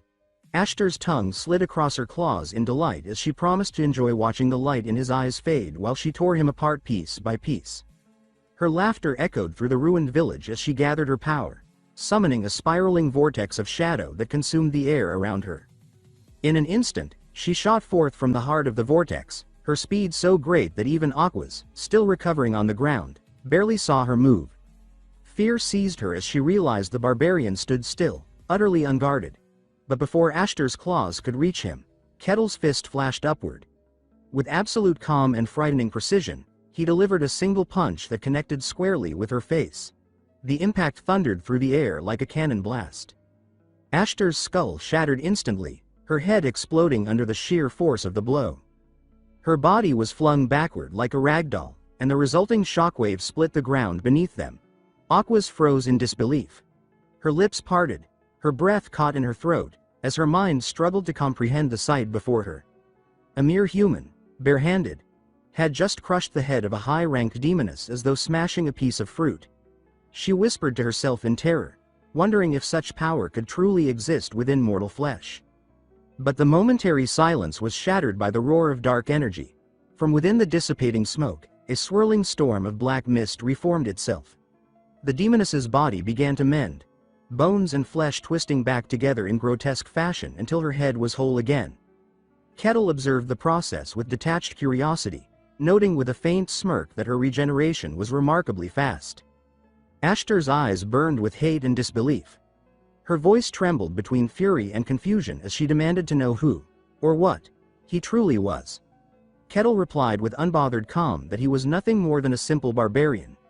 The demoness's expression twisted in rage. She took his words as a mockery, an insult to her intelligence. Her senses told her the truth. There was no trace of mystic energy, no aura, no magic surrounding him. His strength was raw, primal, and completely unnatural. Determined to uncover the truth, Ashtar lunged again, faster than before, her voice thundering that he would die like the rest of his kind. She sneered that facing a weak human was beneath her dignity but decided to end the farce regardless. However, her arrogance shattered the moment Kettle caught her wrist mid-attack.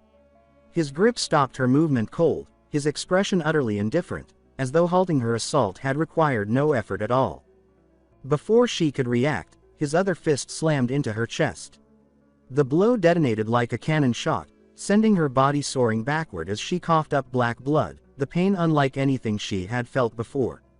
She crashed into the ground with such violence that the earth split apart, leaving behind a crater. Trembling, she realized in horror that his attack contained no magic, no aura, only raw, physical might. Kettle watched her rise again, his voice calm as he noted that she was already regenerating. He studied her closely, fascinated by the way her demonic essence stitched her body back together. He wondered aloud what kind of mechanism allowed such rapid restoration, whether it was her head that served as her core or something deeper. Without waiting for an answer, he stomped the ground, generating a shockwave that fractured the stone beneath him, and launched forward faster than sight could follow. Before Ashtar could even raise her head, he seized it with both hands and slammed it violently into the dirt. The impact shook the entire area, followed immediately by a brutal side kick that hurled her broken body through the air once again. The fragments of her body scattered across the ground before melting into streams of dark energy, which then slithered back together to reconstruct her form once more. Kettle observed this process with quiet intrigue, a faint smile playing on his lips. He remarked that each time her head was destroyed, it regenerated completely from nothing, a fitting ability for a creature of pure darkness. He mused aloud, wondering whether her head was truly her life source or merely one of many anchors binding her existence to the mortal plane. Ashtar rose slowly, trembling with fury and disbelief. Her pride as a demoness, an ancient being of immense power, burned with humiliation. She muttered that if he truly believed he could defeat her through brute force alone, then he was more foolish than she had imagined. Sarcasm laced her tone as she questioned whether she even needed to take his physical attacks seriously anymore. Kettle tilted his head, puzzled by her words, but her tone suddenly shifted, low and dangerous. She commanded him to listen closely and once again proclaimed her title with fierce pride. She was Ashtar, the demoness of gravity, an ancient entity who could crush mountains beneath her will. She dared him to continue facing her with nothing but his strength, promising that his fate would be sealed. Kettle met her declaration with complete composure. He said, almost dismissively, that she didn't seem all that impressive to him. The words struck her like a spear through the heart. Her pride shattered instantly, and rage erupted from within her. With an ear-splitting scream, Ashtar's fury surged outward in waves that warped the very air. The ground shook violently as she prepared her true attack, her entire body radiating dark gravitational power. Fueled by humiliation and wrath, she charged at Kettle like a meteor, her eyes blazing with hatred. As she moved, the space around her bent and distorted, light itself twisting under her control.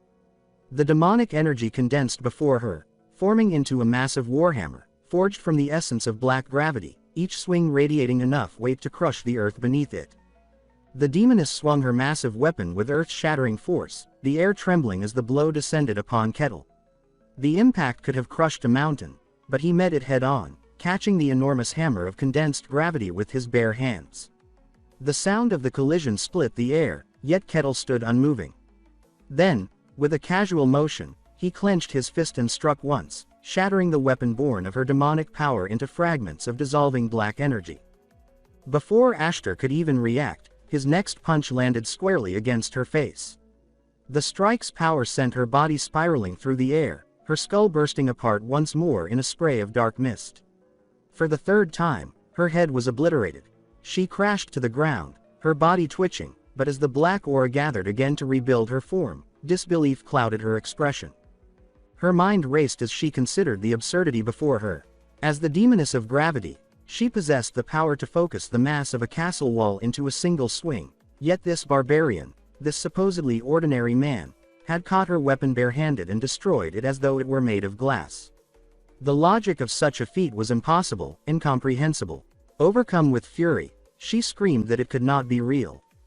In a frenzy, Ashtar drew every ounce of her remaining power into her palms, compressing the darkness until it shone with blinding malevolence. Then, with a roar that made the sky quake, she unleashed it in a beam of annihilation. Kettle, instead of dodging, stepped forward. His fist glowed faintly, not with light but with raw kinetic force, and he punched directly into the torrent. The result was instantaneous. A cataclysmic explosion of white and black energy collided, merging into a deafening burst of power that consumed the battlefield in light. Aquas shielded her eyes as the shockwave tore through the ruins, her heart pounding. She remembered what she had read in ancient scripture, that Ashtar had once leveled an entire kingdom alone, a calamity feared by mortals and gods alike. And yet, now she was being crushed, overwhelmed by nothing but the sheer physical power of a single man. Her disbelief bordered on terror. As the dust cleared, Kettle stood unharmed atop the demoness's twitching body. Her wounds were already closing again, her flesh reforming through streams of regenerating darkness. He observed this quietly, remarking that she seemed practically unkillable. He concluded that physical strength alone, no matter how vast, could not destroy a being of pure demonic essence. At his words, Ashtar's lips curled into a sinister smile. But the grin faltered when an invisible pressure filled the air. A weight so suffocating that even she, the demoness of gravity, felt it pressing down upon her. Her body trembled. For the first time in her long life, she felt something close to fear. She demanded to know who he truly was, her voice cracking, but Kettle answered in his same calm tone that he was nothing more than a barbarian. She refused to accept such an absurd claim, but the terror he inspired filled her with a twisted excitement. Deciding to test this mysterious power one last time, she transformed her entire body into liquid darkness and escaped from beneath his feet. Kettle watched in quiet curiosity, while Aquas, standing at a distance, felt dread rising in her chest. In the sky above, the swirling black energy gathered and condensed into a gigantic sphere, so dense that it began pulling rocks, debris, and even light itself toward it. The air crackled under the crushing gravity. Ashtar's voice echoed across the battlefield, declaring that she would annihilate him completely. The demonic energy pulsed violently, her final form radiating an aura of unstoppable destruction. Kettle realized that this was her full power, the true might of the demoness of gravity. Even he could sense that this attack would be unlike anything before. Aquas, pale and trembling, understood as well. Brute force would not be enough this time. Only divine intervention could stop such concentrated darkness. Ashtar smiled triumphantly and raised her hands high. With a voice that echoed like thunder, she invoked her final spell, commanding the thorns of the abyss to fall. At once, an endless storm of black, spear-like thorns rained down from the heavens, piercing the earth in a deluge of destruction. But Kettle did not flinch. Instead, he began moving his arms with incredible speed, so fast that his motions became a blur. Each movement generated a shockwave, and together they formed a spiraling barrier of wind and impact. Every dark thorn that neared him shattered on contact, reduced to dust by the ferocity of his blows. Ashtar's eyes widened in disbelief as she muttered aloud, wondering what kind of monstrous beast could defy her power so effortlessly. Then, before she could react, Kettle vanished from the ground. A sonic boom followed as he propelled himself skyward, breaking the sound barrier as he soared directly toward her. At that moment, Aquas, her voice trembling yet resolute, began reciting a sacred verse. She called upon her god, proclaiming that the light of creation itself would devour all that was wicked. The sky split open as a brilliant golden radiance poured forth, condensing into a divine weapon. A colossal axe of pure light that pulsed with holy energy. It descended gracefully into Kettle's waiting hand. For a brief instant, Kettle looked at the weapon in awe, wondering if it was truly a gift from the sun god himself. Below, Aquas, exhausted and barely able to stand, shouted that she had poured every last drop of her divine essence into that blessing. She implored him to end it now, once and for all. Kettle tightened his grip around the axe's handle, feeling a strange harmony between his power and its divine energy. He looked down at the demoness and said that their little game was over. Then, raising the glowing weapon high, he brought it down with absolute force. The axe cleaved through Ashtar's body as if cutting through shadow itself. The impact unleashed a blinding surge of holy light that consumed the demoness from within. Her scream tore through the air, a sound of agony, despair, and disbelief. As her body disintegrated, the darkness unraveling from her core. When the light faded, she fell lifeless to the ground, her form nothing but fading ash. Kettle approached her calmly, remarking almost with amusement that the battle had been entertaining.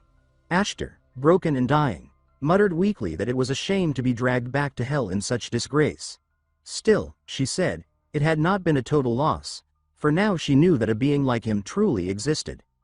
She looked up at him and asked for his name. He answered simply, Kettle. The moment Aquas heard it, her blood ran cold. Terror filled her eyes as she screamed his name aloud, her voice cracking with pure fear. Ashtar, lying in ruin, began to laugh, a crazed, broken laugh that echoed across the battlefield. With the last remnants of her strength, she opened an ethereal rift, tearing a hole in reality itself. From within that void, her voice roared across the abyssal dimensions, a message to every infernal being that dwelled in the depths of hell. She commanded them all to remember, to carve the name Kettle the Barbarian into the very core of their collective memory, so that none of them, for all eternity, would ever forget it.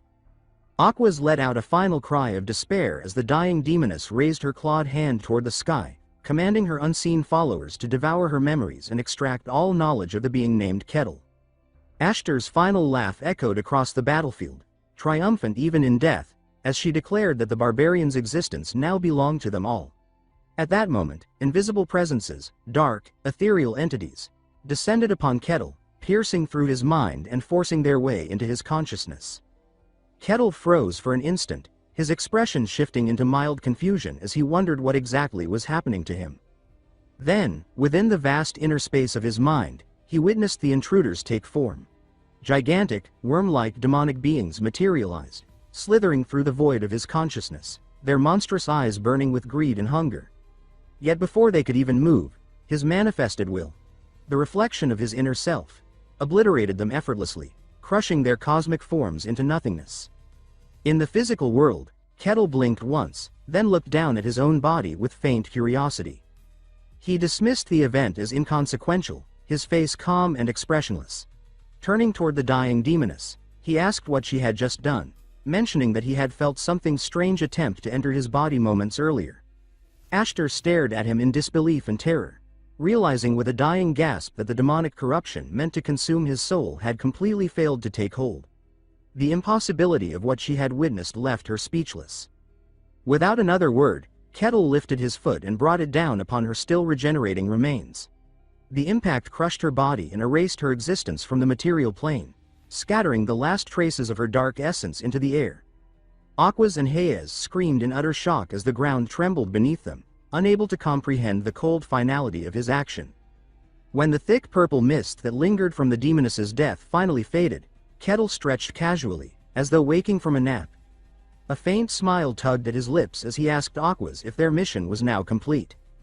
Far away, in the quiet territory of Barkan within the kingdom of Gaenthra, news of the tragedy spread like wildfire. Reports of the cursed village and the horrific battle reached every corner of the land. Newspapers filled their front pages with crude illustrations of the demoness Ashtar, naming her as the creature responsible for the destruction. The people whispered in fear, their hearts heavy with dread. Inside his office, the lord of the territory sat behind his desk, his expression weary and grim. He murmured to himself, wondering how such a calamity had befallen his small domain, the one he had fought so hard to keep safe. First the Lich, and now a named demon from the oldest scriptures. It felt as if the world itself had turned against him. Still, he found some small comfort in the fact that the Inquisitor of the Sun God had managed to drive the creature away. It was a fragile reprieve, but enough to grant him a moment of breath before deciding what to do next. Elsewhere, Kettle sensed the tension hanging over the land, the lingering fear left in the wake of recent events. He turned his gaze toward Aquas, who lay resting nearby, her body bandaged and her breathing slow but steady. He watched silently as she stirred, her lips moving faintly before she began to sit up. As she regained her composure, Kettle asked with genuine concern if she was truly planning to leave so soon. He suggested she rest longer, warning that her wounds had yet to fully heal. Aquas stood upright despite the pain and said she could not delay any further. She explained that she needed to return to the Holy Land at once and report everything that had happened. Kettle nodded, understanding her resolve. She then looked at him with solemn gratitude, thanking him deeply for saving her life. Without his intervention, she admitted, she would have perished, or worse, become a toy in the hands of that monstrous demoness. Kettle merely shook his head, brushing off her gratitude. He told her that he had only done what anyone would do for a friend. His words made Aquas pause, uncertain how to respond. The idea itself startled her. Friendship between a barbarian from the northern wilds and a devout servant of the sun god seemed absurd.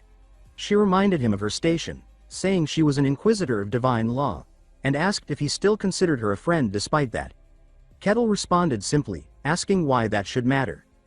After a moment of quiet thought, Aquas admitted there was no real reason why not. Kettle nodded, concluding that friendship between them was possible after all.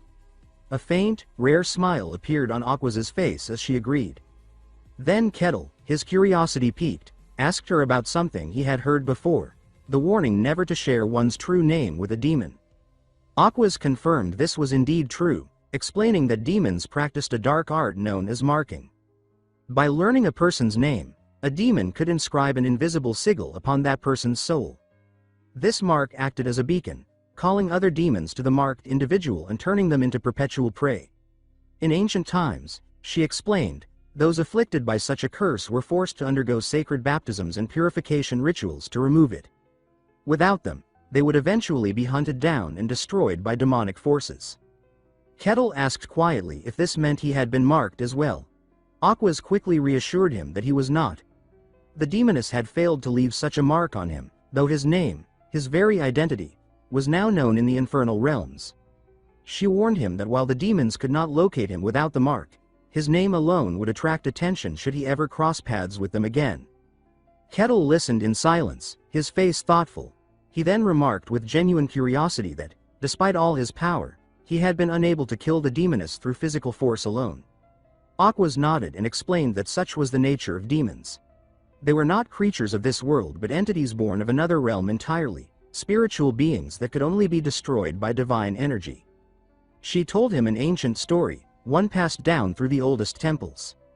In the beginning, the gods had created humanity and breathed life into their fragile bodies. But from beyond creation, beings of darkness had looked upon the mortal world with envy and malice. These creatures broke through the veil separating dimensions and began slaughtering humans in great numbers, reveling in chaos. The gods, moved by compassion and fury, descended to the mortal world and waged war against them, The victory was decisive.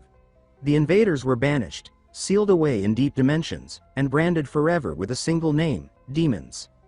After that war, humanity built temples and shrines to honor the gods. Under divine guidance, their civilizations flourished and prospered. But over the centuries, something changed. Slowly, subtly, demons began to reappear, creeping back into the human world through cracks in the ancient seals. Because such creatures could not be defeated by mortal weapons or strength, the gods chose their most faithful servants and granted them a portion of divine power to oppose the darkness. These chosen became the Inquisitors, warriors of light who served as the gods' blades in the mortal realm.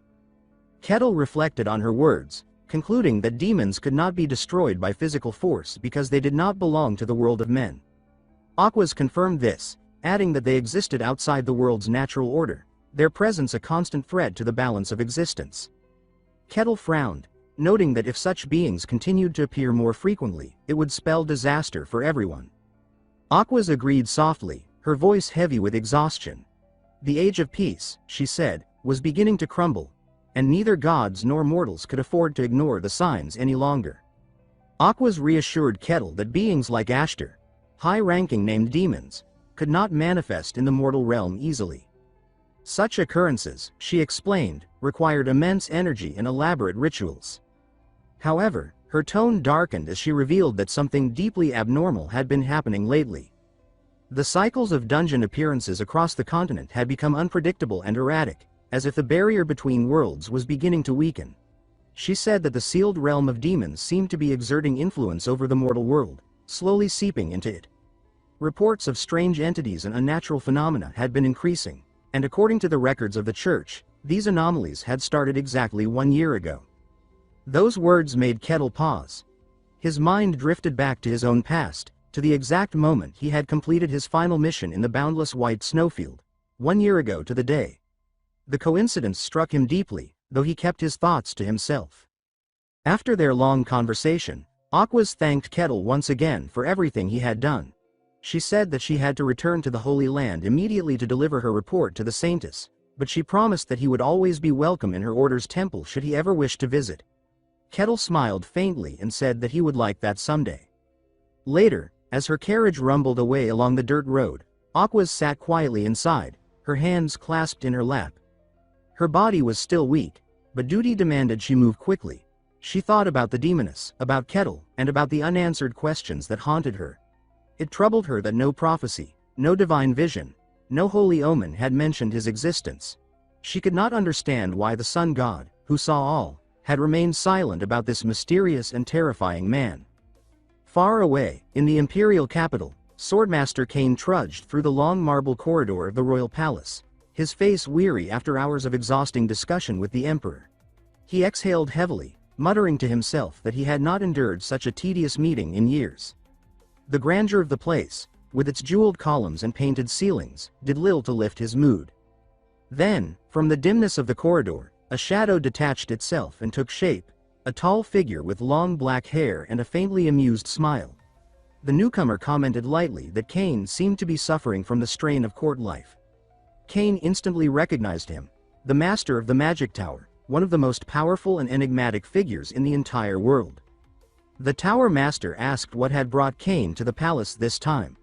Cain replied curtly that he had been summoned to give a full report on his latest mission. The sorcerer nodded knowingly, guessing with uncanny precision that it had been a reconnaissance expedition into the demon world, specifically to the desolate region known as the Forest of Silence. When he asked what the experience had been like, Cain's expression darkened. He said that the place was beyond comprehension, a nightmare where all natural laws seemed to fail. Sound itself did not exist there. Even when he shouted, his voice made no noise, not even an echo in his own ears. He spoke of the terror of watching his soldiers vanish one after another into that absolute stillness, describing it as a void that devoured both body and soul. Cain admitted that he could not understand the emperor's obsession with invading such a realm. The tower master responded coolly that while it was dangerous, it was also a place of immense mystery, one that greatly intrigued him. His eyes glimmered with an unsettling curiosity as he said that the secrets of the demon world were worth any risk. Cain muttered that he wanted nothing to do with such madness and would prefer to stay far away from any future expeditions. But before he could finish his sentence, the Tower Master raised one hand, and a luminous circle of intricate runes formed beneath their feet. Without warning, the world around them dissolved. Space itself warped and folded, and in the next instant, Cain found himself standing in a vast expanse of stars. A realm beyond physical reality. The air shimmered with cosmic energy. Startled, he demanded to know what the magician was doing. The Tower Master smiled in that infuriatingly calm way and said that during Cain's recent mission, he had taken the liberty of observing something, or rather, someone, very special. Cain froze as realization struck him. He clenched his fists, his voice laced with anger as he accused the mage of spying on him. The Tower Master admitted it without shame, saying that he had cast a Watcher's Eye spell on him during their last meeting, calling it one of his small amusements. Cain muttered a curse under his breath, too tired to argue further. When asked what else the sorcerer wanted, the Tower Master leaned forward slightly and asked for Cain's personal thoughts about a certain barbarian from the White Snowfield. He remarked that such a man had long been dismissed as myth, a phantom from old tales, yet recent evidence suggested otherwise. He noted that this barbarian was powerful enough to defeat a swordmaster, meaning Cain himself, and to crush the infamous Lich Cardos with his bare hands. The fact that he had emerged from the uncharted White Snowfield, the land of eternal storms, made his existence even more extraordinary. Cain's eyes widened in surprise when he realized the magician was talking about Kettle. He had not known the barbarian was the same one who had defeated Cardos. The Tower Master explained that while the news had not reached the public, rumors within the Magic Tower were spreading rapidly.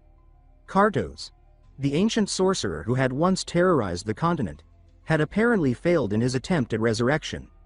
The Tower Master said that he had even visited the Lich's lair himself to pay his respects, lamenting the death of one of his few acquaintances from the undead races. Cain raised an eyebrow, surprised that a being like the Tower Master could feel sorrow. The sorcerer simply replied that for one who had lived as long as he had, companionship, however strange, became a necessity. He then mentioned that when he explored Cardos's lair, he found it stripped of nearly every magical artifact. The most valuable relic of all, he said, was still missing. Turning his piercing gaze back to Cain, he asked whether the Swordmaster truly believed that a single barbarian could have defeated Cardos alone. Cain thought for a moment and replied that, yes, after meeting the man himself, he believed it was entirely possible. The Tower Master's smile widened slightly. He noted that Cain had not yet mentioned this barbarian to the Emperor. Cain asked why he should, saying that the Emperor was already sending the best warriors and mages of the realm into the demon world like disposable pawns. If the Emperor ever learned of Kettle's existence, Cain said, the result would be catastrophic. He explained that such a discovery would inevitably lead to a violent clash, a battle between an uncontrollable barbarian who acted on instinct and a mad ruler obsessed with power and domination. Such a conflict would not end with two men. It would engulf the entire kingdom, and perhaps the world itself, dragging everything into chaos. The Tower Master found Cain's words deeply intriguing. He asked whether Cain truly believed that this barbarian could stand alone against the might of an entire empire. Cain replied thoughtfully that he could not predict such an outcome with certainty, yet when he faced Kettle, he had felt something eerily familiar, a presence that evoked the same sensation he had experienced long ago upon meeting the Tower Master himself. It was a feeling of overwhelming power, something that transcended mortal limits. The Tower Master mused aloud, wondering if Cain meant that Kettle belonged to the rare and fabled class of heroes, those mythical beings said to be chosen by fate. But he added that perhaps it was too soon to grant him that title. Nevertheless, from Cain's account, he concluded that Kettle must be someone of immense value, to which Cain fully agreed. Meanwhile, far from the imperial palace, the streets of Barkhan bustled with the familiar noise of daily life. Vendors shouted their offers, children darted between carts, and the scent of freshly baked bread filled the air. Kettle walked among the crowd, a tall and imposing figure whose mere presence usually sent people scattering in fear, but today felt different. As he passed through the market, a woman walking ahead of him tripped on a loose stone and nearly fell. With quick reflexes, Kettle reached out and caught her before she hit the ground. He steadied her gently and advised her to watch her step, asking if she was hurt. Expecting the usual reaction, a frightened scream, a hasty retreat, he waited for her to flee. Yet to his surprise, The woman instead thanked him politely and bowed before hurrying on her way. Kettle stood frozen for a moment, puzzled. He glanced around and noticed more of the same, people moving about normally, glancing at him occasionally but without the usual fear or unease. No one whispered behind his back, no one crossed the street to avoid him. A faint frown crossed his face as he wondered what had changed. Later that day, inside a bright, spacious chamber adorned with banners and polished wood, the Lord of Barkan welcomed Kettle with a warm smile. He asked if Kettle was feeling well, remarking that he had heard unsettling rumors that Kettle had nearly been branded by a demon. Kettle, sitting casually across from him, said that it was nothing serious. He admitted that he didn't even fully understand what a brand was supposed to be. The Lord nodded thoughtfully but shifted the topic. He said that while much had been learned about Kettle's extraordinary feats, there were still other matters to discuss. Kettle tilted his head slightly, asking if the Lord meant the people. Then, realizing what he referred to, he muttered quietly that it must be about the townsfolk's sudden change in behavior. The Lord confirmed his guess, explaining that the shift likely stemmed from the rumors spreading through the territory. He told Kettle that the surviving guards and mercenaries from the battle had returned speaking of miracles. According to their stories, after the Saintess Aquas had fallen unconscious, everyone on the battlefield had collapsed, except for Kettle. When they regained consciousness, they saw his axe glowing with divine light. Believing what they saw, they concluded that the Saintess had bestowed her divine power upon Kettle before fainting. Word of this supposed blessing spread rapidly. Before long, people throughout the territory began referring to him as the one who fought the demon alongside the Saintess. Listening in silence, Kettle eventually gave a small nod of understanding. So that was the reason, he realized. The Lord sighed and apologized, admitting that by the time he had heard about the misunderstanding, it had already spread beyond control. But Kettle waved off his concern, saying that it didn't bother him. In fact, he found it oddly convenient. Perhaps this was why the people no longer looked at him with fear. The Lord agreed, smiling faintly, and added that the people now viewed him as a hero, the man who stood shoulder to shoulder with a Saintess to defeat a demon. Kettle pondered the words for a moment. Demon opponent, he repeated in thought, turning the phrase over in his mind. Then he gave a quiet, amused chuckle and muttered that this must be what people called a reputation. Later, Kettle stopped by the mercenary guild as usual, unaware that the rumor of his divine battle had already reached even here. Behind the counter, Rosa, the cheerful receptionist, greeted him with a broad smile and congratulated him. She announced that his rank had been officially raised. When Kettle asked what she meant, she told him that he was now classified as a C-rank mercenary. His eyes widened slightly in surprise. He realized he had just skipped 3 entire ranks in one leap. Rosa explained that his achievements, especially the defeat of a named demon, were considered exceptional, far beyond what anyone expected from someone of his prior standing. Kettle stared at the new insignia she handed him, a faint glimmer of humor crossing his face. He remarked that this promotion felt a bit much for someone who only threw a few punches. Rosa laughed, insisting that the guild had simply given him the recognition he deserved. A pleased smile curved across Kettle's face as he simply remarked that it was good news. Rosa continued cheerfully, explaining that his mercenary badge would be reissued to reflect his new rank. Since it would be a custom badge made specifically for him, she warned that it might take a little time. Kettle raised an eyebrow in quiet surprise, thinking to himself how unusual it was to receive a personalized badge. Rosa elaborated that from C rank onward, mercenaries were officially recognized by the guild as true professionals. Because of that, they were granted privileges ordinary adventurers did not have. She went on to explain that with his new rank, Kettle would be allowed to enter most cities and guild facilities across the continent, even temples and churches. Then, realizing her words, she let out a nervous laugh and quickly corrected herself, saying that the imperial capital would, of course, be an exception. Kettle gave a low hum, commenting that the empire must be an especially strict place. Rosa nodded solemnly and confirmed his suspicion. She said that entry into the imperial capital was restricted only to those personally recognized by the nobility. Then, lowering her voice, she leaned forward slightly as if sharing a secret and confessed that no one really knew what went on inside those heavily guarded walls.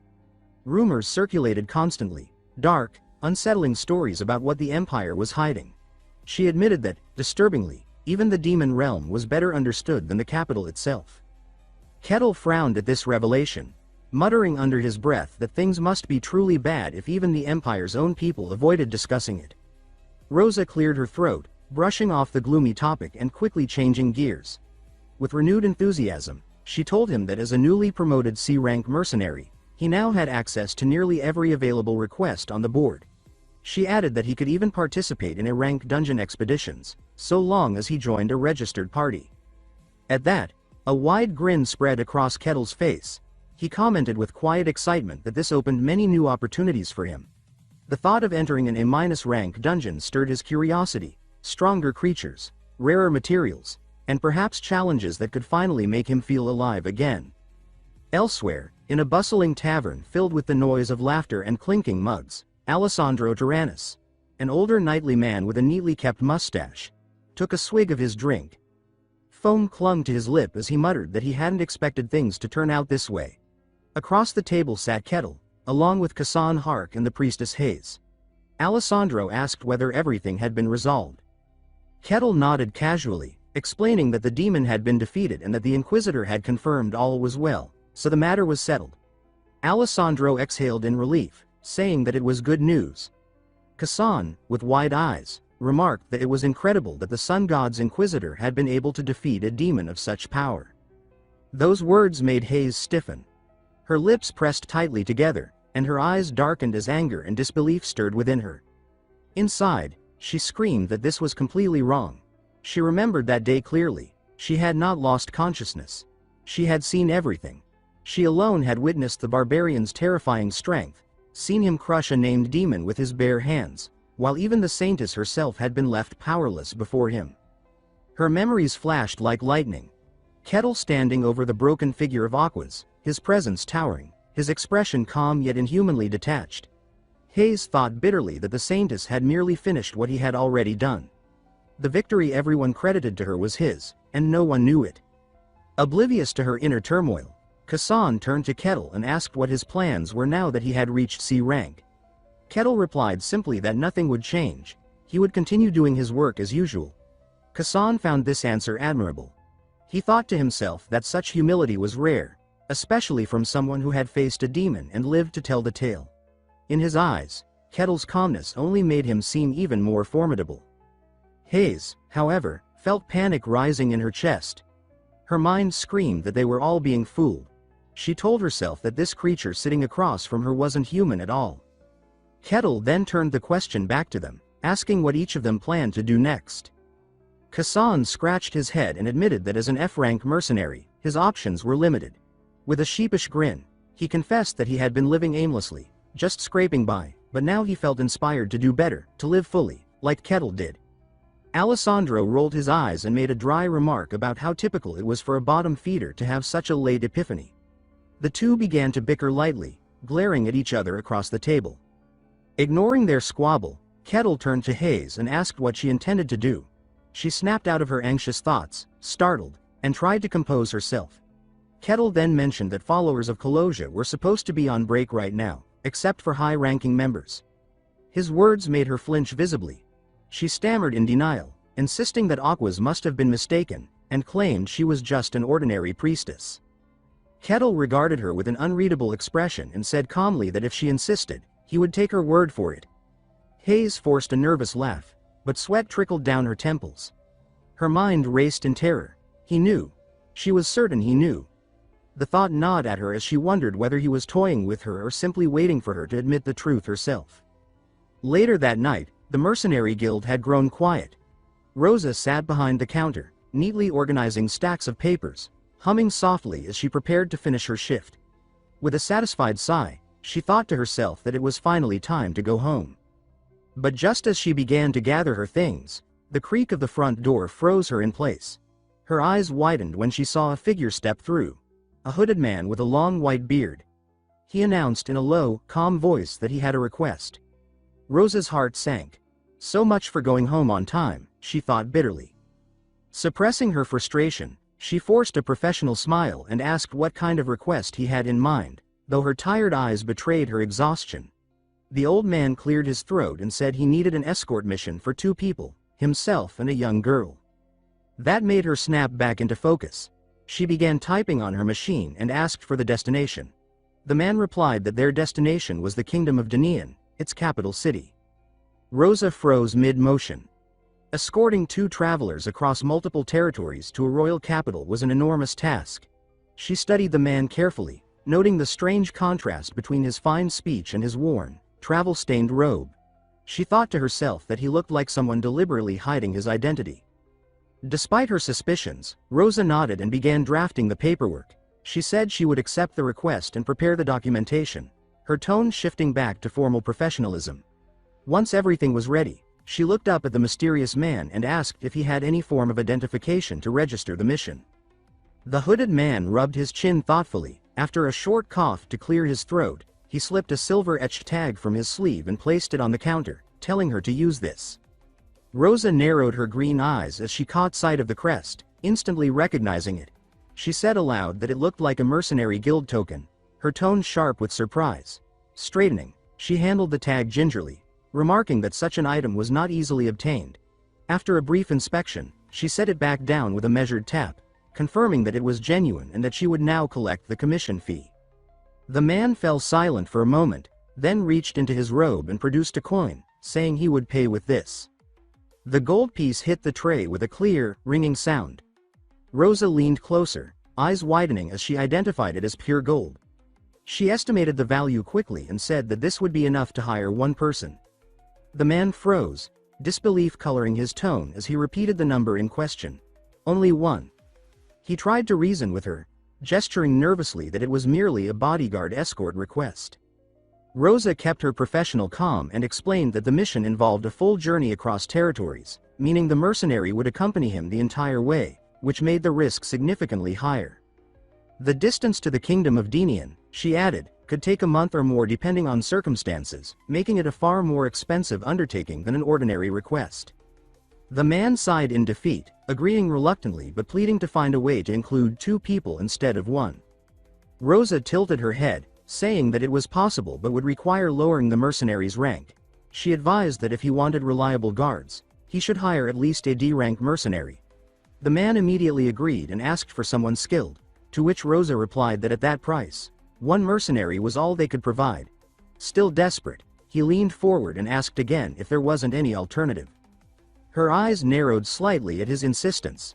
She remarked that he seemed unusually anxious and admitted that from such a remote territory, finding anyone willing to take that kind of job was already difficult. She promised to do her best but warned that securing 2 mercenaries would be nearly impossible. The man finally relented, bowing his head and saying that he understood, leaving the matter in her hands. As the gold coin spun on the tray, Rosa noticed something odd. The edges had been filed down, as if someone had tried to erase its markings. She sighed softly, rubbing her brow, and muttered that this request was going to be trouble. Night settled over the quiet town. Footsteps echoed softly down the cobblestone street before stopping at a wooden door. Inside, a young woman turned, her curls brushing her cheek as she asked who was there. The hooded man lowered his hood in the lantern's glow and said that it was her loyal retainer. Recognition filled her blue eyes as she whispered his name, Aaron, and hurried to open the door.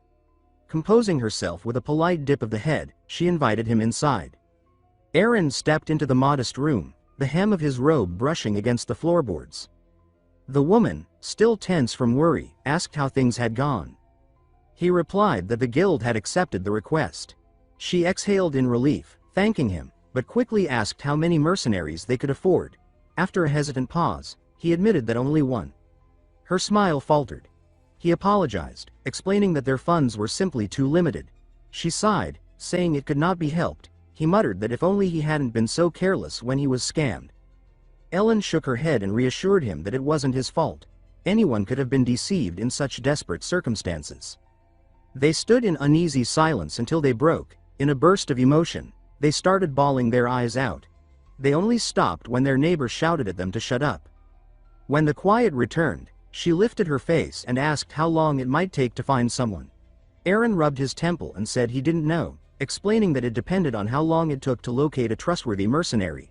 She nodded tiredly, saying they would simply have to wait. Then, softening, she told him he had done well and suggested that they both get some rest. Some days later, Eileen's voice broke the silence as she whispered that it was happening again. Another night of uncertainty. Erin, slumped beside her, admitted with shame that it was proving difficult to find anyone willing to take the job. She frowned, saying that their food supply was nearly gone, then added with resignation that they would simply have to endure it. He blamed himself, calling it his own incompetence, but she quickly shook her head, saying it wasn't his fault. He straightened and said grimly that informing the local lord of their situation was out of the question. She fell silent, her hand trembling before she clenched it into a fist. She said that they couldn't trust anyone, not after what happened in their homeland. Even hiring a bodyguard was a dangerous gamble. She reminded him of why they had fled their kingdom, how they could no longer tell friend from foe. It had been months since their escape, yet no news had come from home. Her voice cracked as she said that even though both of them had survived, their kingdom had likely fallen. Aaron lowered his head and admitted that his courage had begun to falter. Eileen asked quietly whether the kingdom of Denian would truly be a safe haven. He replied that yes, the king of Denian had once sworn an oath to protect her when she was born. Aaron's eyes hardened as he said that perhaps they might even find allies there to avenge their fallen home. He urged her to survive, calling her by her true name, Eileen Mavrochi, Princess of the Fallen Kingdom. Eileen whispered that if she were to die as well, then all would be lost. Her voice wavered as she confessed her doubt, wondering if a mercenary could really be trusted with her life. Aaron reassured her that they had paid in gold for precisely that reason. The guild would assign someone dependable. She nodded faintly, saying that she hoped he was right, though her thoughts wandered. She imagined her protector as a gallant, noble figure. A knight with gleaming armor and calm eyes. Elsewhere, Kettle lay sprawled on his bed, arms folded behind his head. He said to himself that there was nothing to do and wondered idly what his old comrades in the white snowfield were doing. He thought of the reckless warriors who had never feared him, unlike most others, and chuckled that they were probably still living their same foolish lives. Then he blinked, remembering something. The quest. He sat up and frowned, recalling that ever since he had awoken in the white snowfield, the strange quest window had followed him. At first, he thought it a dream, but the biting cold and monstrous battles had quickly convinced him otherwise. The first quest had simply been to survive a week. That glowing window had become his only guide through the frozen hell. Yet after leaving the snowfield, the window had vanished. No new quests, no objectives. Sitting in the quiet room, he admitted to himself that he almost missed it. He looked out the window, frowning slightly, and wondered if the quests had existed only within that frozen land. Then, with a faint smirk, he muttered that it didn't matter. He would live freely and enjoy this world however he pleased. When morning came, sunlight spilled across the mercenary guild counter as Kettle picked up a sheet of paper. His gaze caught the words written at the top. An escort request. The receptionist, Rosa, instantly brightened, clasping the paper in delight as she told him that this might be just the job for him. Rosa explains that the request is an escort mission meant to bring a client safely to their destination. She adds that the details list the target as a woman and an elderly person, the destination is the capital of the Kingdom of Denian, and the job is D rank. Kettle asks if that is truly everything. She confirms it, then clarifies that the trip will take several days and that all preparations fall on the mercenary. He realizes it will demand far more effort than he expected, but she adds that the reward matches the burden. She admits plainly that the request feels suspicious and says he is free to refuse. He smiles and tells her she does not understand, that this exact suspicion makes it a worthwhile job. He looks over the request again and pauses at the mention of the Kingdom of Denian. The name stirs something in his memory. Then he recalls Milena of the Akasha family, the merchant he met on the snow plains, and how she had told him he would be welcome if he ever visited. He decides the timing is perfect and declares that he will accept the request. A sudden electronic window flashes into existence before him, its bright blue light startling him. Mission number 785 appears, stating its goal clearly.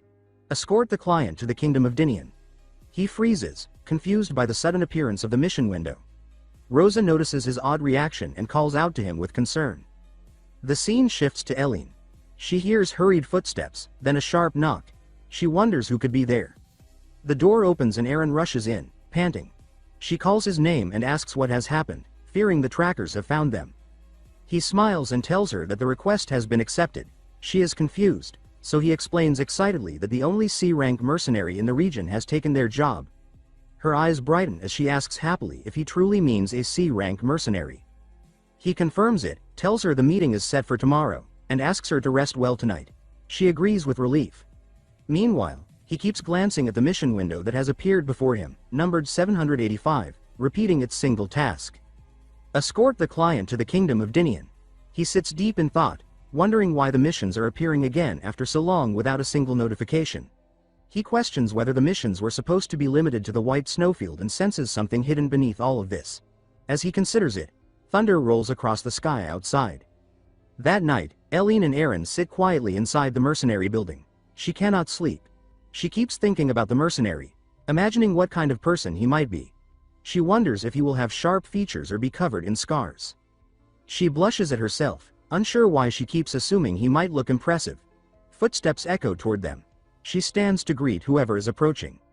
When she turns, she freezes. The mercenary has finally arrived. He stands framed in the bright doorway like a dark silhouette. A sudden wave of fear surges through her before he steps inside. He greets them with a calm voice. She asks shakily if he is the mercenary mister, then collapses. Aaron yells at him, demanding to know who he thinks he is. Kettle studies the scene and remarks that it has been a long time since anyone reacted to him like this, not since the day he defeated the demon. He turns to Rosa and asks if these are the two clients. She confirms it and prepares to introduce them. She announces that the one assigned to escort them is Barbarian Kettle. Aaron shouts in shock, demanding to know what she just said. Rage fills him as he screams that he will not travel with a barbarian and demands an immediate replacement. Rosa fixes him with a cold stare and asks if he intends to question the judgment of the mercenary guild. He quickly denies it. She warns him that if he doubts the guild's decision, they will void the contract and return his payment. As he stammers, he feels his temper becoming something dangerous. But before he can answer, Eileen speaks. She says that she accepts. Her certainty stuns him. She steps forward, extends her hand to Kettle, introduces herself as Eileen, and tells him she looks forward to relying on him. Later, as they travel through the forest, Kettle stops and asks Eileen and Aaron if he is walking too far ahead. Both look tense. Aaron mutters a quiet denial. Kettle suggests that maybe he should stay closer, while Eileen insists they are fine as they are. Their nervous laughter fills the air. Aaron adds that no one has shown up so far anyway. Kettle nods and says he can see that, and though he does not fully understand why they are so uneasy, he is fine with whatever makes them more comfortable.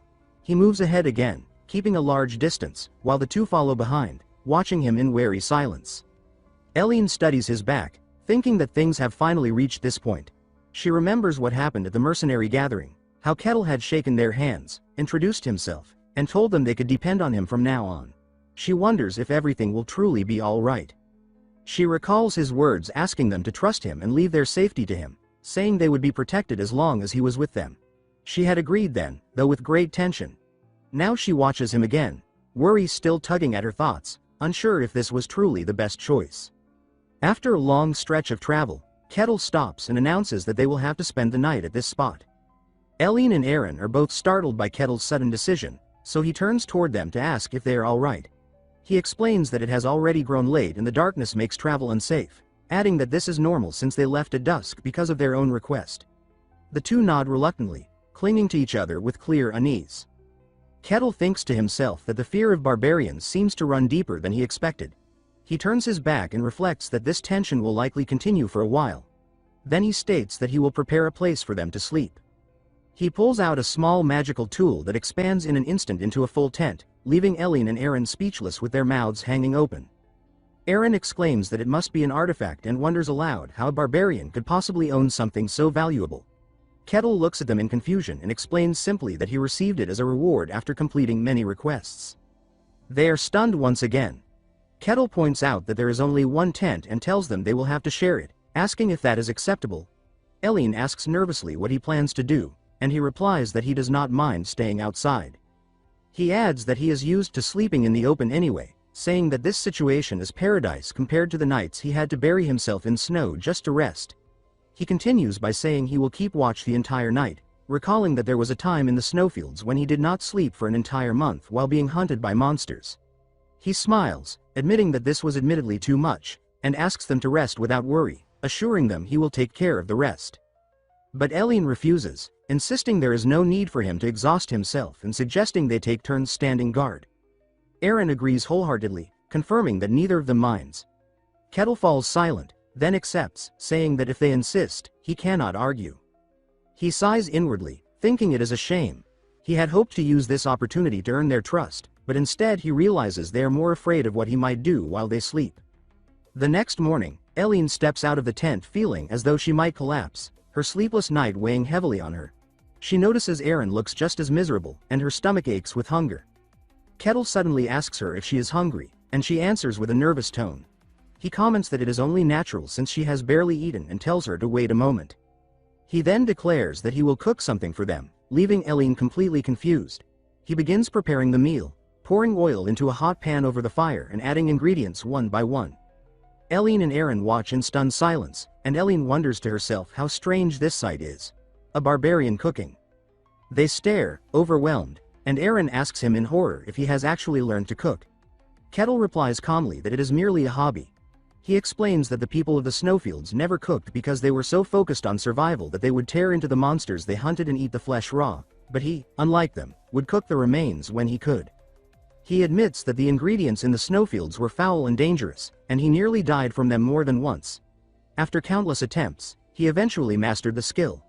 He adds that he studied cooking under such harsh conditions, where even lighting a fire was a struggle, and because of that, he is confident there is no place where he cannot cook. Kettle thinks privately that cooking here is unbelievably easy compared to those conditions. He turns and presents the finished dish to Eileen and Aaron, announcing that the food is ready. They stare at the perfectly prepared shrimp pasta, completely speechless. When he offers it to them, Eileen refuses and claims she does not like oily food. She lifts a piece of dried meat, insisting she will eat only that.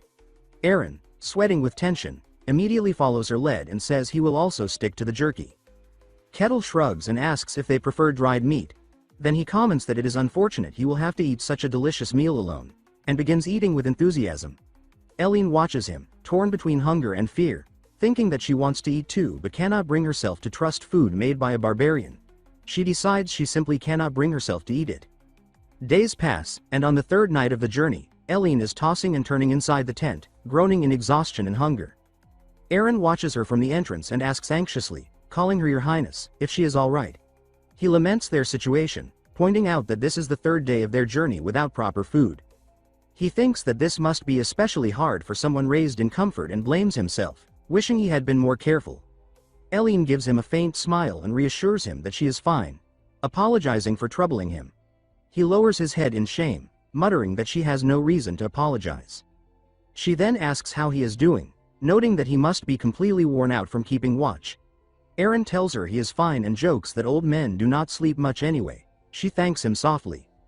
After she falls asleep, Aaron sits watching her, thinking about the princess and vowing that he will protect her with his life if needed. The next day, Kettle is grilling meat and fish over the fire. Eileen and Aaron stare silently, their hunger impossible to hide. Their stomachs growl loudly. Eileen suddenly rises with a flushed face and tells Kettle she will step away for a moment. He asks curiously if she is going to the restroom. Eileen freezes, mortified, thinking about how rude he is. He immediately realizes what he said and apologizes. Eileen waves her hands in a flustered panic and tells him it is fine, astonished that a barbarian is apologizing to her. She then walks toward the forest. Aaron watches her go, then looks toward Kettle who continues cooking quietly. Before Aaron can speak, Kettle says that he knows they do not trust him, but reminds him that he is their companion on this journey. He continues flipping the meat and adds that he is human just like them, and his feelings can be hurt as well. He gives a faint smile and says he would appreciate it if they offered him a bit of trust. Aaron stands frozen by his words, then lowers his head and mutters that he understands. Kettle hands him a plate of grilled venison. Aaron stares at it with wide eyes and asks if he truly expects him to eat it. He hesitates, swallowing hard, visibly conflicted. Meanwhile, Eileen sits alone by a stream, sighing miserably. Hunger smothers her thoughts.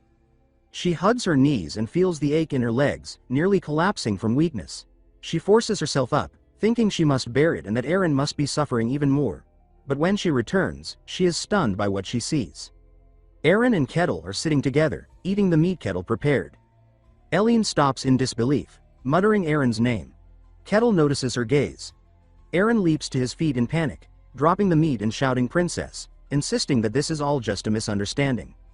Kettle looks at both of them calmly and repeats the word princess with curiosity. Eileen rushes toward Eren and demands to know what exactly he is trying to say is not true. She remembers the promise they made to stay alert, to be wary of barbarians, and to protect each other. Eren cuts her off, explaining that it is not what she thinks, and adds that he actually believes Kettle may not be as threatening as they first assumed. Eileen is stunned by his words. At that moment, Kettle steps toward them and tells them to calm down. Eileen agrees in a shaky voice. Kettle concludes that the reason they refused his cooking and insisted on splitting the night watch was simply because they did not trust him. Eileen feels guilty and mutters that she misjudged him, while Eren flusters and tries to deny it. Kettle thinks quietly about how to resolve this. He realizes there is a deep prejudice in this world toward barbarians. Being a barbarian from the White Tundra, he does not understand all the details, but he assumes the barbarians outside the tundra must have done enough to warrant this level of fear. He reflects that even if he said he was not a barbarian, no one would believe him. Then an idea strikes him, and he smiles. He steps closer and tells them there is one thing they are misunderstanding. Both look at him in confusion. Kettle smiles with confidence and states that he is not a barbarian. He gives them a steady, calm smile and repeats himself, saying he is not a barbarian at all.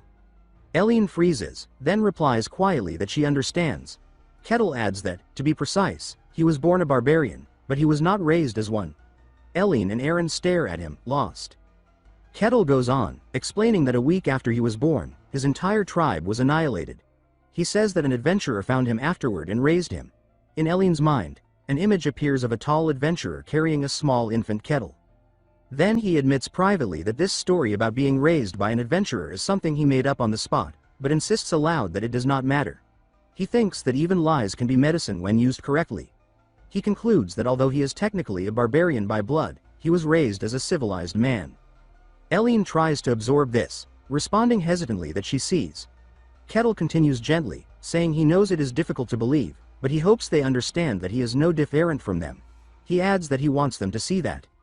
Meanwhile, in his thoughts, he mutters that it is all nonsense. But look, he thinks, they are already starting to pity me. Eileen and Eren tense at once, startled by the truth finally hitting them.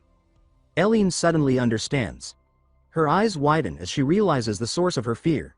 It was never something Kettle did. It was the word barbarian.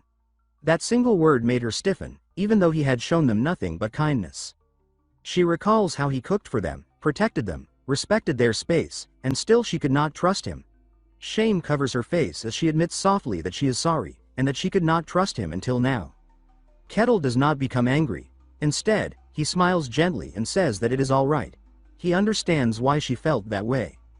The tension drains from her, and she looks relieved. Kettle turns away, hiding a small triumphant smile. Mission accomplished.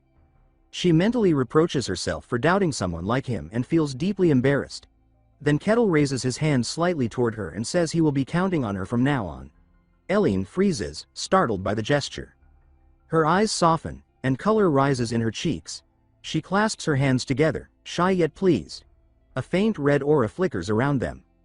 Watching from within the bushes, a man with sharp red eyes observes the scene. He notes how close the princess and Kettle seem, though he complains quietly to himself that his ability to hear them is lacking. Even so, his curiosity grows. He admits he never expected someone like Kettle to exist among the barbarians. From afar, he wonders what exists in that white wasteland to produce a barbarian like him.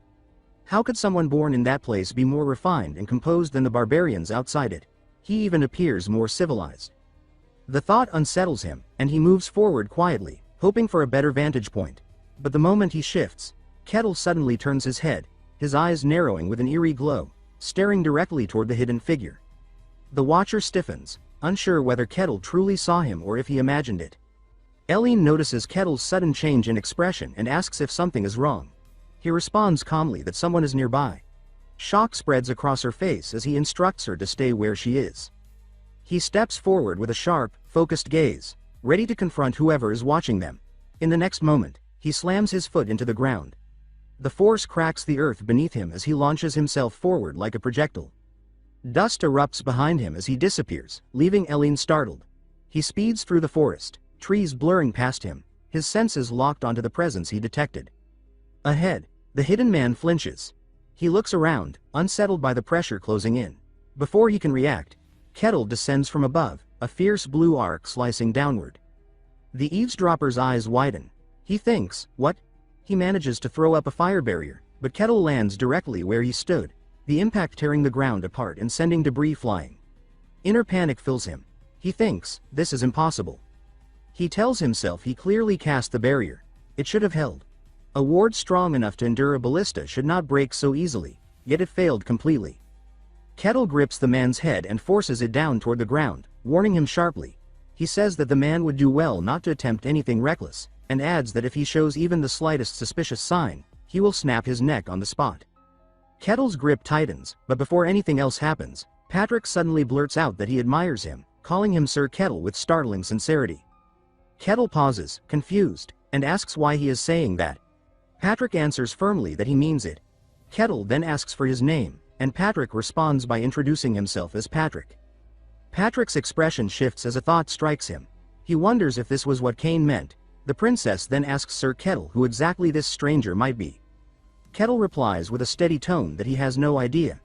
He explains that the man had been tailing them, then suddenly declared his admiration out of nowhere. Eileen mutters a bewildered remark, asking what that even means. Patrick quickly clarifies. He says it is exactly what it sounds like.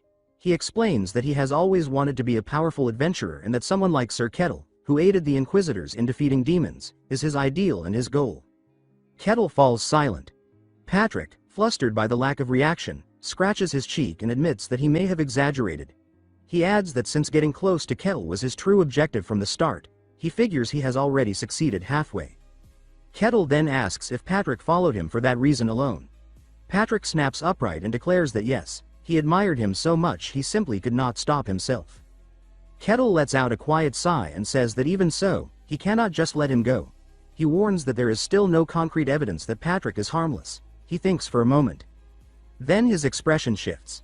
An unsettling grin crosses his face as a faint purple aura begins to seep from his body. He remarks calmly that this should do it. Patrick freezes, eyes widening in terror. He manages to whisper one word. What? The brown-haired youth bound in rope is, in truth, one of the greatest mages alive, the master of the magic tower who inhabits Alicia's body. Wearing human skin over a homunculus vessel, he has approached Kettle under the crafted identity of Patrick. Kettle finishes securing the rope around Patrick's torso, pulls the line tight, and makes him trip forward. Patrick can only blink in confusion. Holding the rope like a leash, Kettle says that this is good, that this should be enough, and tells the others they will move. Patrick stiffens at the announcement but, tied hand and foot, can do nothing except follow as they return to the forest road. As they walk, he looks down at his borrowed form. He thinks that he has never appeared like this before, yet accepts that it allows him to observe Kettle from very close, and he fixes his gaze on the barbarian's back. He remarks that certain things now make sense, and he realizes he finally understands what that fool Kane had meant. He recalls their earlier encounter. Kettle moving with a speed that defied logic, striking with raw power that shattered layered spellwork as if it were nothing. Patrick judges that Kettle is not merely fast and strong. Even though he himself is inhabiting a homunculus that can easily match most superhuman fighters, he now wonders whether Kettle might actually be hero class. Eileen calls out, addressing him as Lord Kettle and saying that she has something to reveal. Kettle glances back without a word, the princess watching as well, then Ktal says that she has finally decided to speak. Eileen makes a small bewildered sound and asks if he noticed something earlier. Kettle answers that leaving at night and taking such detours made it fairly obvious she was hiding something. She falters and says that she understands, and he adds that he can see why she kept it secret from someone she had just met. Her shoulders sink and she apologizes, saying she is truly sorry. Then she adds that she wants to explain everything now, and that if, after hearing the truth, he decides the escort request cannot be completed, she will accept his decision. She is about to begin when he suddenly tells her to wait. Kettle turns toward the trees and states calmly that they have company. Eileen gasps, asks what he means, and as the bushes rustle she whispers in disbelief. Armored figures emerge, boots heavy on the soil. Kettle and the others face the approaching soldiers. He remarks to the princess that someone appears to have come for her. Eileen trembles, insisting that this cannot be, then recognizes the leader and murmurs the name Lucento. The knight steps forward and bows. He introduces himself as Lucento Edenheimer, captain of the Blue-Green Knights, and greets Princess Eileen Mavrochi Ludine, first princess of the Ludine Kingdom. Still bound, Patrick hears this and thinks with interest about the sudden appearance of a Ludine royal. Lucento tells Elline that they lost track of her and have been searching endlessly, asks her to return with them now, and adds that His Majesty is deeply worried. She stares in silence.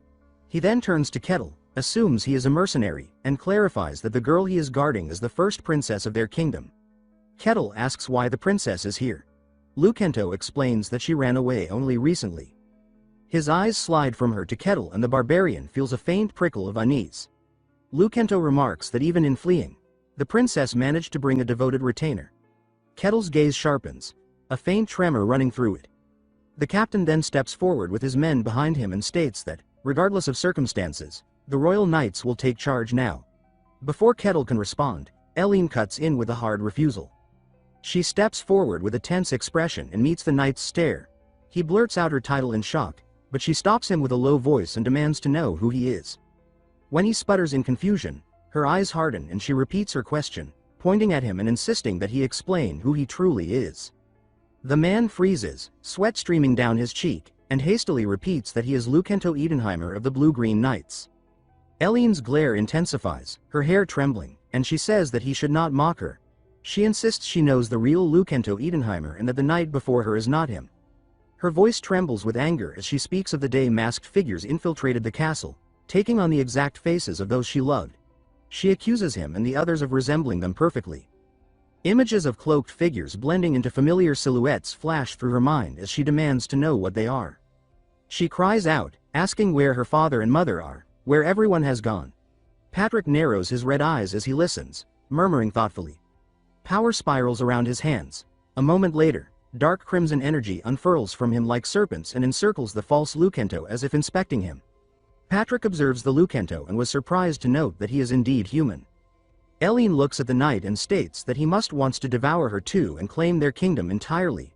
Her eyes blaze, as she vows she will never allow that to happen. The ones responsible should wait for her, for she would avenge those who vanished. Kettle watches in silence while the present knight can only remain speechless. Lucento exhales shakily and asks another soldier if he heard her, then claims that the princess is delusional. Elline flinches and protests, asking if he truly thinks that of her. He waves a hand and urges her not to speak nonsense, telling her to be rational. He says she is claiming everyone except herself has changed, and asks if she believes such a thing is even possible. Her gaze falters, unable to respond. He declares that she needs immediate treatment, and reaches out a gloved hand, and says that Her Highness clearly needs immediate treatment. Elline steps back as he insists they must put an end to this confusion and demands she come quietly.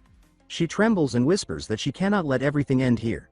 Standing alone before the line of armored men, she clasps her hands tightly and pleads inwardly for someone to help her. A calm voice then asks what they think they are doing. Elline turns in shock. Kettle moves forward, placing his broad back between her and the knights, forcing Lucento to halt. She lets out a startled breath as he blocks the captain's advance. The armored man scowls and orders him to step aside, but Kettle meets his gaze with a faint, unflinching smile and says he cannot do that. Elline's eyes widen, filling with wordless emotion as she watches him stand solidly between her and the approaching threat. Lucento Edenheimer locks a piercing stare onto the barbarian and orders him to move aside. Kettle does not budge. He remains planted in front of Princess Elline like an unbreakable wall, while concern is clearly written across her face. With a faint, confident smirk, he says that he cannot comply with the demand. Beneath his helmet, Lucento's expression hardens. He warns that if Kettle refuses to step aside, force will be used. His voice carries a sharp edge as a brilliant red aura suddenly ignites around his body. In the next instant, Lucento propels himself forward at blinding speed. He throws a crushing punch, his armored fist aimed directly at Kettle's face. Yet just before impact, Kettle casually raises one hand and catches Lucento by his head. The strike is stopped cold, as if it carried no weight at all. Lucento's charge is halted midair, his momentum completely absorbed by Kettle's grip. Suspended helplessly, the captain stares in disbelief. He cannot comprehend how an attack fueled by his full strength was neutralized so effortlessly. Kettle keeps hold of him and smoothly twists his body, redirecting Lucento's own velocity with precise control. With a powerful motion, Kettle swings the armored knight and hurls him away. Lucento is sent flying, crashing violently into the forest with a thunderous impact. The surrounding knights freeze in stunned silence, sweat forming on their foreheads as they witness the overwhelming display of raw power. One knight cries out in shock, calling for the commander. Another turns toward Kettle, his voice trembling as he demands to know what he thinks he is doing. Kettle merely turns his head slightly, his calm expression unchanged, and states that they attacked first. Without giving them another glance, he turns his back on the knights and resumes his position in front of Eileen. He adds that his duty is to drive away any threats that approach his employer. Behind him, Captain Lucento struggles upright, clutching his side and groaning as pain racks his body. Fixing Kettle with a fierce glare, Lucento says through gritted teeth that the princess is unwell. Still breathing heavily, he questions whether Kettle truly believes the princess's so-called delusions. He insists that such claims are nonsense. Kettle responds without turning around, his voice steady as he remarks that it is only natural for a mercenary to trust their employer. Standing behind him, Eileen's eyes widen slightly. She looks at his back with a mix of surprise and quiet gratitude and lets out a soft, startled sound. Lucento finally loses his patience and growls that they are all insane. A faint smirk appears on Kettle's lips as he replies that such a judgment is not Lucento's to make. His demeanor then shifts abruptly. His eyes sharpen and his tone becomes serious as he slightly turns his head toward the princess. Startled by the sudden change, Ellen answers affirmatively. Kettle begins scanning the surroundings with focused intensity and says in a low, measured voice that the knights appeared without any detectable presence. Eileen looks at him in confusion and asks what he means. Kettle explains simply that the knights arrived out of nowhere. The princess recoils in shock, gasping at the implication. The realization also strikes her elder, who silently reflects that the detail now makes sense. With suspicion fully awakened, Kettle directs his attention to the knights. He faces them squarely and demands to know how they appeared so suddenly. Captain Lucento and his men remain motionless, refusing to answer. After a tense pause, Lucento responds with irritation, dismissing the question as irrelevant.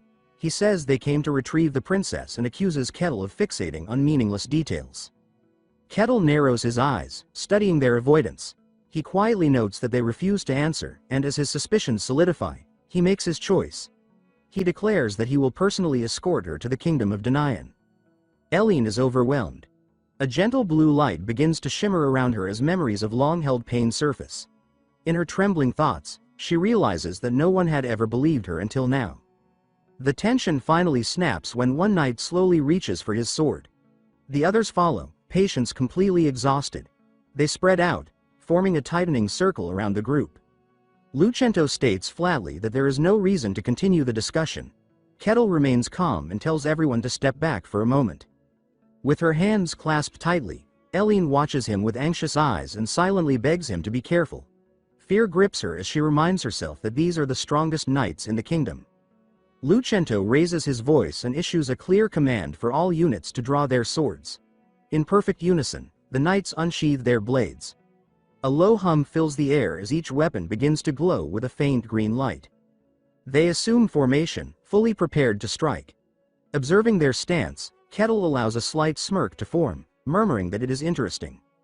Nearby, the bound tower master Lich silently observes the escalating standoff. A dim red light pulses within his eye as he scoffs inwardly at the knights' display. He judges them as second-rate, noting their glowing blades, before acknowledging that they can all manipulate mystic arts. His gaze settles on their leader, whom he silently recognizes as first-rate. Captain Lucento points his glowing sword at Kettle and shouts the order to take down the barbarian, granting permission to kill him. At once, the knights move as one. They rush in from every direction, surrounding Kettle and striking in perfect coordination. Just as their enchanted blades are about to connect, an immense surge of energy explodes outward from Kettle's unmoving body. The shockwave rips through the formation, violently throwing the knights back and completely obliterating their combined assault. Kettle stands exactly where he had been, completely untouched. A brilliant ring of light slowly dissipates around him as the dust settles back to the forest floor. Without allowing the knights even a moment to recover, Kettle vanishes from his spot and closes the distance in an instant. He slips past a kick aimed at his side and answers with a single, crushing counter. His kick lands cleanly, sending the armored knight flying backward through the air. Almost at the same time, Kettle turns his attention to the others, his eyes glowing faintly with a purple hue. He raises his hand and releases a punch. The force slams into two knights squarely in the chest, hurling them away as they lose their footing. Moving like a blur, Kettle presses forward without hesitation, dismantling the remaining knights one after another. Each strike is precise, merciless, and overwhelmingly effective. Within moments, the entire squad is down, their bodies scattered across the forest floor. One of the Elene knights lets out a weak, pained groan. Standing amid the aftermath, Kettle's expression remains cold, steady, and unmoved. He states calmly that this confirms the princess's fears about the knight's true nature. His gaze follows the survivors as they struggle to regroup. He mutters to himself that coordinated attacks are troublesome. Seeing their hesitation, Captain Lucento shouts for them not to stop and orders a full assault. The knights answer in unison and immediately charge together. They leap in from every direction, green capes snapping through the air as they converge on Kettle. Just as their blades are about to fall, Kettle moves faster than the eye can follow. He intercepts two knights mid-air, gripping them by the helmet. Before the others can react, Kettle spins violently, becoming a living whirlwind. Using the captured knights as a weapon, he smashes them into the charging soldiers with explosive force. The thunderous clash of metal echoes through the clearing as the knights are hurled away. The attack ends almost as soon as it began. Kettle stands at the center of a shallow crater formed by the sheer power of his spin, surrounded by broken and battered bodies. Another strained groan escapes one of the Elene knights. Among the wreckage, only Captain Lucento remains standing. His sword shines intensely, pulsing with condensed green energy. Fury twists his features as he bellows that Kettle is a monster and charges forward in desperation. Gathering everything he has left, Lucento swings his enchanted blade in a savage arc aimed directly at Kettle's neck. He screams for Kettle to die. At the edge of the clearing, Ellen's eyes widen in terror as she cries out in alarm. Her thoughts race, recognizing the danger. At the very last moment, Kettle snaps his head upward and catches the flat of the blade with his own mouth, his teeth clenched against the force of the impact. Energy crackles wildly along the sword, yet the weapon is stopped completely. Lucento freezes, staring in utter disbelief. His strongest attack has been halted without inflicting so much as a scratch. Kettle's eyes burn with intensity as he slowly tightens his grip. Then, in a display of overwhelming power, he bites down. The enchanted sword shatters between his teeth, splintering into fragments that scatter across the ground. The bound Towermaster Lich watches in stunned silence, his lone glowing eye flickering as realization dawns. He thinks in disbelief that Kettle has crushed Aura with his jaws. The shock sends Lucento stumbling backward before he collapses onto the forest floor. Kettle steps forward and looks down at him, his calm gaze carrying an undeniable pressure. He asks evenly if Lucento wishes to continue. Lucento looks around at the battlefield, taking in the sight of his Ellie knights, some unconscious and others barely moving. Understanding finally settles in. He mutters a concession, acknowledging their defeat. His body shakes as he gives the final command to retreat. At once, he and the remaining conscious knights scramble away, vanishing into the forest depths. With the danger gone, Elene calls out anxiously for Kettle. He turns to face her and the others as she rushes toward him and asks if he is all right. He assures her that he is unharmed and tells her there is no need to worry. His expression then grows serious as he tells Elene that he will fulfill her request as promised. However, he adds that he wants to hear the full story. Elene blinks, momentarily surprised, then exhales softly before nodding with determination. She says that she will explain everything. Patrick silently processes what he has witnessed. Aura, the crystallized form of mysticism, is capable of tearing through steel and cutting down magic itself. Yet what he just saw defies every rule he knows. A simple barbarian accomplished the impossible. There should be nothing in the world capable of destroying Aura, and yet, this man caught it with his bare teeth without suffering even a scratch. Patrick struggles to accept it. Even after seeing it firsthand and applying all his knowledge, only one conclusion remains. This barbarian possesses a body that nullifies mysticism itself. The realization overwhelms him, and his thoughts refuse to go further. Eventually, night falls. After the turmoil of the day, they set up camp and rest beneath the darkened sky. For a while, the only sound is the gentle crackling of the fire, its rhythm fragile against the vast silence of the wilderness. The quiet lingers until the old man, Aaron, finally speaks. His face is tense, his eyes shining with emotion, as he says that their kingdom was replaced by something else. Firelight reflects in Kettle's eyes as he listens intently. Aaron continues, explaining that by the time he and the princess understood something was wrong, the kingdom had already Elene. Cities drowned in crimson light, buildings twisted and corrupted as if reality itself had been rewritten. Kettle watches, listens and calmly concludes that this is why they fled. Eren tightens his jaw and admits that if they had stayed, they would have been replaced as well, just like everyone else. His voice shakes as he says that not only the princess, but the world itself, was replaced. The distortion did not happen all at once. It crept in gradually, unnoticed, until escape was impossible.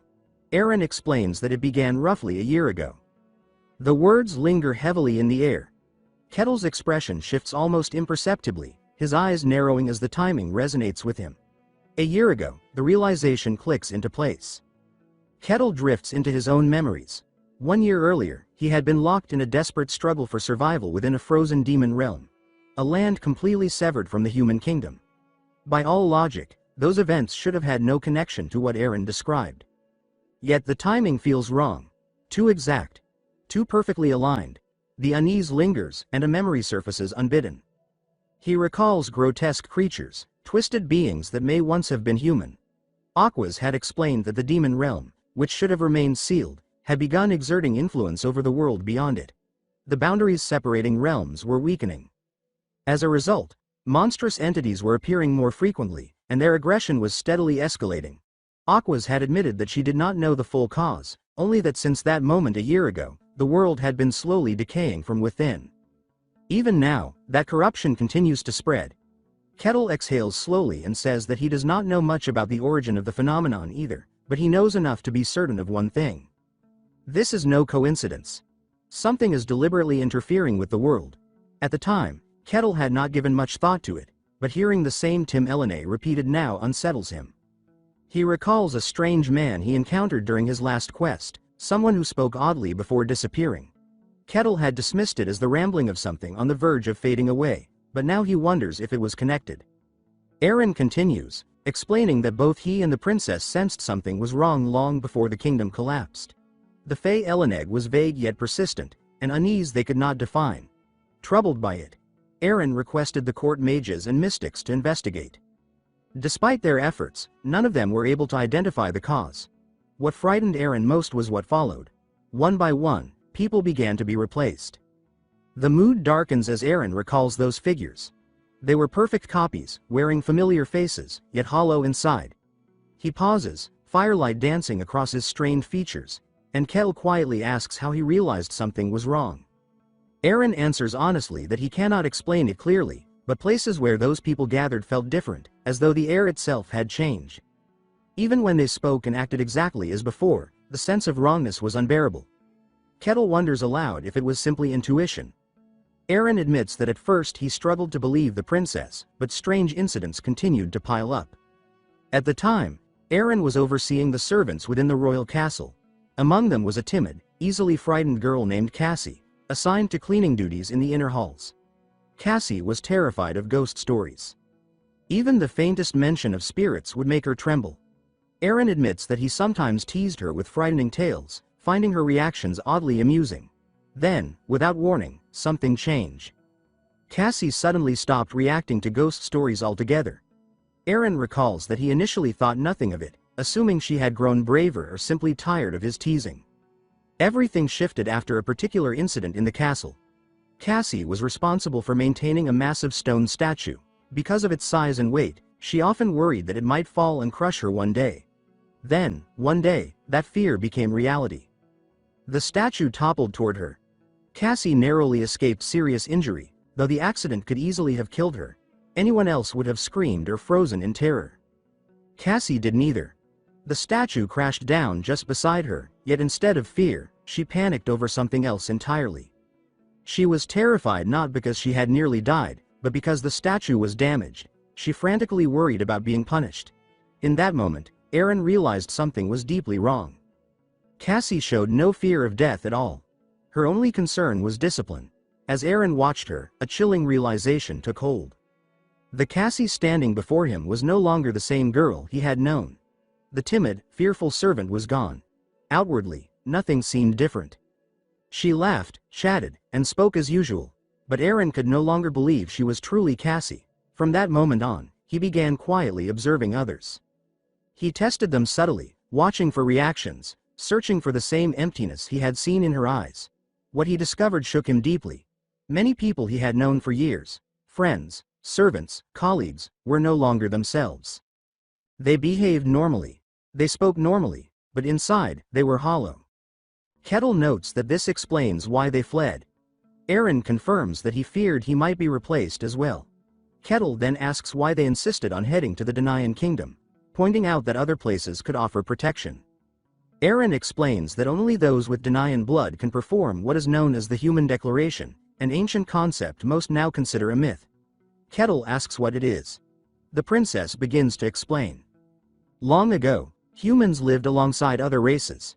There was one man who wished to create a kingdom solely for humans. He approached an unknown god and spoke his desire. The god granted him a single power. That power allowed him to distinguish humans from non-humans. With it, he founded a kingdom. Kettle concludes that this kingdom was Denian. The princess nods in confirmation and adds that only those of Denian royal blood can perform the Human Declaration.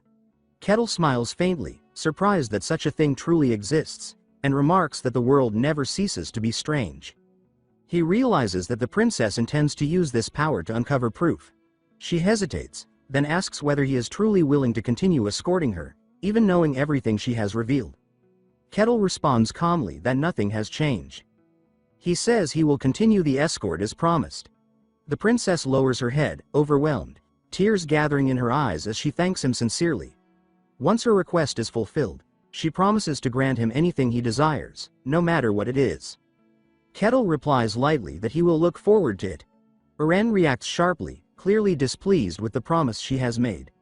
After a brief pause, Kettle is asked directly whether he believes her story. His eyes narrow slightly as he admits that he is not certain, but that the possibility exists. Patrick, who has remained silent until now, finally speaks. He states that the Blue-Green Knights are human and suggests that Kettle is no different, having fought them himself. Kettle looks at him and agrees, saying he believes the same.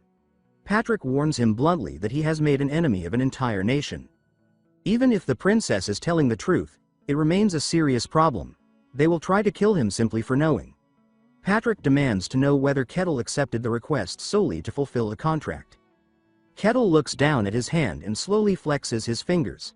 He answers honestly that this is part of it. But more than that, he admits the story is simply too interesting to ignore. A faint smile crosses his face as he adds that it would be a shame to miss out. Patrick freezes, stunned by the casual coldness of those words, and asks whether all of this is merely entertainment to him.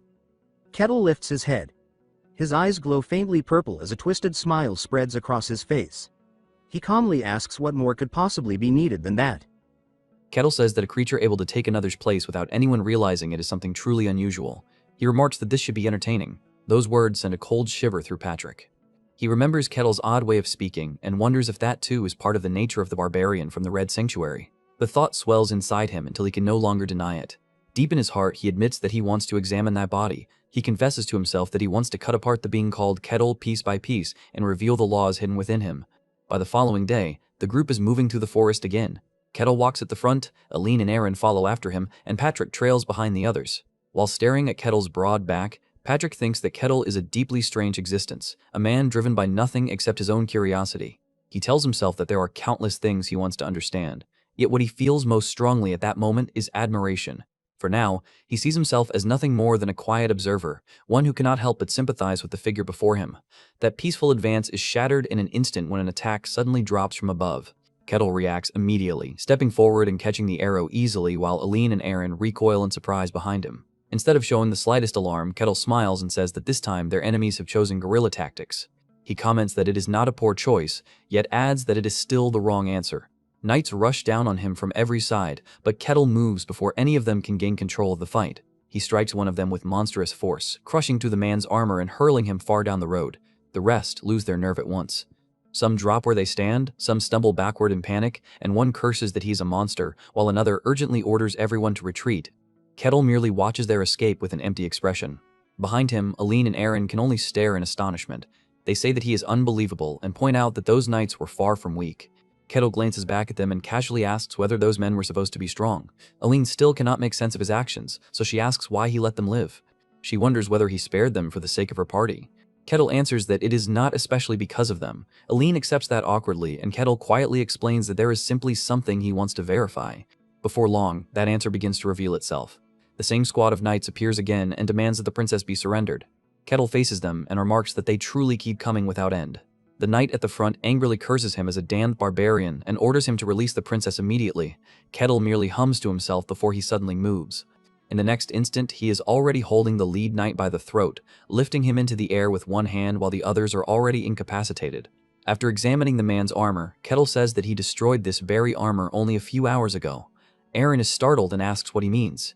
Kettle looks at the scratches across the breastplate and says that he remembers those marks clearly. He states that the armor is exactly the same and remarks that this makes the matter very interesting.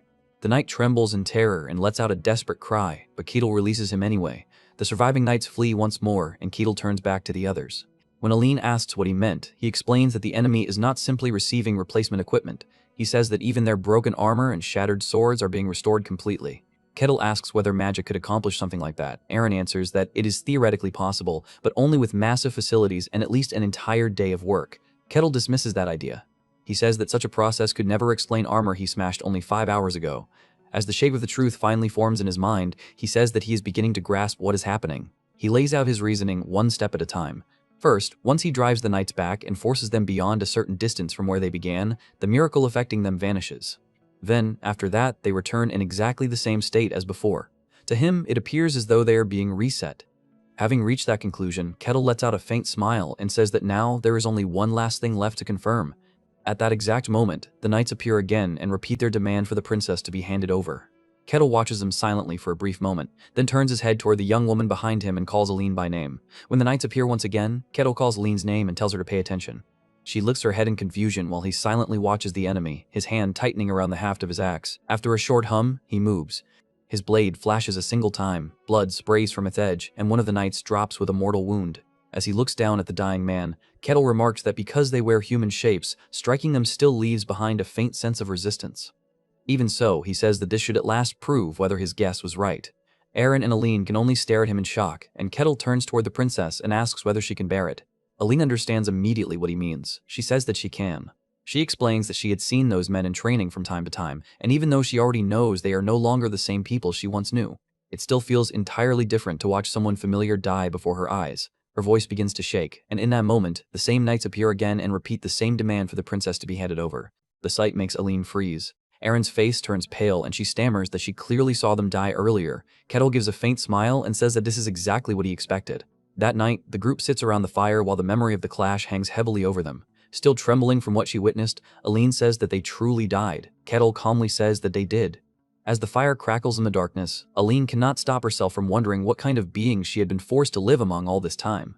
Kettle quietly stirs the meal over the flames and brings up the story Aaron told earlier. He mentions the child who kept failing over and over yet showed no fear of death, even when a stone statue nearly crushed them. He admits that he once thought that detail sounded absurd, but now he wonders if the answer is much simpler than that. He suggests that perhaps they are creatures that cannot die at all. Aline sits huddled into herself as Kettle hands her a bowl. He says that whatever those things may be, one truth is clear: they are not human. Then he asks whether she has any guess as to what they really are. Lowering her eyes, Aline says that she does not know. She explains that, at the very least, it is nothing she has ever learned about. Staring into the bowl in her hands, she says that returning after death cannot truly be called life. Still, she adds that if she had to name one possible answer, then they could only be beings from the demonic realm. Kettle repeats the phrase with interest, and Aline explains that the demonic realm lies beyond human perception, a warped and twisted world. She says that if those creatures truly came from there, then everything would start to make sense. Hearing that, Kettle suddenly understands why the quest had appeared before him. He realizes that those signs seem to emerge whenever something connected to the demonic realm is involved. Aaron immediately protests and tells the princess that such a thing cannot be possible. He reminds her that beings from the demonic realm cannot cross into this world. Kettle asks what he means by that, and Aaron answers firmly that he means exactly what he said. He explains that not once, from the very birth of that realm until now, has any being from there ever emerged outside. Kettle smiles and points out that Aaron's conviction rests only on precedent, experience, and the weight of history. Aline gently says that this may be so, but Aaron himself knows better than anyone how strange the world has become recently. Aaron hesitates, then admits that she is right. He speaks of the distortions that began a year earlier, and Kettle immediately takes that thought to its natural end. He suggests that those distortions may have reached the demonic realm as well. Aline reflects on his words and says that this is possible too. Kettle folds his arms and quietly repeats the thought of beings from the demonic realm. Then he says that if this is true, those dreadful things may really be stepping out into the world after all, and he admits that it is difficult to accept. Off to the side, Patrick looks at him and dryly remarks that those words sound rather ironic coming from him. By the next morning, the answer presents itself again. The knights return once more and shout for the princess to be handed over. Kettle looks at the now familiar scene, lets out a faint amused smile, and says that they have come back again. Kettle looks down at yet another fallen knight and says that this makes 3 deaths already, and yet every time they return without a single wound on them. Aline trembles with disgust and calls them vile monsters. As the group stands on the forest road with another corpse lying at their feet, Kettle says that at this point he is beginning to question what their true purpose really is. Though shaken, Aline steadies herself and says that their plan must have been to secretly consume the kingdom from within, quietly increase their numbers, and use that as the first foothold before swallowing the entire continent. Kettle listens to her, then says that he is not convinced and does not think the truth is so straightforward. Even while speaking, he casually knocks aside another incoming attack and says that if their true goal were simply to devour the kingdom, then killing Aline would have been enough. He points out that there would be no reason for them to go this far just to retrieve her. He adds that during the last 4 days they had more than enough opportunities to kill her, yet they never did. He also notes that they never move at night, behaving instead like ordinary humans who rest, eat, and remain hidden in darkness. Then, while batting away more charging knights, he says that even their guerrilla tactics are irrational. If they were truly immortal monsters, there would be no need to divide their forces. They could have attacked all at once, and even if they died, they would only return again. He concludes that these creatures do not act like monsters at all. Turning back to Aline, Kettle says that their words and behavior never go beyond the bounds of humanity. He says that it is almost as though they genuinely believe themselves to be human, and because of that, he has come up with a very interesting idea.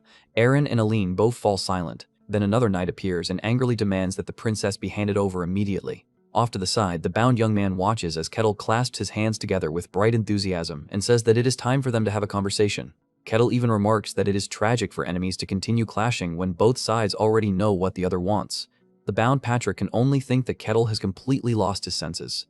Aaron shouts and asks what Kettle thinks he is doing. Kettle calmly answers that he already said he wants a sincere conversation. Aaron, horrified, cries out that trying to speak with a monster is pure madness. The captured knight is just as shaken and hurriedly says that he is not a monster at all. He insists that he is human, that they know who he is, and that he is not some creature to be feared. Before he can continue, Aline sharply orders him to be silent. Fury and grief twist together inside her as she says that some disgusting monster dares to wear that familiar voice. She says that she has already watched him die and return to life several times with her own eyes, so there is no possible way she could believe he is human. The kneeling knight desperately says that this is not the important part. He insists once more that they are human and says that the princess is mistaken. Aline refuses to let herself be treated as though she is delusional. She says that she already understands their scheme, that they devoured her father and mother, and that in the end they intend to turn her into a monster as well. She accuses them of wanting to replace everyone before conquering the continent. The knight hurriedly denies everything and says that none of that is true. He says that the princess will remain exactly as she is now. Those words make Aline stop cold, and she asks what he means by that. The knight admits that he does not know the full details, but says that one thing is certain: both she and Aaron must return to the kingdom. Aline rejects him immediately.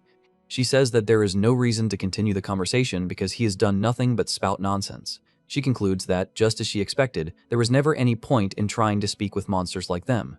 Kettle quietly watches her, then lets out a low hum. When Aline notices and asks what is wrong, he says that it really is just like that and that this makes the matter even more interesting.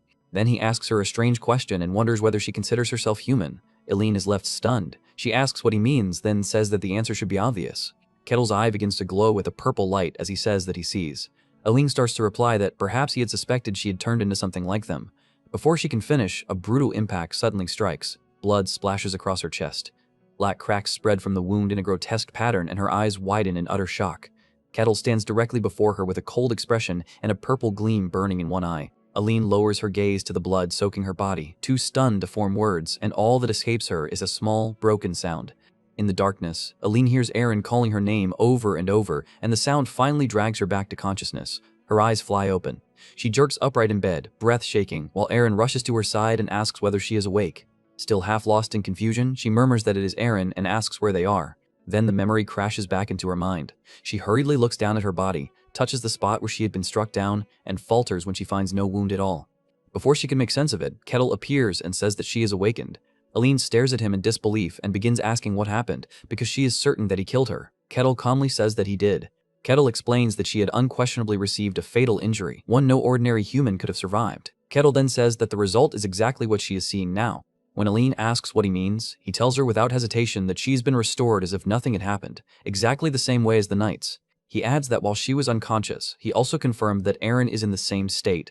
Aline recoils and says that cannot be true, only to realize with horror what that means. If so, then she may already be no different from them. Later, Kettle steps outside and Patrick asks him how Aline is handling the truth. Kettle replies that she's in chaos, just as anyone would expect, though mentally she seems steadier than he had imagined. He then asks Kettle when he first realized that Aline was the same kind of being as the knights. Kettle answers vaguely that who can say, then muses that perhaps he knew from the very beginning. He explains that the moment he first saw the stone, he felt a faint but familiar presence clinging to Aline and Aaron, though at the time he could not identify it. He says that once he noticed the same presence in the knights, his suspicion turned into certainty. Patrick reflects that even with the eye of observation, he was unable to detect anything like that, and he wonders if it is something only beings of the demonic realm can sense in one another. Kettle replies that this was not the only thing that bothered him. He recalls that Aline had feared him from the start and refused the food he offered. For 3 entire days, she had barely eaten more than a strip of jerky the size of a finger, all while enduring a grueling march that would have worn down even grown men. Kettle says that for a princess raised in comfort, such endurance cannot be explained by willpower alone.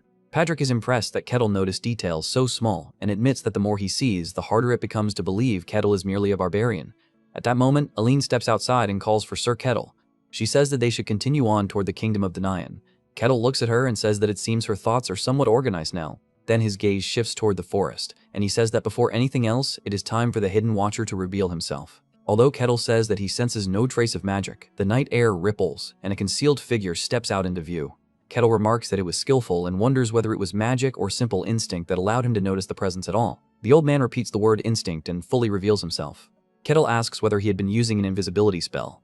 The old man then introduces himself as Adamant Regesh, a member of the 7-Colored Jewel Society and the chief mage of the Kingdom of Lutein. Adamant Regesh says that he has come to bring Aline home. Kettle studies him and asks whether that means he has not come to fight. Adamant lowers his gaze and says that such a thing should not be necessary. He explains that Kettle and the others have already told the princess everything she needed to know. Then he turns to Aline, extends a hand toward her, and says that it is time for her to return to the royal palace. He adds that if a princess of Lutein crosses into another kingdom, it could become a diplomatic problem. Aline trembles and thinks that those words no longer mean anything to her, because she is only a monster pretending to be Aline in the first place. Adamant quietly repeats the word monster and admits that they have certainly changed from what they once were. Even so, he says that this does not mean they have ceased to be themselves. He declares that he is still Adamant Regesh, chief mage of the Kingdom of Lutein. Aline looks at him in confusion, and Adamant says that if anything has changed, it is only that they have become more complete. He tells her that she is still the princess of Lutein and that she is destined to become the flawless queen of their country. Kettle thinks of the story of Theseus' ship. He explains that the people of Athens preserved the hero's vessel for a long time, and whenever its planks decayed, they replaced them with stronger ones. He asks whether after every part had eventually been replaced, it could still be called Theseus' ship. Kettle understands at once and realizes that the Kingdom of Lutein in its current state is nothing less than an enormous ship of Theseus.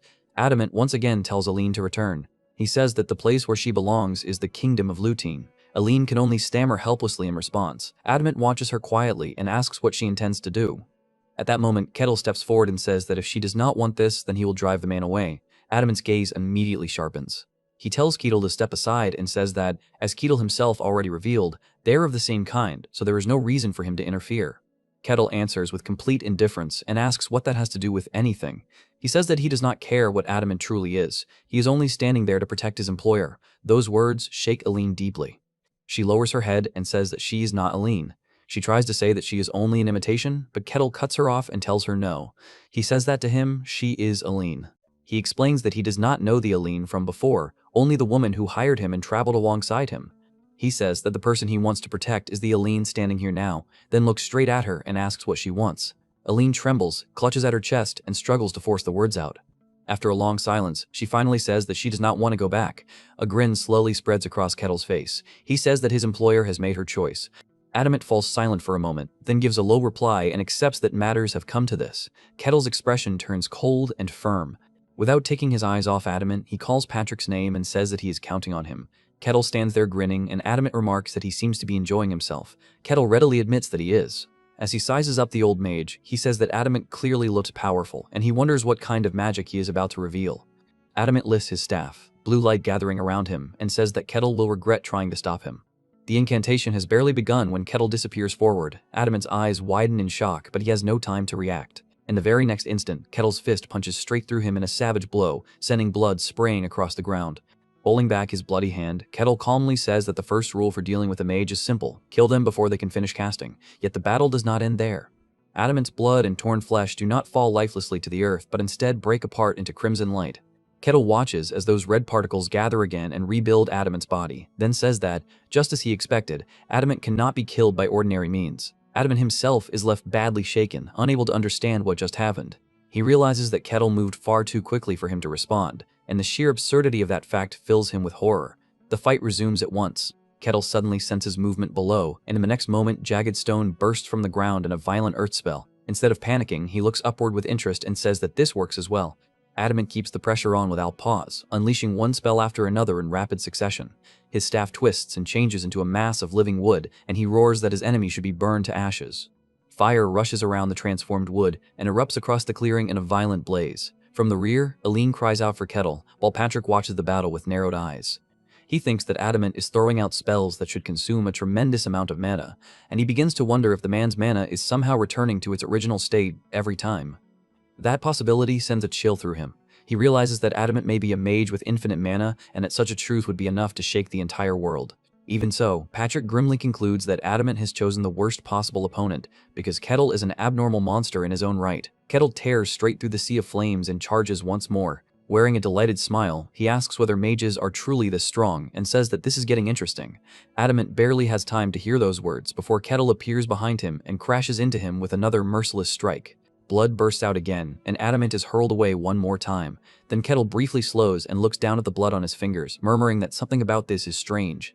Adamant, breathing heavily and staring in disbelief, calls him a monster and demands to know what he really is. Kettle answers with an easy smile that he is only a normal barbarian. Adamant can do nothing but say that such a claim is a ridiculous joke. At last, Adamant abandons all restraint. He says that they should stop testing one another and declares that from this point onward he will fight with his full strength.